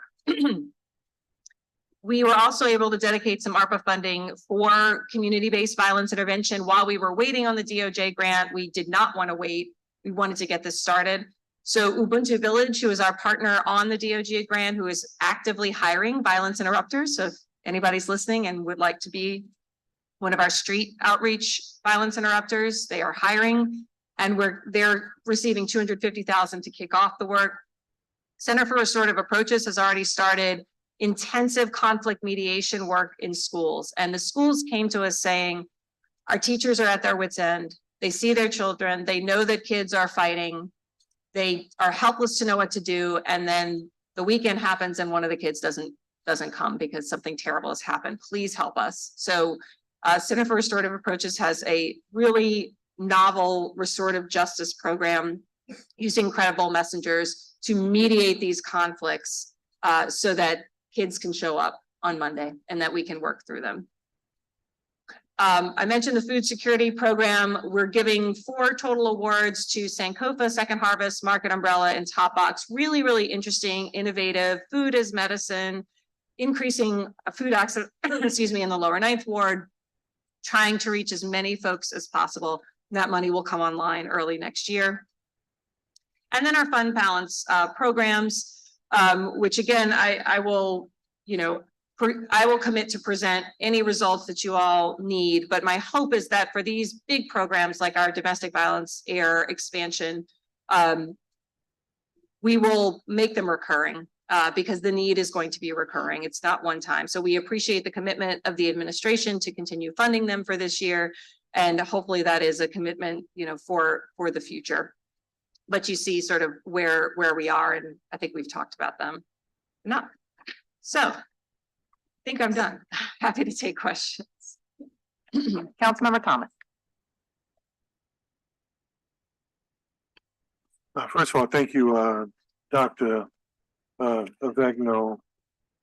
I had you mentioned, I was writing some notes while you were talking. You mentioned the importance of, here we're dealing with the health department budget, but you mentioned the importance of economic stability. So if economic stability, especially, the largest part of our population is African-American, and we didn't need Katrina to reveal to us that a third of that population lived at or below the poverty level, with as many people who used public transit because of their economic situation. Dr. Penny-Atsuno and Dr. Singh did a whole dissertation on disparaged communities and their impact on crime and overall wellness. And you know a lot of this because of the work you did before you came over here, especially with violence interrupters and at the hospital. Have you had any discussions with the CAO or within the administration when you talk about impact budgeting or budgeting for poverty reduction, especially around the stuff that we know studies have historically reminded us of? We want New Orleans to be safe, but a majority of the majority population is poor. Has some of what impacted how we budget or where we budget, or do y'all have those discussions? Yeah, we do have those discussions, particularly with our Office of Economic Development. And that's why when we were putting together the ARPA requests, they are, we did $1 million for food insecurity, but you're absolutely right, Councilman, more than 50% of our residents, not only are they, even if they're not below the poverty line, they are asset limited income constraints, which means they are one paycheck away from disaster, right? And you cannot be healthy if you are always one paycheck away from disaster. So Office of Economic Development is utilizing $5 million in ARPA funding in order, through a NOFA, to directly address economic insecurity. So the programs have to show that they are going to directly benefit. And that could be guaranteed basic income, that could be credit repair, it could be, asset building. I think for us, when we talk about it, we talk about health as wealth and the reverse. And so we're excited in that $5 million ARPA, but it can't be one time. People are not one time, right? We see that as which programs work. And so if we can find the programs that work, then let's make the case to devote more recurring general fund money to those exact programs. Two more points and then I'll be done. You remember the study, I think it was 5 or 6 years ago, when I think it was Rod Miller and with NOLA BA and the business community came up with a report that 54% of African-American men were unemployed in the city. And I think they got that number down to about maybe 48 or the high 40%. That number's going back up again, especially given what we see in the community, especially with crime amongst Black men and boys. In the Brookings Institute report that I'm sure everyone's versed in, that says that they're the most endangered species. And I think clearly the Brookings Institute says that group faces extreme racism and neglect is the word in every social institution. What is our plan to deal with that population, especially given the crime statistics and the things and the disparities that are happening with Black men and boys? Yeah, and I can tell you, well, certainly the health department doesn't directly do workforce development. We do know what works. And so our team is actually working to support, for example, the summer jobs program, which we know is evidence-based to not only reduce economic instability, to provide for employment, but also reduces violence, which is a public health issue. So that program, we could not more strongly suggest, but we do what we can through our program. So our postpartum home visiting program, right? When we go to the family and that family has a young baby, right? We're not just looking to say, okay, baby looks good. Okay, Right. Mom's failing well. If dad is there and dad's having trouble finding a job, then that nurse takes that information, gets the resources and directly provides them to dad, right? So that is one way that we, through this health lens, can do it. Do we need a broader anti-poverty strategy? Yes, we do. And that group specifically, Black men and boys. Yes. I know we don't trend these days, but when you look at all the social economic data around that group, including the Brookings Institute report, it says in many cases they're in danger of if without a new deal or a major resource investment. How do we look at that group in a city like New Orleans, especially given the fact that so many boys and men are becoming part of the criminal justice system, or have historically been part of the criminal justice system? How do we resource them differently? Yeah, I will say from the health perspective, you know, and I think you've heard me present it here, that is Black men and boys, that is a leading cause of death. So that's where we start. We start to say, you know, violence is a leading cause of death. The root causes of violence are economic insecurity, instability, unemployment. One of the initiatives that we're looking at. All leading factors in that group we're talking about right now. Yes, Right. exactly. And so that is, I want you to know that is a focus, because anytime there is something is the leading cause of deaths of a population, if we're not addressing it, then we're not doing our job, right? Just like gun violence is the leading cause of death of children. And so if we're not addressing it, economic empowerment and economic strategies are key drivers of healthcare outcomes. So we are on the violence prevention side. We are working with a model that invests in economic empowerment in specific neighborhoods as a violent crime reduction tool, but also if you can solve for that, you can fix a lot of other things. And then lastly, you know, we drive around, I know each of us do, probably do our own surveys. And I was actually driving around the last week or so looking at the city, and I thought about you in terms of health and mental health, and how I think you've finally gotten people to kind of think about all the things that face this community, a part of maybe a lack of a holistic overall health effort. So in a community that's been historically plagued by violence, we just admitted historically plagued by unemployment, underemployment, economic inequity, Hurricane Katrina, Hurricane Ida. What impact does it have on behavioral health or overall health to drive around in a city where it's dark all the time? You know, you would expect to drive through rural areas and countrysides where, because those people are not out enjoying, but in the cities and many of our regional partners are lit up, right? So what mental health or what overall health impact does it have, especially given the fact that in New Orleans, the lights are out? Mm-hmm. Well, and I know that's not, but it's just, that was put on my heart after, and you know, and I know, you know, you kind of leading the way in this whole mental behavioral health, holistic health. But as I was driving, as we drive around surveying the city, it is so dark in dark communities. If you understand the point that I'm making, where dark things happen, what impact is that having on this city?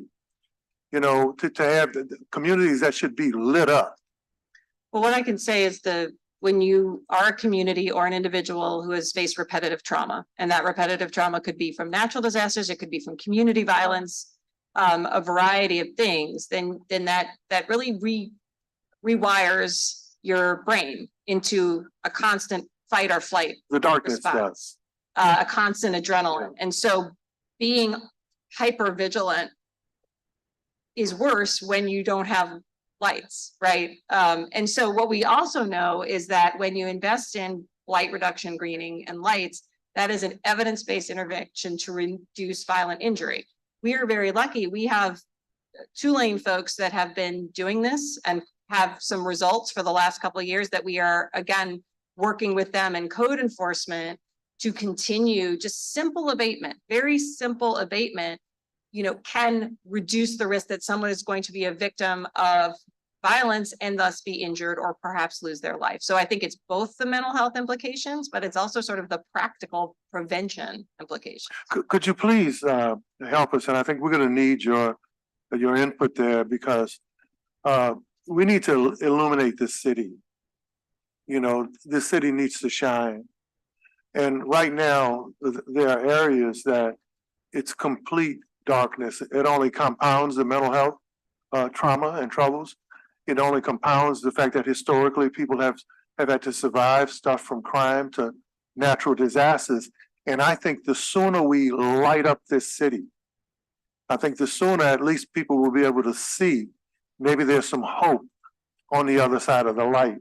But I really do think, because as I was driving around, I was taken in by the darkness in areas where there's supposed to be light. And I thought about just driving through, you know, part of this country between San Antonio and El Paso. You know, those 800 or so miles, right? Where there's really nothing but road and it doesn't exemplify life. Well, as you drive around this city, given all the challenges we're dealing with, the darkness doesn't represent, not only does it not represent light, it doesn't represent a chance at life. So we're gonna need your help pushing the fact that we need to illuminate this city and light it up. Thank you. Well, I have my button pushed next, so I guess I'll go. There. All right. Well, first of all, thank you for everything that you've done on all fronts. I think that your department and parking enforcement are the top two functioning departments in the city. Having said that, having got a ticket this weekend for parking enforcement and a brake tag that was expired, who knew? Anyway, I want to thank you for everything that you've done on the homeless front. It's been amazing to get Nate involved, but I know my office talks to your office every day. Taylor is now over with Nate, but that connection is so critical. Can you talk about the cleanups and how your department supports the cleanups and what additional resources you might need for encampment cleanups as we are going through and decommissioning? Yeah, sure. As you all know, our role has been really to provide a space for enhanced sanitation, cleaning, and connecting folks to outreach. We know that encampments are not ideal places for individuals to be. And so we have walked a line, I think, for a long time, trying to mitigate the harms and trying to build trust, right? Because you have got to build the trust of this community if you're hoping to get them to a better place. So really it's been, but we organize it and it's multidisciplinary, as you know. We rely on sanitation, we rely on NOPD and Unity and Travelers Aid to be there with us. It's been a challenge because having to coordinate multiple different agencies, if it's festival season or if it's Mardi Gras, then of course NOPD and maybe sanitation their focus is elsewhere because there's limited resources. So for a while this year, we were not able to go out as frequently as we could. And that I think was a detriment. And we certainly don't want anybody to suffer because of that. In recent months, it's gotten a little bit better. We've been able to get a more regular presence. And so we definitely go out every 2 weeks. We've been trying to go out weekly because we know the more we go out, the less of a burden of any kind of disease there is. As we're transitioning though, to the encampment decommissioning, we're still going to keep going until an encampment is decommissioned, but we're also employing our new partnership with Street Medicine, and that's through LSU Health Sciences Center, to be able to be in an encampment as it's working to decommission, do the medical determination needed to get folks the status that they need to get that housing quickly, and then to really link them as warmly as we can to primary care. And again, just to sort of build trust that this is happening, it's a real system, and also to, provide any minimal medical needs we can. So we hope that our public health cleaning and outreach sessions will ramp down over the next year, but we know that our healthcare for the homeless and our street medicine services are going to ramp up, as well as doing whatever we can to make sure that the mental health services are in place. Yeah, the piece about getting disability status is so critical in the step towards permanent housing. Would it be helpful to have a dedicated social worker or social work team in the health department who could make those assessments, or is that something that you wouldn't necessarily want? We're never going to say no to a dedicated social worker. The process as it stands right now, we think we can manage. We could always use somebody whose sole job is to kind of help oversee that though. So I'm never going to turn it down. Okay, so if you could give me a number for that, that'd be great. The other thing on the encampments and just generally as Councilmember Thomas is talking about the darkness of the city, I think about the trashiness of our city. I know the current governor now has a anti-litter campaign. We just did a district-wide cleanup. Part of that cleanup, I will tell you, I encountered needles, and I know that you all have explored a safe needle disposal program. Can you give me the status of that? Yeah, for sure. We are working in a small pilot. We have a partner with Grace at the Green Light who is going to commit to, in a limited sense, because that's all they have the capacity for, to help with needle litter at high traffic locations. And I know we've reached out to most of your offices.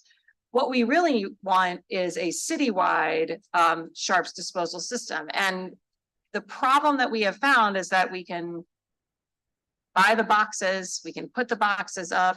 It is the disposal. It is someone to go on a regular basis, whether that's weekly or even more than weekly, and empty those and take them to a place that can get serviced.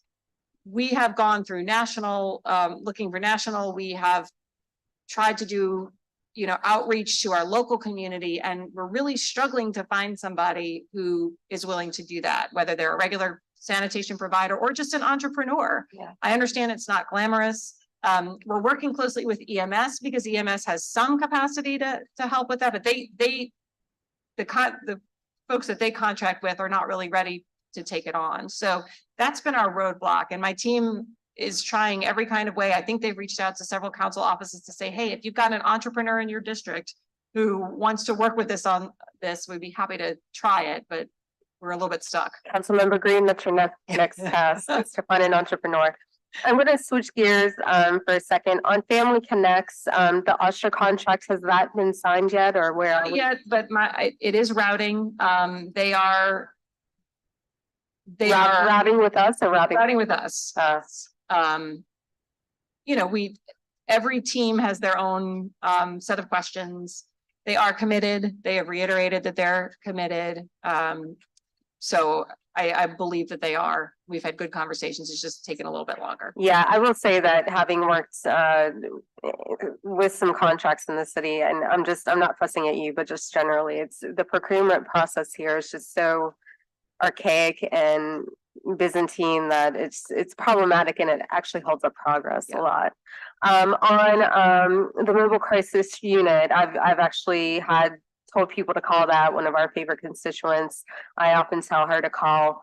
Can you share any data on what sort of circumstances are called about most often? And then can you tell us about any diversion from police custody or follow-ups as well?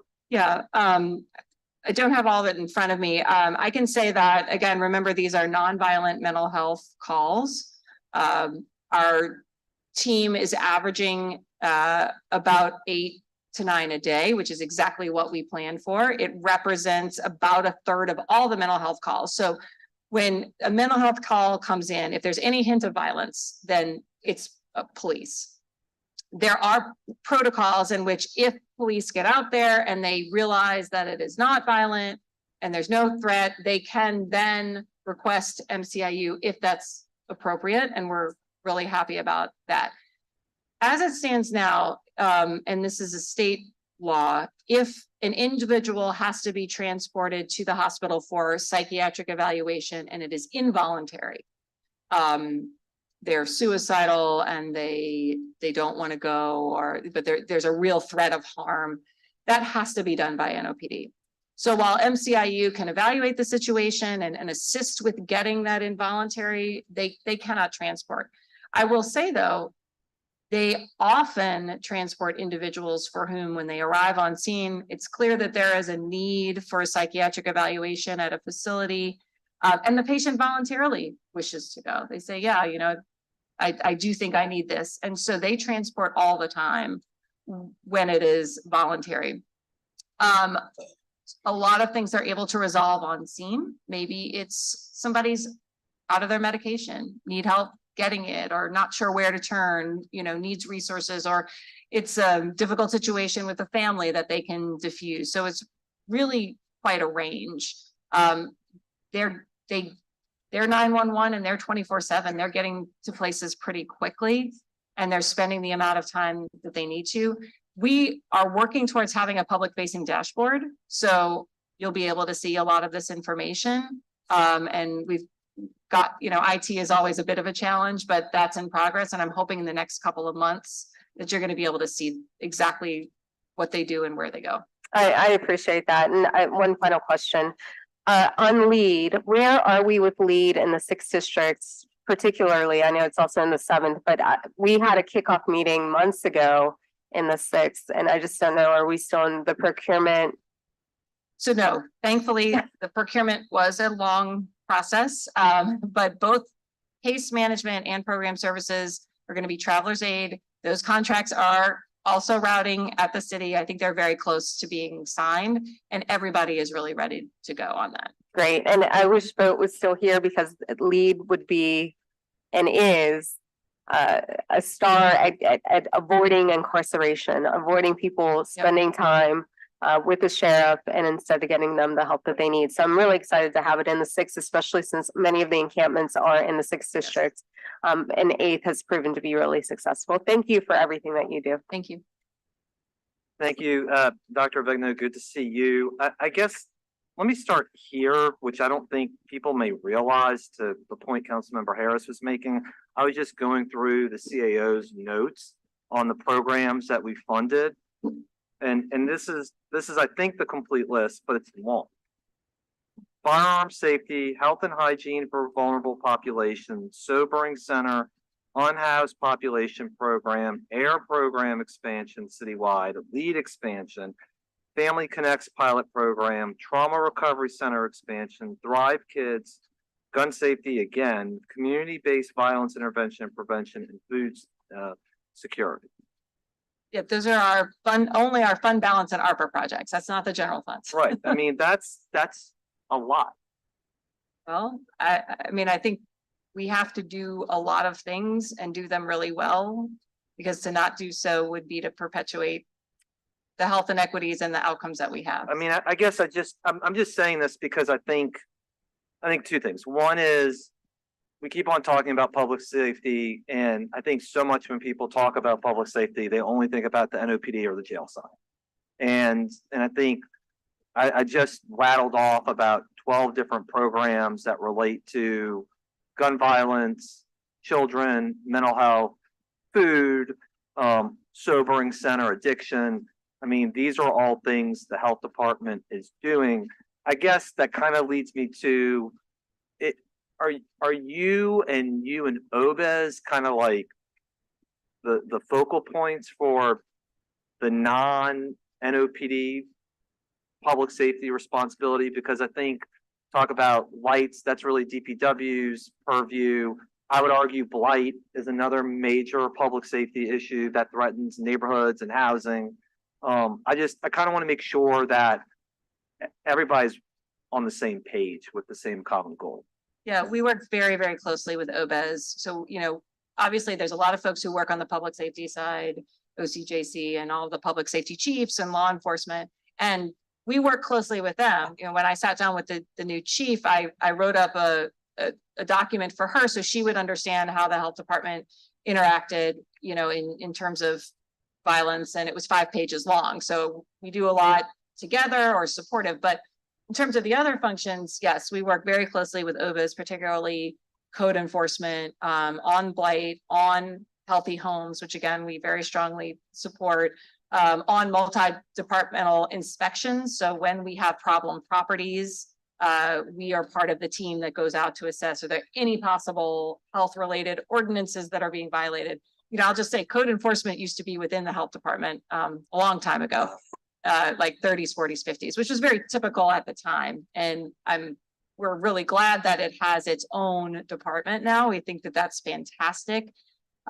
Particularly when you look at something like Healthy Homes, that is a major determinant of health. We can't go out and do it, but we need the inspectors to be able to say, you cannot live in a place that has no electricity. It is bad for your health. So we work very, very closely with them.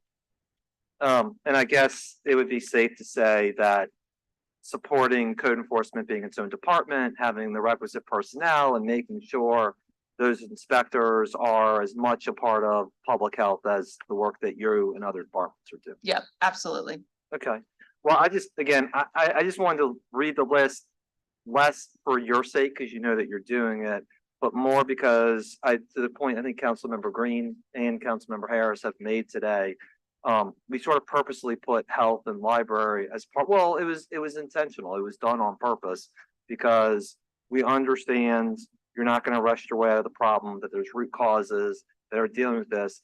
And I guess my worry for health, candidly, is it's starting to become like DPWs. They're too much in the portfolio.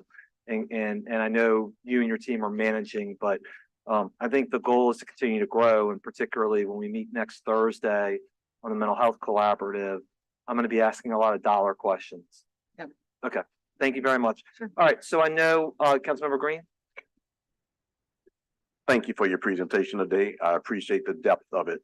I'm gonna kind of add to what Councilman Jeruso was saying, because I think that many times people who have political agendas do the city a disservice by suggesting that the city council nor the administration is providing money for social support programs, whether they be blight reduction, whether they be the budget that you presented to us, which is tens of millions of dollars. And interestingly enough, the city of New Orleans per capita spends not within the top 20 in the nation on police. That's just a reality. It seems that it's such a high amount, but they need to look at the overall budget, that we are not in the top 20 as to what we spend per capita for our police department. So I just want to ask you to just comment on the relationship that the health department has with the New Orleans Police Department, and on some of the things that you do where you work in concert with that police department to ensure the health of our safety. Yeah, Our citizens. like I said, it's 5 pages long. Right. Just comment. So without the backing of NOPD and all of the chiefs in the last several years, we wouldn't have a mobile crisis, right? If they had thought that that wasn't a good idea, but they did, they said, yes, we know as police that we're not the best people to go out on acute mental health emergencies. We would love it for the experts to do that. They were huge champions. Our domestic violence work, because they were amenable to it, we now have a 5th risk question whenever there is a domestic violence incident around firearms. And that is because of our partnership. It is because of them that our advocates get information to be able to contact victims within 24 hours of a domestic violence. They work to refer low-level offenders through the LEAD program that they don't want to keep arresting over and over again for trespassing, because they know that that person needs health services, mental health services, housing. So really we work, I think we each have a recognition that we are both needed. I think too long in America, public community safety meant you fund the police and everything else is secondary. I think what we're realizing is that if we can have a balance of an equitable, well-resourced, compassionate, competent police force with equitable, competent, compassionate public, human services programs, then that's how we're finally going to make some gains. I appreciate you saying that. It's important that that message be available to the public, because I wouldn't want anybody to think that all we think about is the funding of an armed police force that is designed, in their opinion or in their minds, to go into every situation ready to institute violence as a way to solve the issue. You have seen, and I have seen at many sites where the police exhibit extreme patience, and they also will call on the resources that are available to them to not have to address certain situations. So I want to say to the members of the New Orleans Police Department and the Health Department, I see you at encampment cleanups. I see you at situations that involve special operations division personnel. I see you in the health and the police department at issues that involve the coroner, for example, having to commit person, and if that's not the right word, you just give me the right word. And I just want to let our citizens know that our health department and our police department, our social services and our law enforcement community many times work together on issues that are to the benefit of the public. Within the thousands of arrests that the New Orleans Police Department has made, because they've had to make them this year, there have been 2 instances where a weapon was used. One was in an accidental manner and one was in whatever the circumstances are. That compares to some of our neighbors that have had multiple incidents, multiple deaths. But because we are the center of media activity, we get a lot of the attention. We don't get a lot of recognition for the fact that clearly something is going well. Crime is down in New Orleans, violent crime is down. There are a variety of reasons. But I would submit to you that one of the reasons is that the health department and these programs are having an effect. In addition to the excellent work being done by the members of the New Orleans Police Department. I just want to encourage the public to recognize that in the areas of law enforcement and social services and health services, that there's a lot more that is right than is wrong. And all areas of city government where we are working to help our citizens need attention and support. Yes, the police department, but yes, the health department.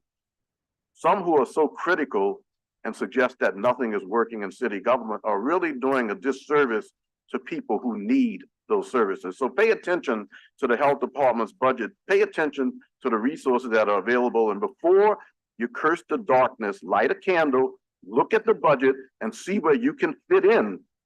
Maybe your program, maybe your idea, maybe the need that you have can fit into something that exists right now to enhance the quality of life in our city. Thank you. My team appreciates that. Thank you. And I really appreciate the work of Taylor, who picks up needles by hand still. So Taylor, if you're listening, I want to let you know that I'm out there with those encampment cleanups and your sincerity is appreciated. Nathaniel Fields, your sincerity is appreciated. Health department workers who are there and members of the New Orleans Police Department who are there at every encampment cleanup. And I hear some of the things that some of the people say who are unhoused that test your patience. Test your patience, but you don't have one instance of a member of the New Orleans Police Department overreacting to the very negative things that they say and see. And I'll tell you that one of the health concerns in our city is that there are areas of our city where children cannot go, like under the bridge under Claiborne, because their parents won't let them go because there are too many needles and there are too many incidents of violence that can't be controlled. So everything has to work together, but to pigeonhole the council or the city into suggesting that we're only working in one area is just not a good idea. There's a lot of good that's going on, and I appreciate your work. Thank you, Councilmember Green. All right, 3 comment cards. Michael Burnside, Erica Zucker, Sarah Machado.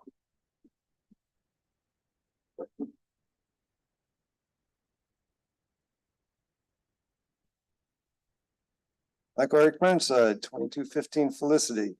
So in a way, it's hard to come up here and talk because I both like you and respect you, which isn't always true of other presenters.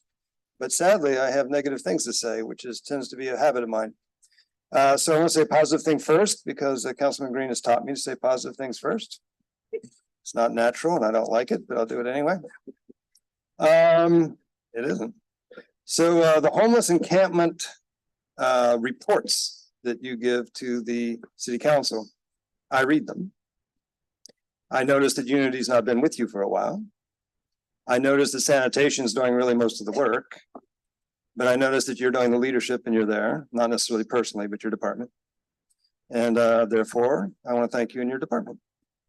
There, not too bad, eh, Councilman Green? That's pretty good. Yeah, 85%, 82%, something like that. Not an A yet. You're still a little better at it than I am.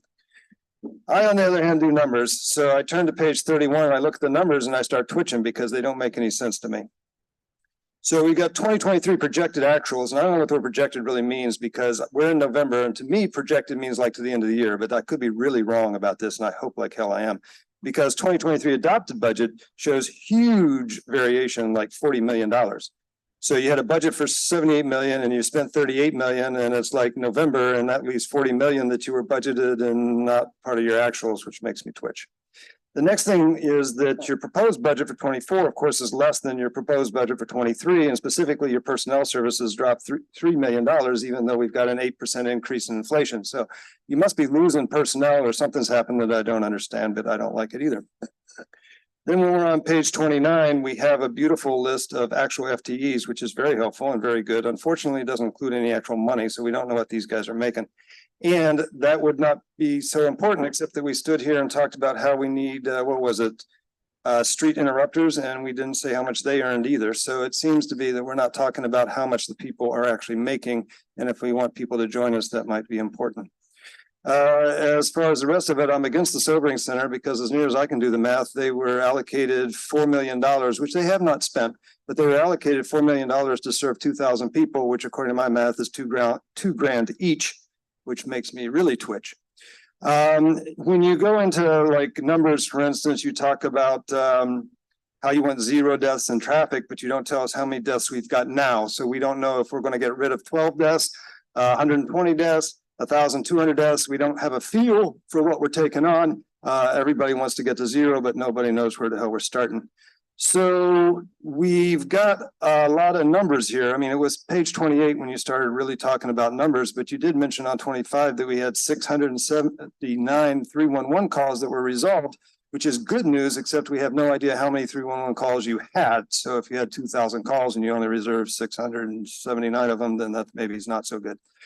So there's a general lack of numbers, and being a very highly educated person and an incredibly competent administrator whom I do like and respect, the absence of numbers makes me unhappy, and I would like to highlight that fact.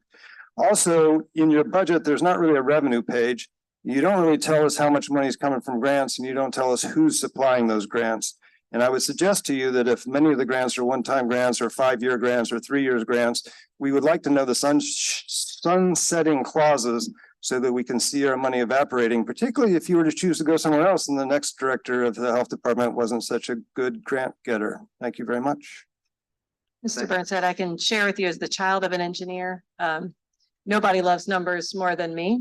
And my team will tell you, and the budget team will tell you, I put them through their paces with the spreadsheet. And so I appreciate you. I write our budget thinking of you because I want to make sure they're right.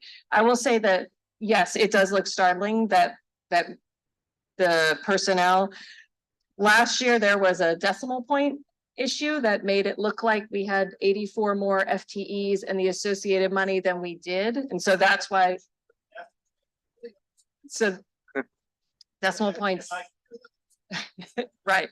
So there is still most of that, even though we've gone down, there is still some reserve that is grant reserve. So unlike Betty, I trust you unlike I don't trust me. I do trust you. Wow. Therefore, I'm comfortable right now with the fact that the math's fucked up. Yeah. But I didn't say the math's fucked up. We've had many discussions, but I promise you, and I have all the how many grants and where they're from, and that's all I will, it's easy to find. So I'm happy to talk to you about it. No problem. Promise you, I know where every penny is.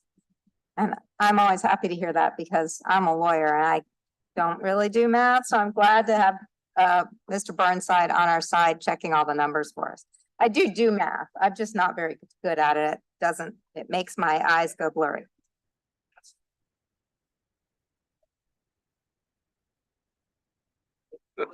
Sure, happy to. Yes, please. My brother is dead. Thomas is dead. He's a lawyer. One of the things he's most proud of in his life, he got all the way to a bachelor's degree and a first doctorate with never having taken much less past the math class. But even English, Thank you so much. I'm Erica Zucker. I'm the Director of Policy and Advocacy at the Workplace Justice Project. We are also members, the WJP are members of the Big Easy Budget Coalition. So I'm here wearing 2 hats that fit very well inside each other. I want to thank you, Dr. Avegno, for highlighting what the health department has been able to do for the residents of New Orleans. particularly happy to note that the ARPA funding that is directly addressing food insecurity, which too many working families in our community face. We need to make sure that that funding continues past that day so that we're still providing those necessary food services to our working families. As worker advocates, the WJP is aware of all of the challenges faced by workers and working families in New Orleans. And so we support the efforts to fully fund the needs of the health department to ensure that we continue to be aware that the health challenges faced by workers, and I use that term as Director Avegno did, use the term health challenges as broadly as possible, that those challenges are met and that we continue to be able to fund solutions. We are particularly glad to be participating in the CHIP Supportive Work Environments Working Group, and we continue to support the department to bring best practices. I just wanted to speak on the issue of paid family leave that Dr. Avegno wrote. I have a great pleasure of going up to Baton Rouge on Thursday for possibly the last happy occasion to go to Baton Rouge for the foreseeable future. The State Civil Service Commission recently adopted a paid parental leave plan, which Governor Edwards has promised to extend to classified employees by executive order. We would be happy to work with you to develop a similar or even better policy for city direct employees, and to strategize on how we can incentivize supportive benefits policies for employers throughout the city. And finally, I'd just like to say, I would give much more, I would hope that the city could give much more funding marked as public safety funding to the health department, because these programs are working and are really making our community safer. Thank you so much. Thank you. Sarah? Hello. So I'm Sarah, Director of Vera Louisiana, also here as a member of the Big Easy Budget Coalition. Our coalition, as folks know, is a growing one that really advocates for equitable investment in violence prevention and addressing the root causes of violence. So we are, of course, very supportive of the health department and Dr. Avegno's violence prevention initiatives, the food security program, and the housing initiatives. We're supportive of the whole thing, really. I should stop enumerating, but supportive of the whole thing. And then also, as a former board president of Center for Restorative Approaches, I'm very supportive also of the program to address conflict restoratively. We just need more things. So I know, we're supportive of all the things, but we should just keep funding this thing because it's the thing that's really working. When we're talking about bang for our buck, it's really in prevention, it's in health, it's in housing, it's in youth services, it's in addressing structural inequity and racism, as Councilmember Thomas was alluding to earlier. And also during that conversation that happened earlier about the sheriff's budget presentation and about our recidivism rates, I was reminded about how we just keep spending money on the least effective thing and too late. So we're talking about the jail, but we really should be talking about what are people's conditions of living way before. And so we have to address their economic insecurity. We have to address the poverty. And now is really the time for us to be getting ourselves out of this continuous crisis. I am from New Orleans, and when I was really little, all we talked about every single summer was about the crime. And when I was little, I did not understand that. And now I very much understand that, is because we're not spending money on enrichment all over the year and helping people all year long. And like Councilmember Thomas said, and I was so glad, I was like, oh, you're teeing me up. We need a new deal. We need a historic investment to actually jumpstart recovery and something to let people know that relief is actually coming. And so the asks of the Big Easy Budget Coalition to this council and the city is to fund fully the Big Easy deal, which would be that new deal for New Orleans, which includes the amounts in Dr. Avegno's proposed budget and really doubling down on addressing root causes across the board. And so this is just a small down payment. Let's double this thing. Let's triple the thing. Because we need an ongoing investment in our thriving communities and making New Orleans a thriving place, because that's actually the only way we're ever going to be safe. So thank you. Thank you, Sarah. All right. Thank you all. Let's go, Councilmember Green. I'm sorry, I'm coming back because of something that was brought up earlier. Could you discuss the Sobering Center, the $4 million budget? Thank you. That's actually not 4 million a year. That's 4 million over several years.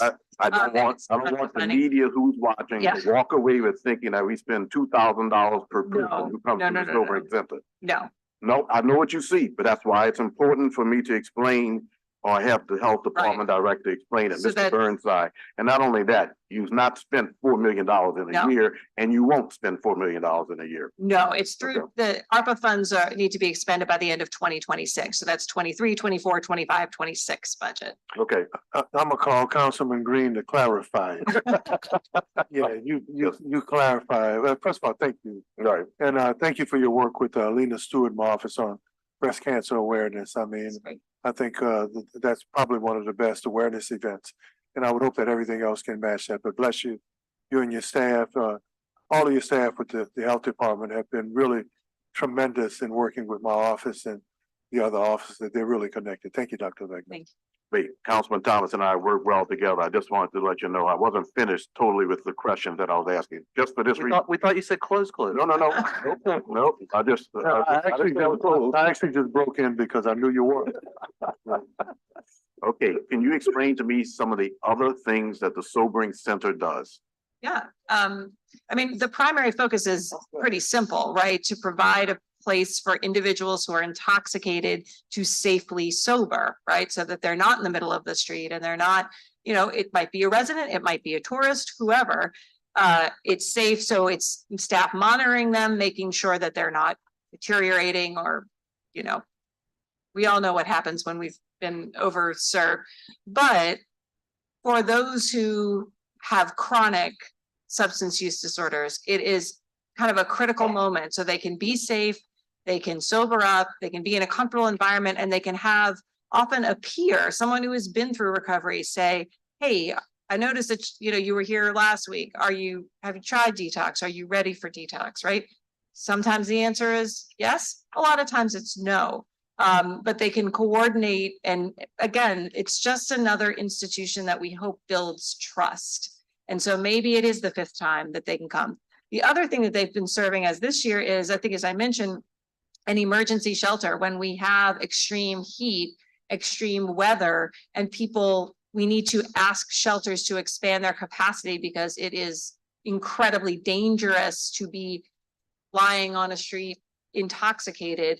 They have been very, very welcoming and able to expand pretty quickly. And so that's getting a lot of bang for the buck for this service. Mhm. Thank you very much. It's just important to recognize that the budget is spread out over a number of years and that the services are much more than just providing an opportunity for someone to sleep off Right.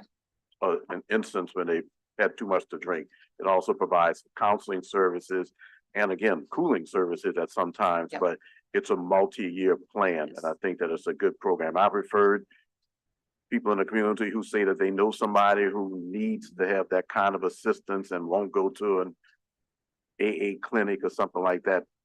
Terrible example to tell you that I've referred people there for that purpose. But when they become at the point where they are inebriated and can't function well, they can get support there and they have gotten it. So I appreciate it. I want to go back one more time to the homeless. Well, let me ask you this, a question that is a little bit different.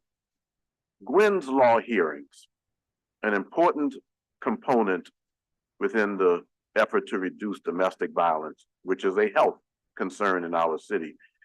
I was surprised to learn today that over the last 6 months, there have been 119 Gwynn's Law hearings held by criminal district court judges. Do you wish to comment on that, on the importance of it and what we need to be doing in that area? Yeah, when we're talking about domestic violence and its impact on survivors and the potential for serious injury and death, I think that what we need is for our systems to function at the highest level.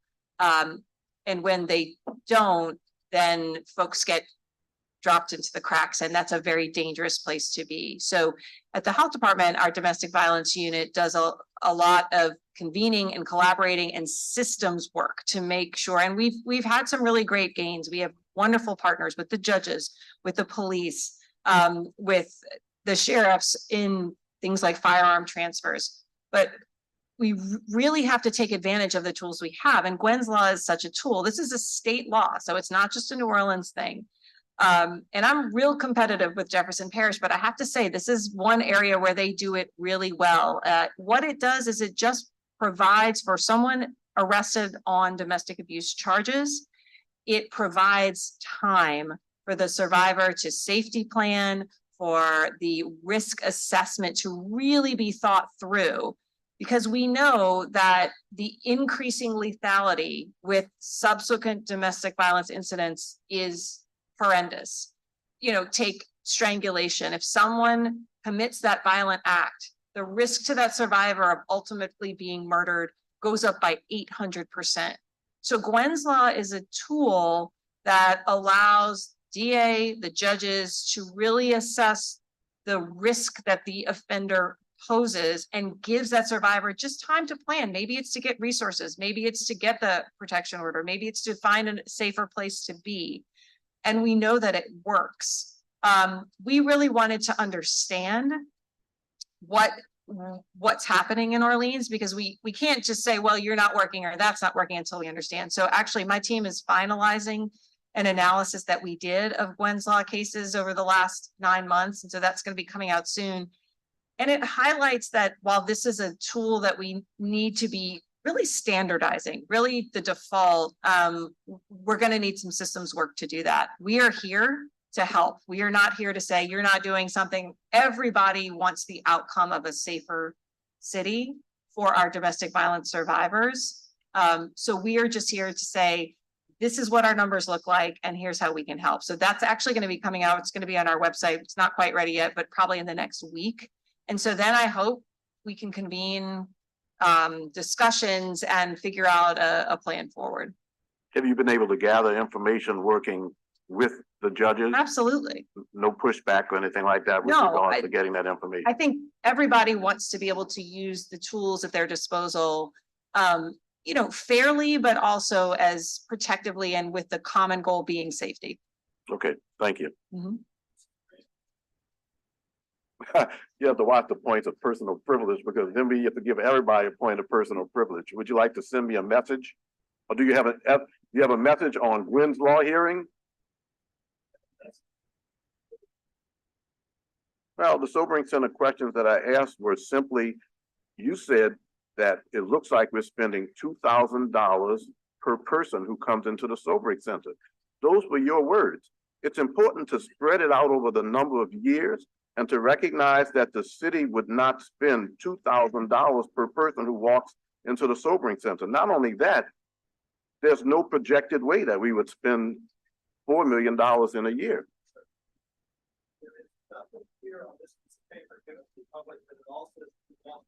Well, right.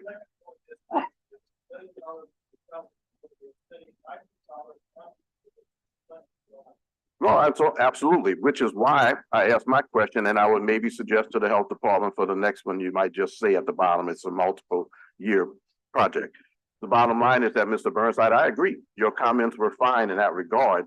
And all I ask is that the media not run with us spending $2,000 a person who walks into the sobering center, because that impacts community discussion, that impacts confidence. It also creates enemies, that anybody who goes into the sobering center, I'm spending $2,000 on, and that's just not fair. But Mr. Burnside, you interpreted what you saw. There are some things that I know as a council member that I will just ask so that they can be clarified. This was one of those instances. So no one in this room, nobody who amongst the thousands is watching us right now should think that New Orleans funds a sobering center that spends $2,000 per person who walks in. It's a multi-year project. It involves sobering, it involves cooling assistance, it involves people walking into the community, talking to others. It involves paying the utilities, it involves doing the things that need to be done to staff it over a number of years. But thank you, that was an observation. I just want us to walk away with not thinking that number, $2,000 per person, because that's where then you have people who advocate against city providing services say, here we go again. The city's providing some outrageous number of dollars per instance of someone walking into a center. I just want us to walk away knowing that that's not the case. Thank you. All right. Thank you all very much for the robust discussion. And then certainly last but not least, the libraries.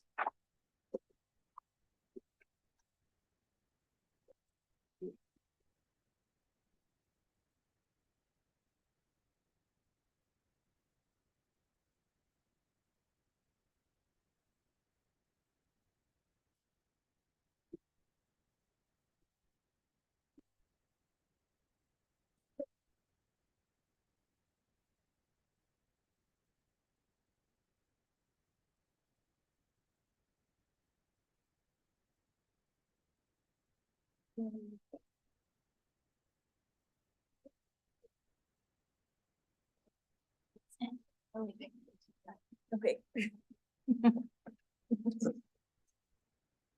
have to get back for a second. I gotta go to the back for a second. We're gonna take the library.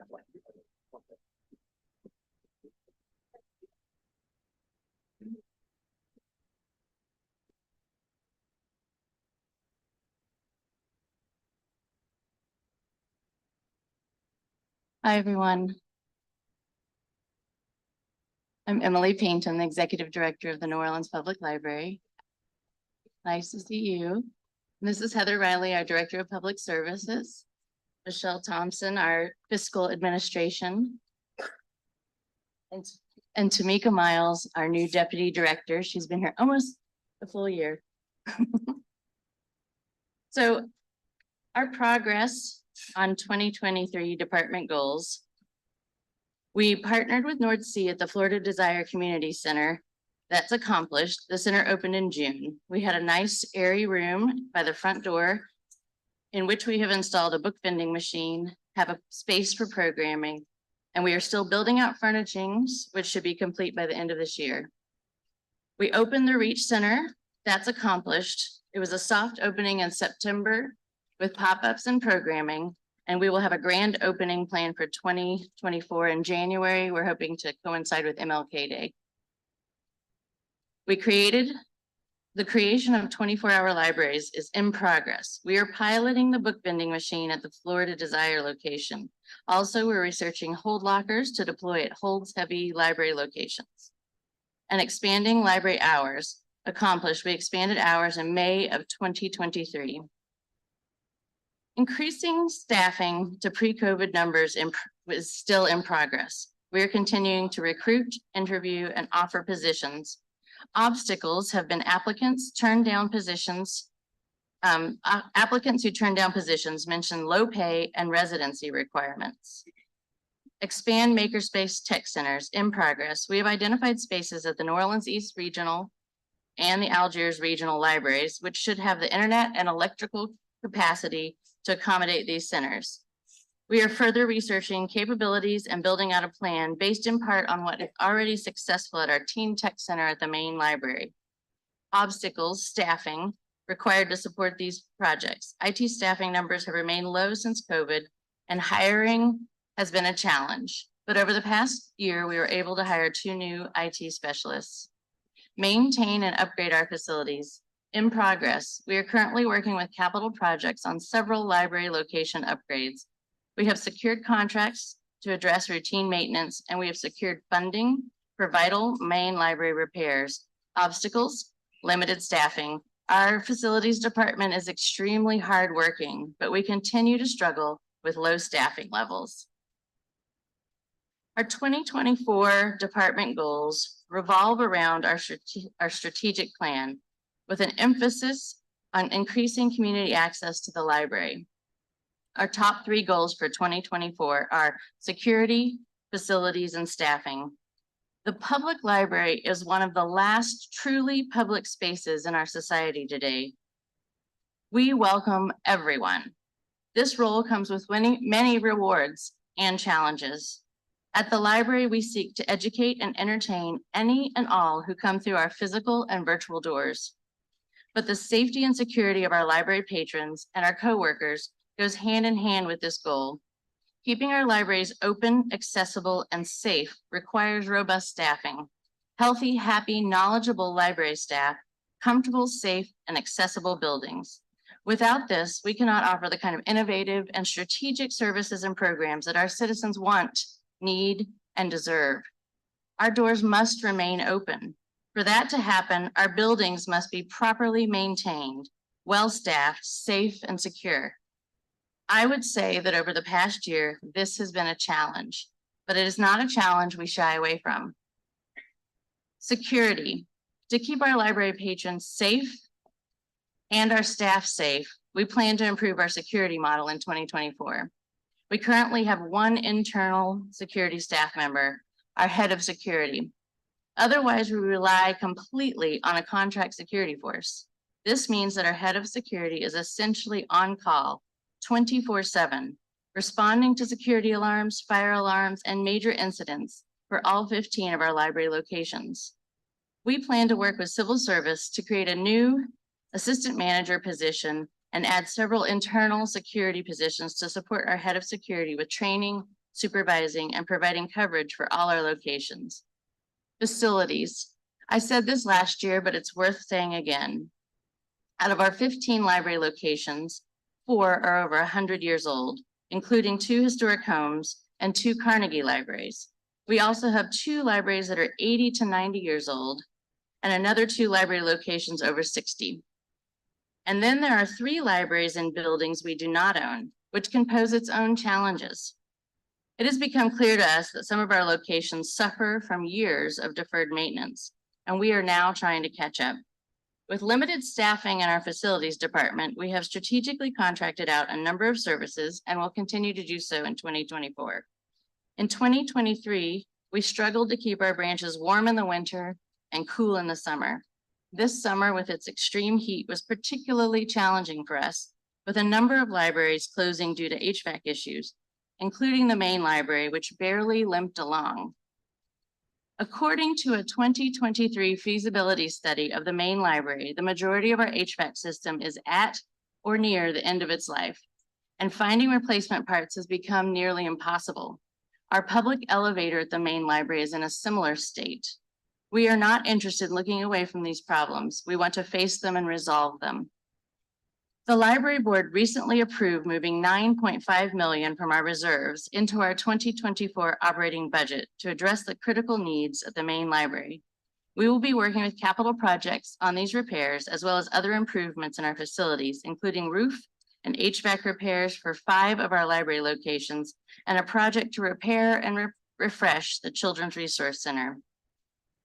We are grateful we had money in our reserves to address these critical repairs, but the main library feasibility study found a number of costly issues due to the building's age.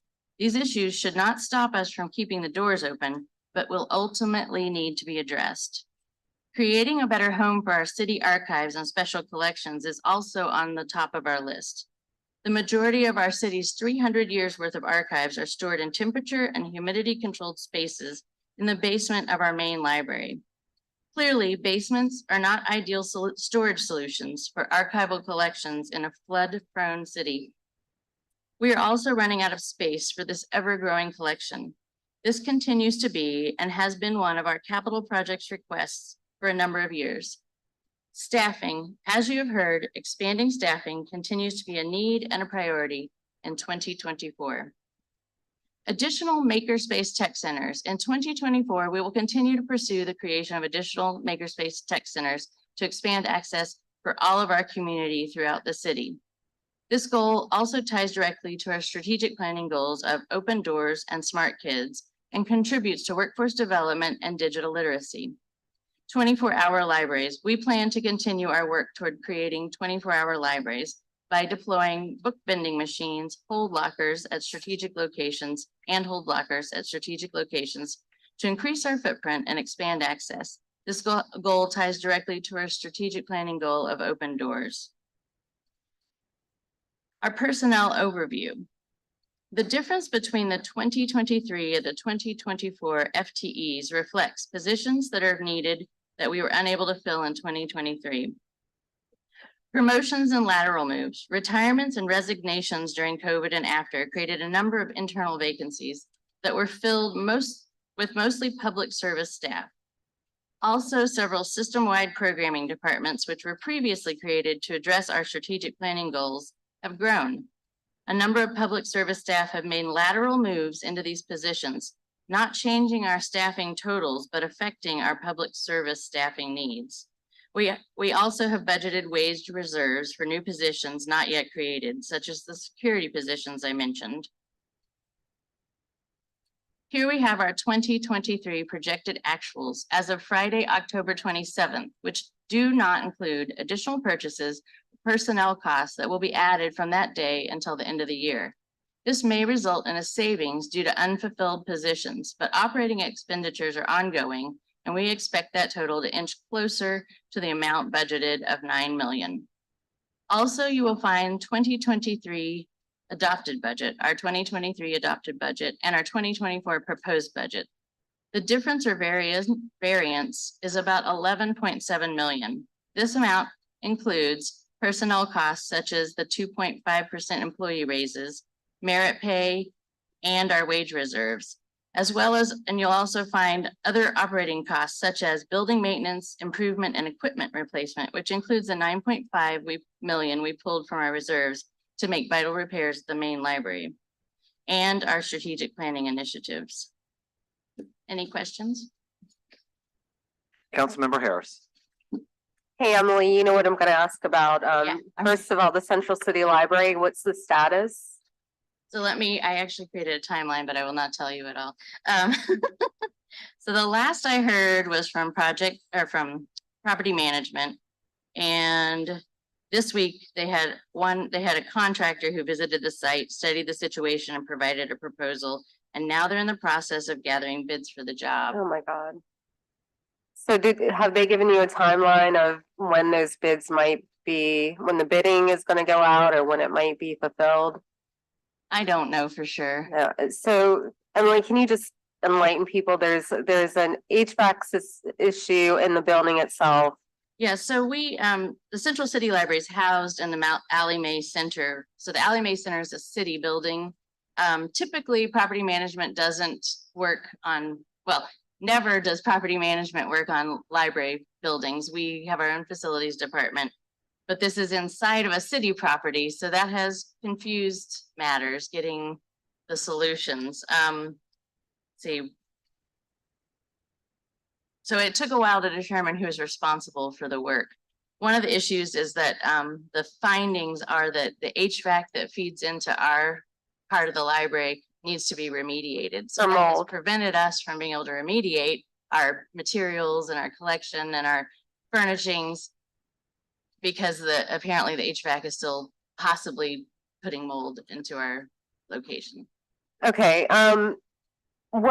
so Central City Library is a critical part of the Central City community, not only for space reasons, but also for materials. I get the space might be moldy, but the center itself is currently open, as I understand it. It's just your portion of the building is closed. Is that correct? Our library is closed. We actually had Leaf Environmental test the library before we tried to reopen, and the amount of mold in the air quality, I can't remember the per billion parts, but it was considered, not safe for. And I have to assume that maybe it is because we have a lot of books and materials that are good places for mold, but also that it's possibly coming out of the HVAC. And so the recommendation by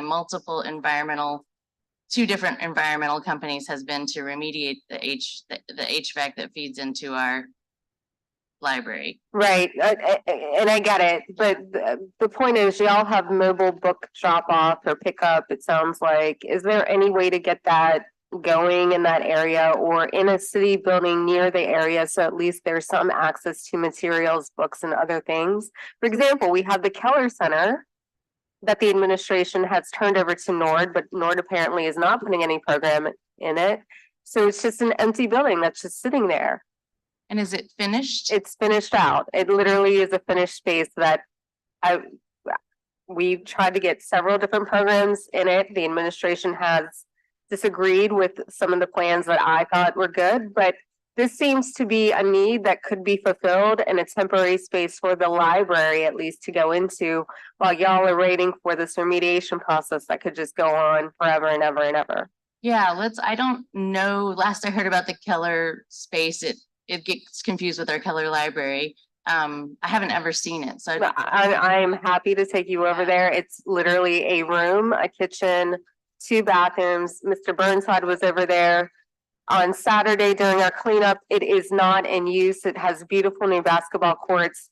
If y'all could just take it over temporarily, because you are getting the same calls that I'm getting and the nasty emails that are like, why aren't you opening this library? Which I completely get. Yeah. But again, there's a building that's maybe a half a mile away that could be put in use for the library purposes. Yeah, we never want to close library locations, partly because it's, part of who we are. The whole point that all of us went into this field is because we want to serve the public, but also, business wise, it is a hassle to close a location. We have to send staff across the city.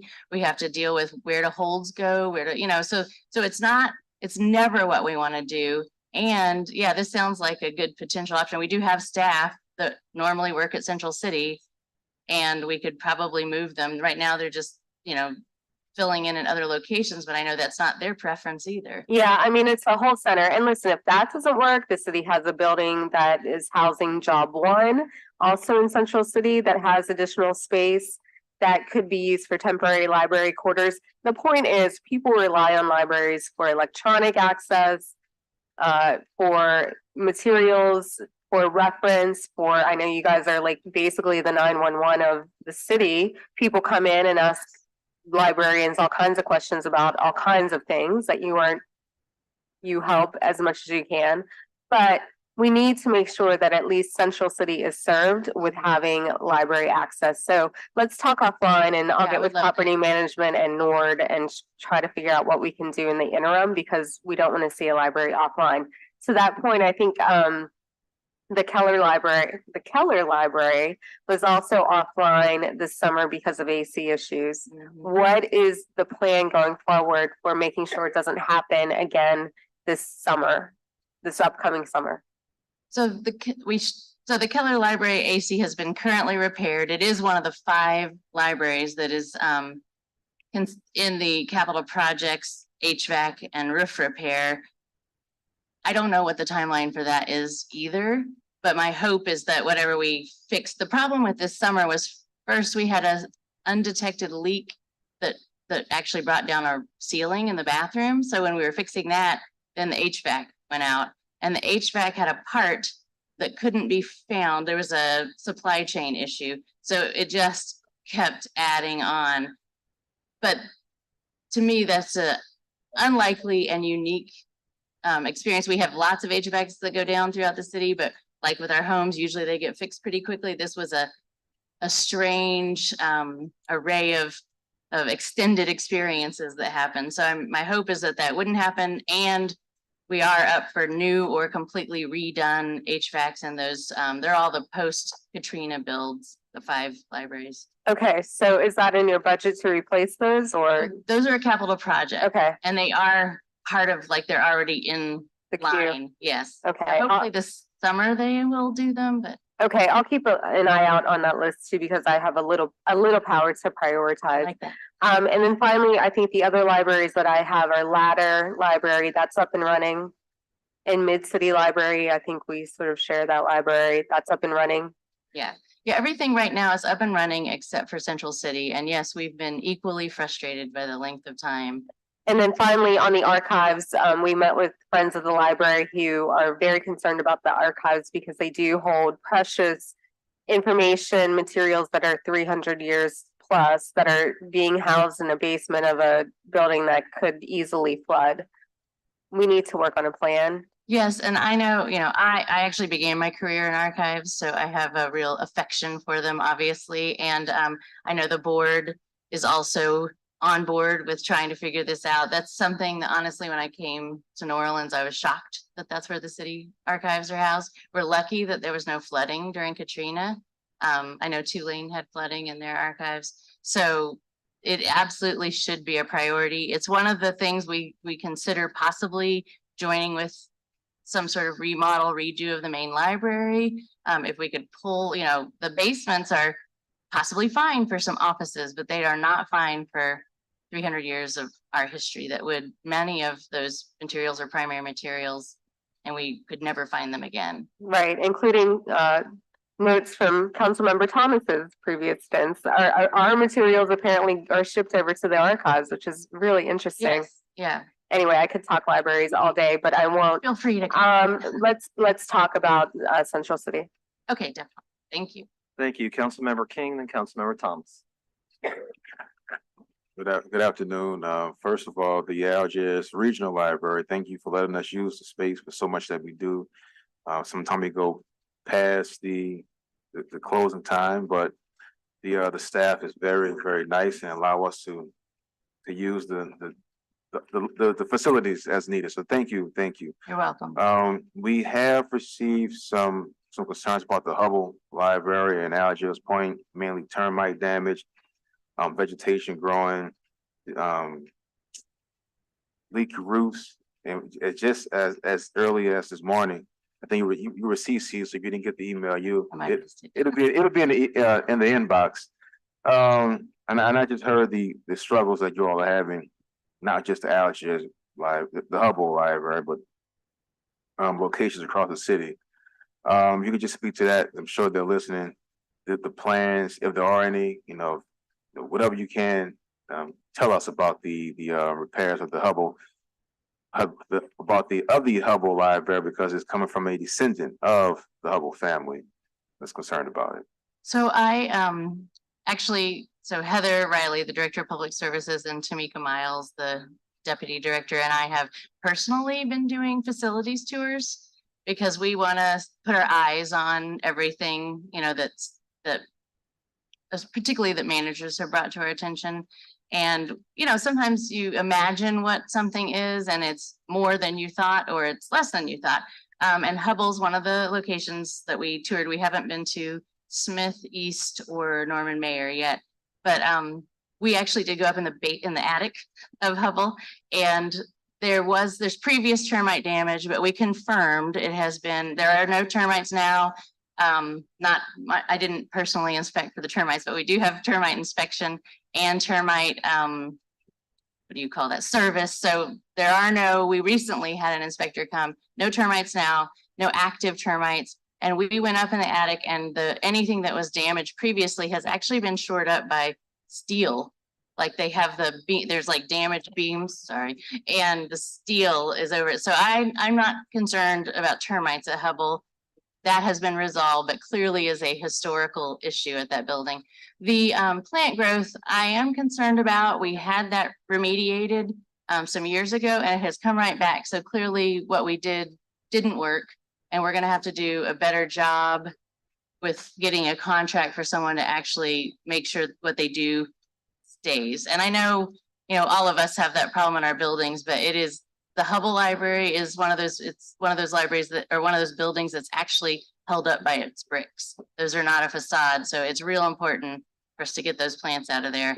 And it is on the list. We have a long list, as I told you, but it is an important piece of that list. All right, well, thank you for the update.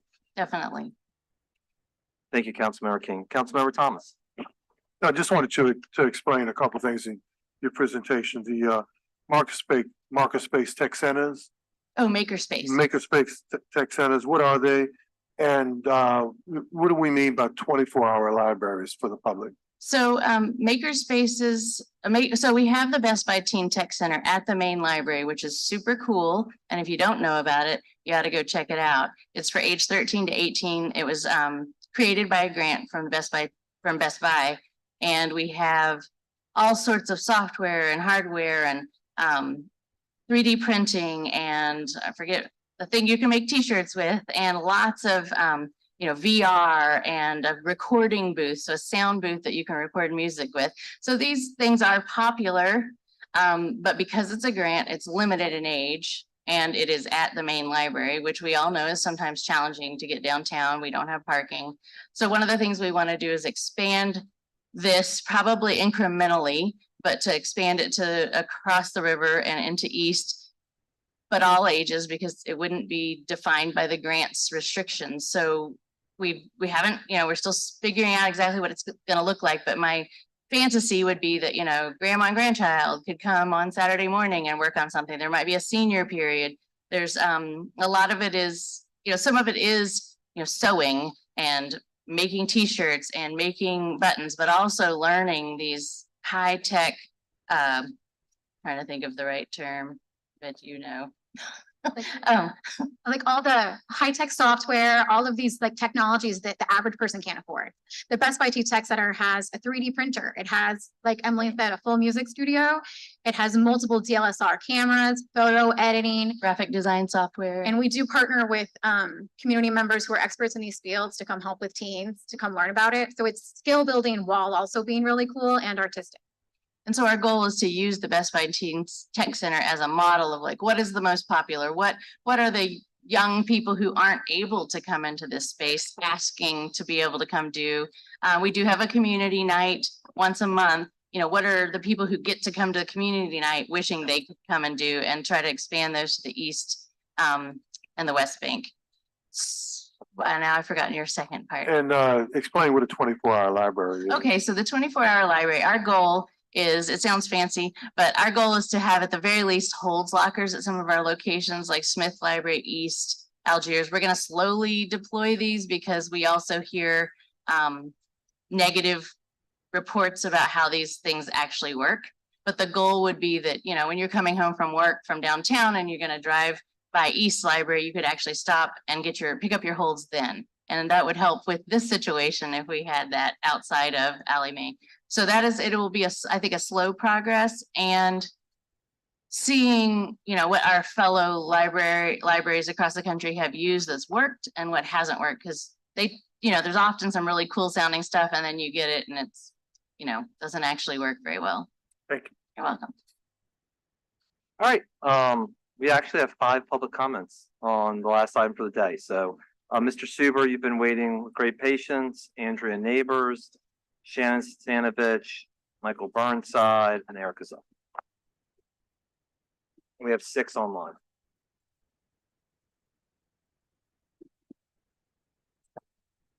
Yeah, my name is Malcolm Suber. I'm with the People's Hurricane New Orleans People's Committee. Good afternoon. We're here to say that, first of all, we definitely support and have been clamoring to make sure that our libraries are supported. And we appreciate the work that you're doing. There are a couple of things that we do have some concerns about. One is a timeline. And we want to make sure that the money that's been allocated for the repairs really get repaired, that the elevator needs to get done and what have you. The second thing we have to talk about, of course, is the security. We don't think that a library is the proper place to have armed security, and that we should be thinking of other ways to make these institutions secure in and of themselves because of the appreciation of the people who use it.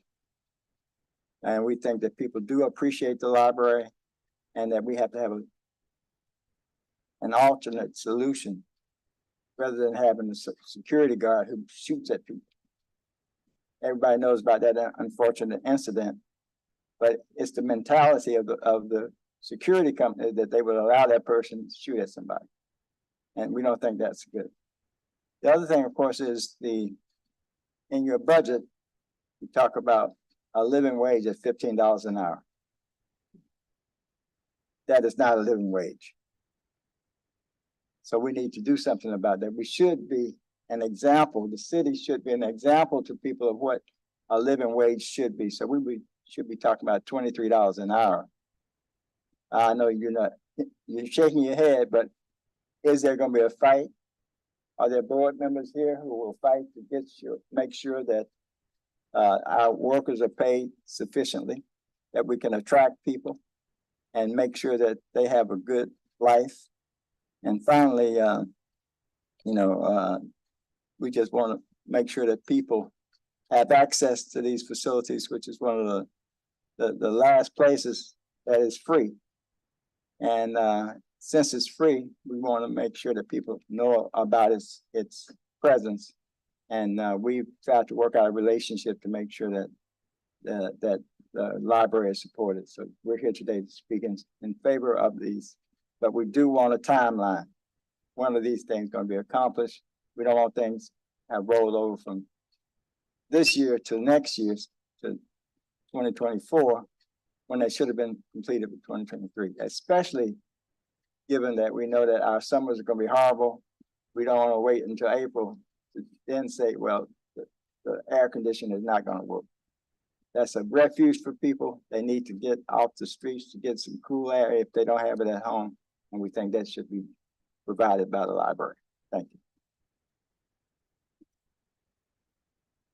Thank you, Mr. Suber. All right, Andrea Neighbors, Shannon Stanovich, Michael Burnside, and Erica Zucker.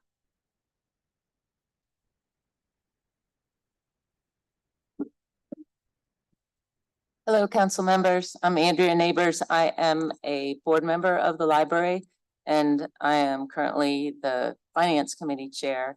And I had wanted to come up here and double down on Emily's presentation, and just note that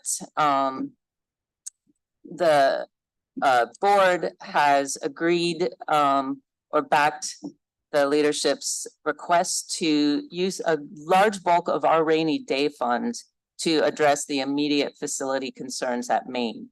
The past summer's heat wave that this gentleman referenced, the mayor designated our libraries as cooling centers.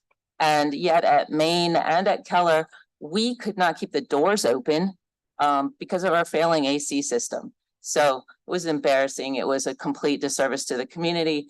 And the board decided that we need to take immediate action to address that, the AC problem, as well as the broken boiler and a public elevator that does not work. And so what I want to note is that these 3 areas of repair that we're taking the 9.5 million out of the rainy day fund for, they're just Band-Aids for the main library. And as Emily noted, the building, the whole building is, she said the AC system is at the end of its lifespan, but in fact, the whole building is at the end of its lifespan.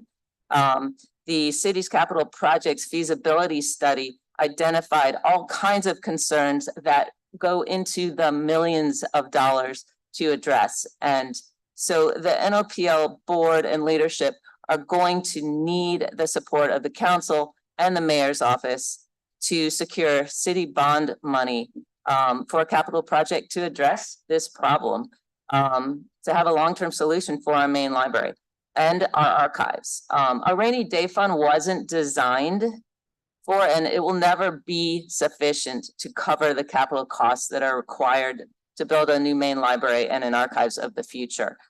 So both of these things are urgently needed. So please stay tuned because we really want to work with you.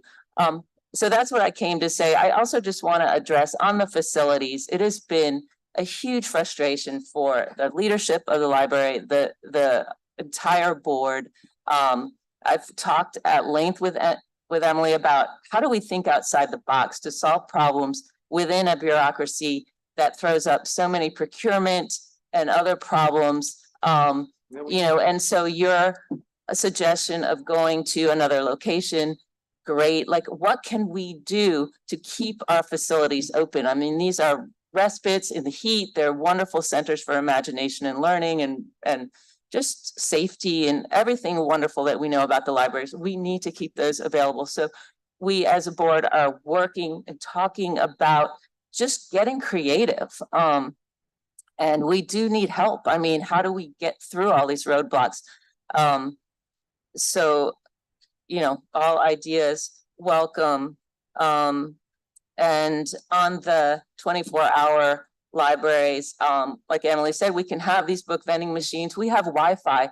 People can come and sit in a parking lot and use our Wi-Fi after hours if we need. I mean, there's all kinds of creative ways, again, that we can be of service to the community.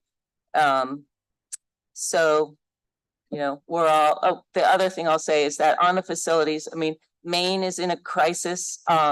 We have all these post-Katrina builds that are not that old, but were faulty and we're struggling with now. So the board has talked about a subcommittee that maybe we can pull in some experts from around the city who specialize in construction or building and renovation and all that kind of thing and help us catalog. I mean, Emily and staff are going to the libraries and trying to assess, but they're not experts in this stuff. We have the most skeleton of facilities and maintenance staff at the library. So we need community help. We need people to step up and help us catalog and get a handle. This system is just such a maze, and we have, you know, however many years ago, Emily said we had an archives request that has been kicked along down the road. So we have all these requests in from various years, and just getting a handle on where everything is, how serious is this falling down arch at this one community, at this one branch? Is that an immediate repair compared to this? So the board is really trying to, again, look at some solutions, because this is untenable. So all your help, welcome, and thank you for what you do. So to that point, we've asked capital projects and property management to present simultaneously on Wednesday, because we're tired too of the finger pointing. It's a property management issue, it's capital projects issue. I've heard Maze, Byzantine, today. We're frustrated, the public is frustrated. Everything has to move more seamlessly and with much greater rapidity.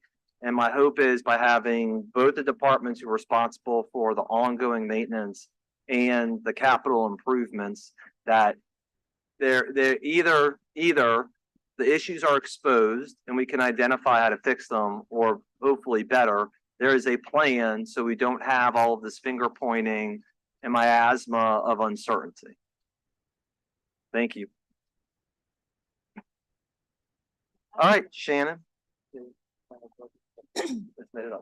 Good evening. I'm Shannon Satanovich. I'm the executive director of the Friends of the New Orleans Public Library. I always say I have the best job in the world, because I get to make the librarians' dreams come true, whether it's raising money for programs, advocating for them, you know, and speaking up for neighborhoods that want more, better, diverse library services in their areas. I think Emily gave an excellent overview of the big challenges that we're facing.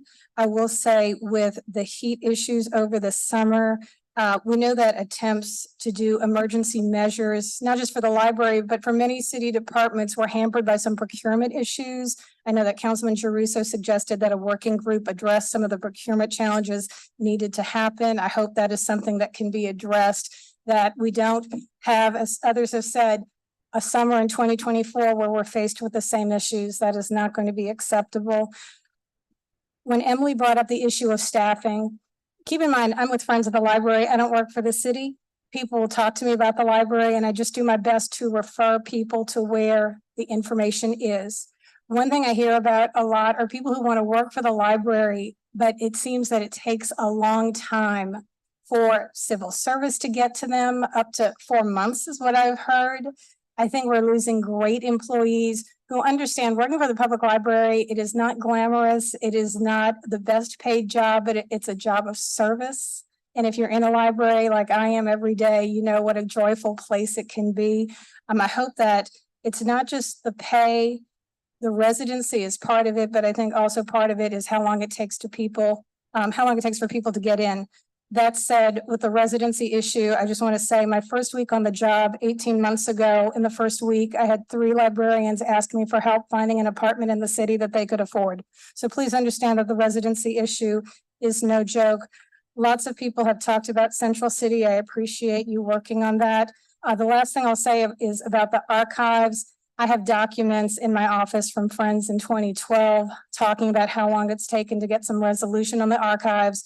We all know that it's not if, but when a disaster happens to the archives, and someone is going to be seated in positions of leadership, and we will ask, why wasn't anything done? So we definitely appreciate your cooperation in working together with Emily and her staff to get a plan in place that would give the archives a proper home.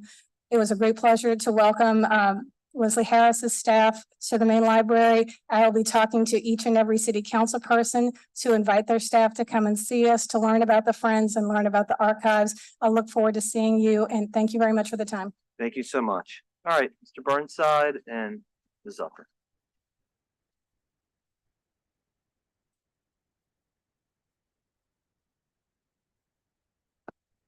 Corey Burnside, 2215 Felicity. So This is going to sound like a strange start when we talk about libraries, but I have a great deal of respect for Councilperson Green, and quite frankly, I think he's the best of the seven of you at tactical politics. I don't think he's the best of you at strategic politics, and he has taught me several things I don't want to learn. One of which, of course, is to say nice things to people that I either don't like or don't know. So I will say this to people that I actually don't know, but that I do like. I deeply appreciate the bathroom at the main library. I myself have never been homeless in New Orleans for any length of time, but I had a friend who died recently who was homeless here for plus or minus 10 years. And when I was building my house, finding a bathroom was an interesting experience. I often used Union passenger train terminal, but it's no longer available to the homeless.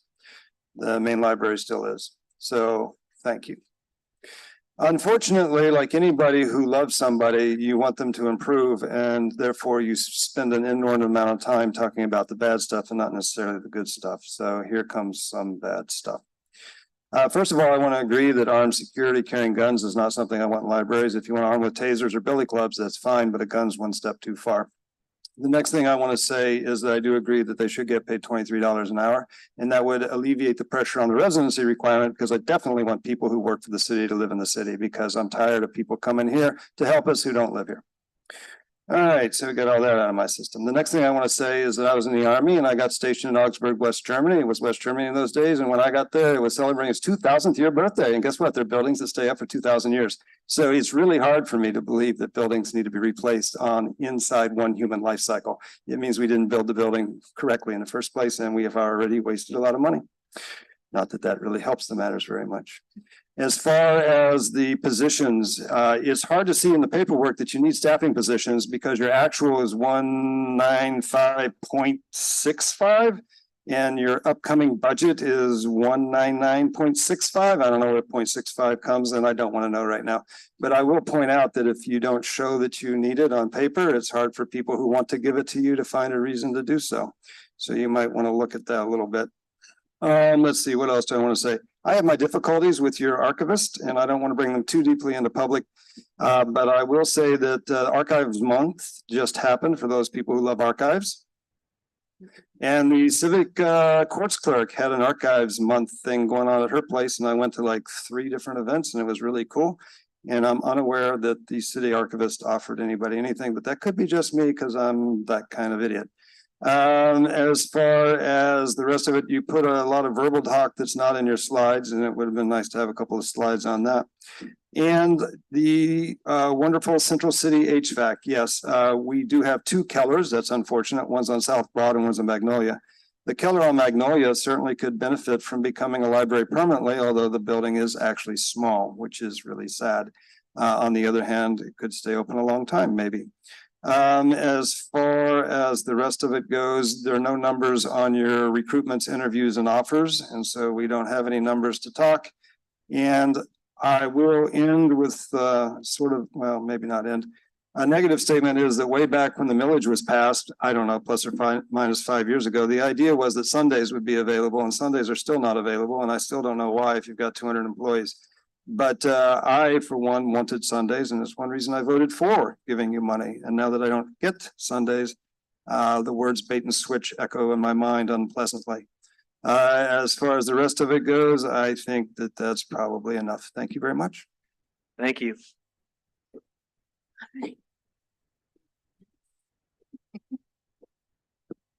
Thank you, Erica Zucker, Workplace Justice Project. I forgot to say last time that I live and work in District A.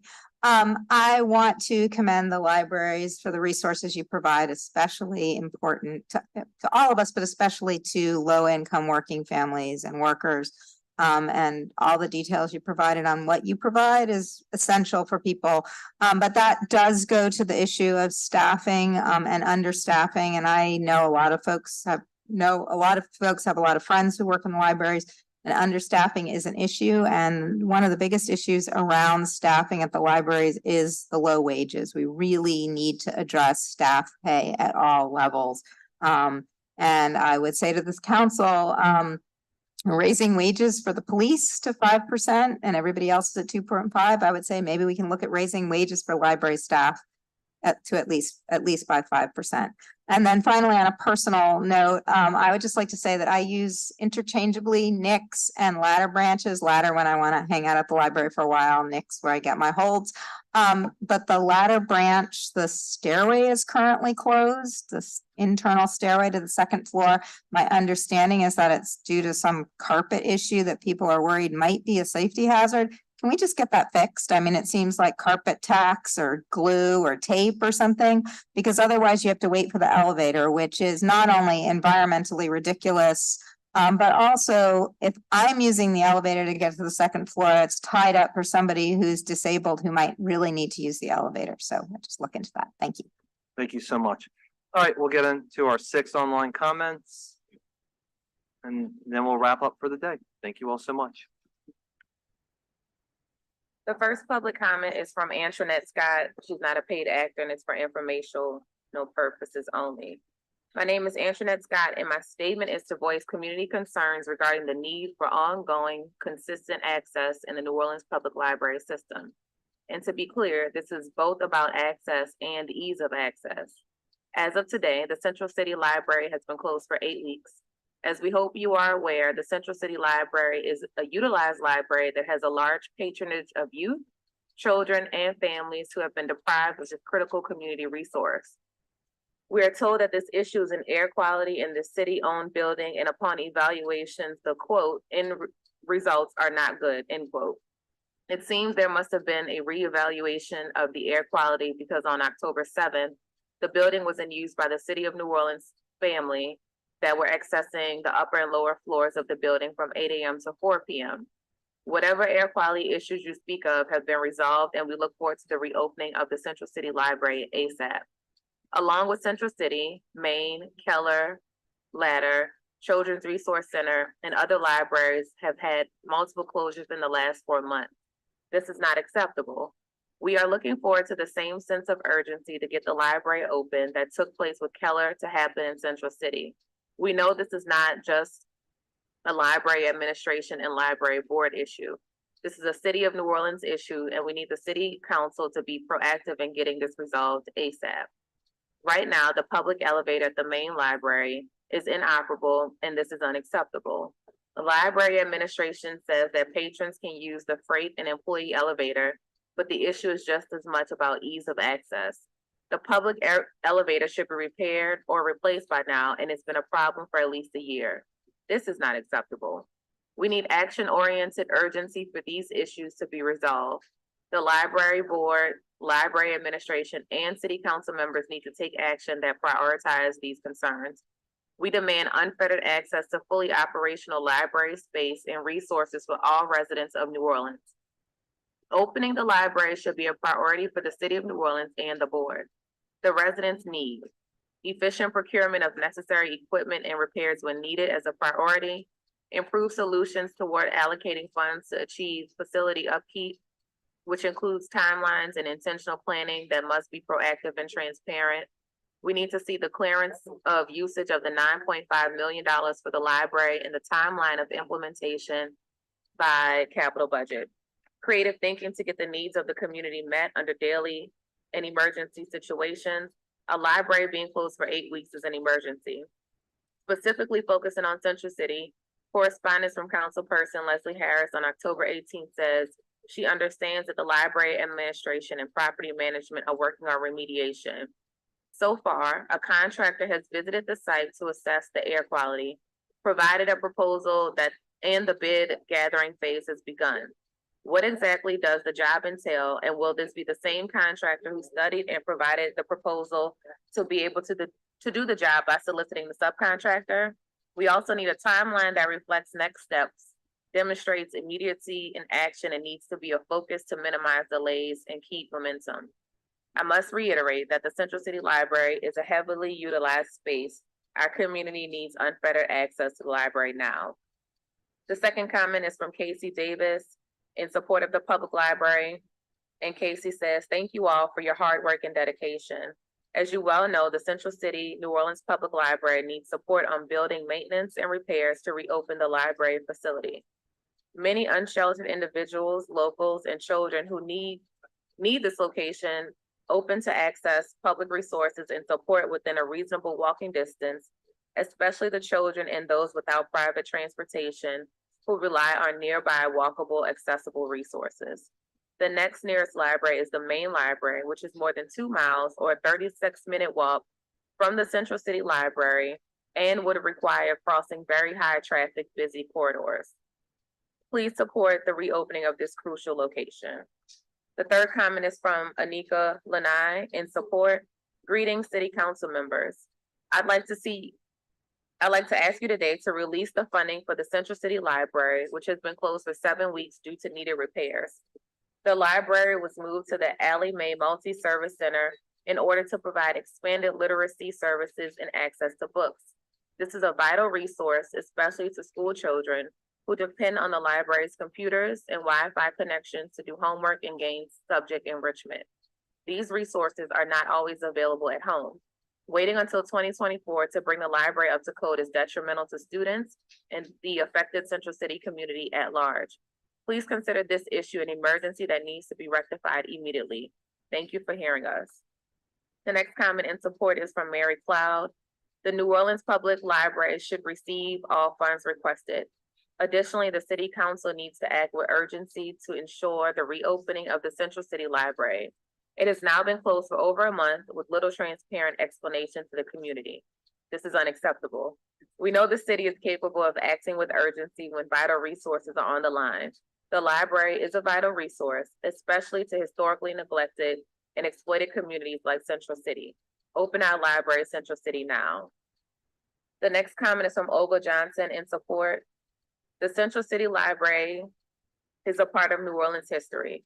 Why is it that we always try to tear things down that make the city a great place to live? I say open this library and every library. There should be no question about it. And the final comment is from Zachary Kanzler in support, and it says open Central City Library now. Libraries are necessary for public good. Stop abandoning us. And that's it. Thank you. Thank you. Okay, thank you all very much. We appreciate it. Tomorrow, and I will try my best not to use too many initials, we have the district attorney, public defender's office, police department, EMS, and fire. Thank you all very much.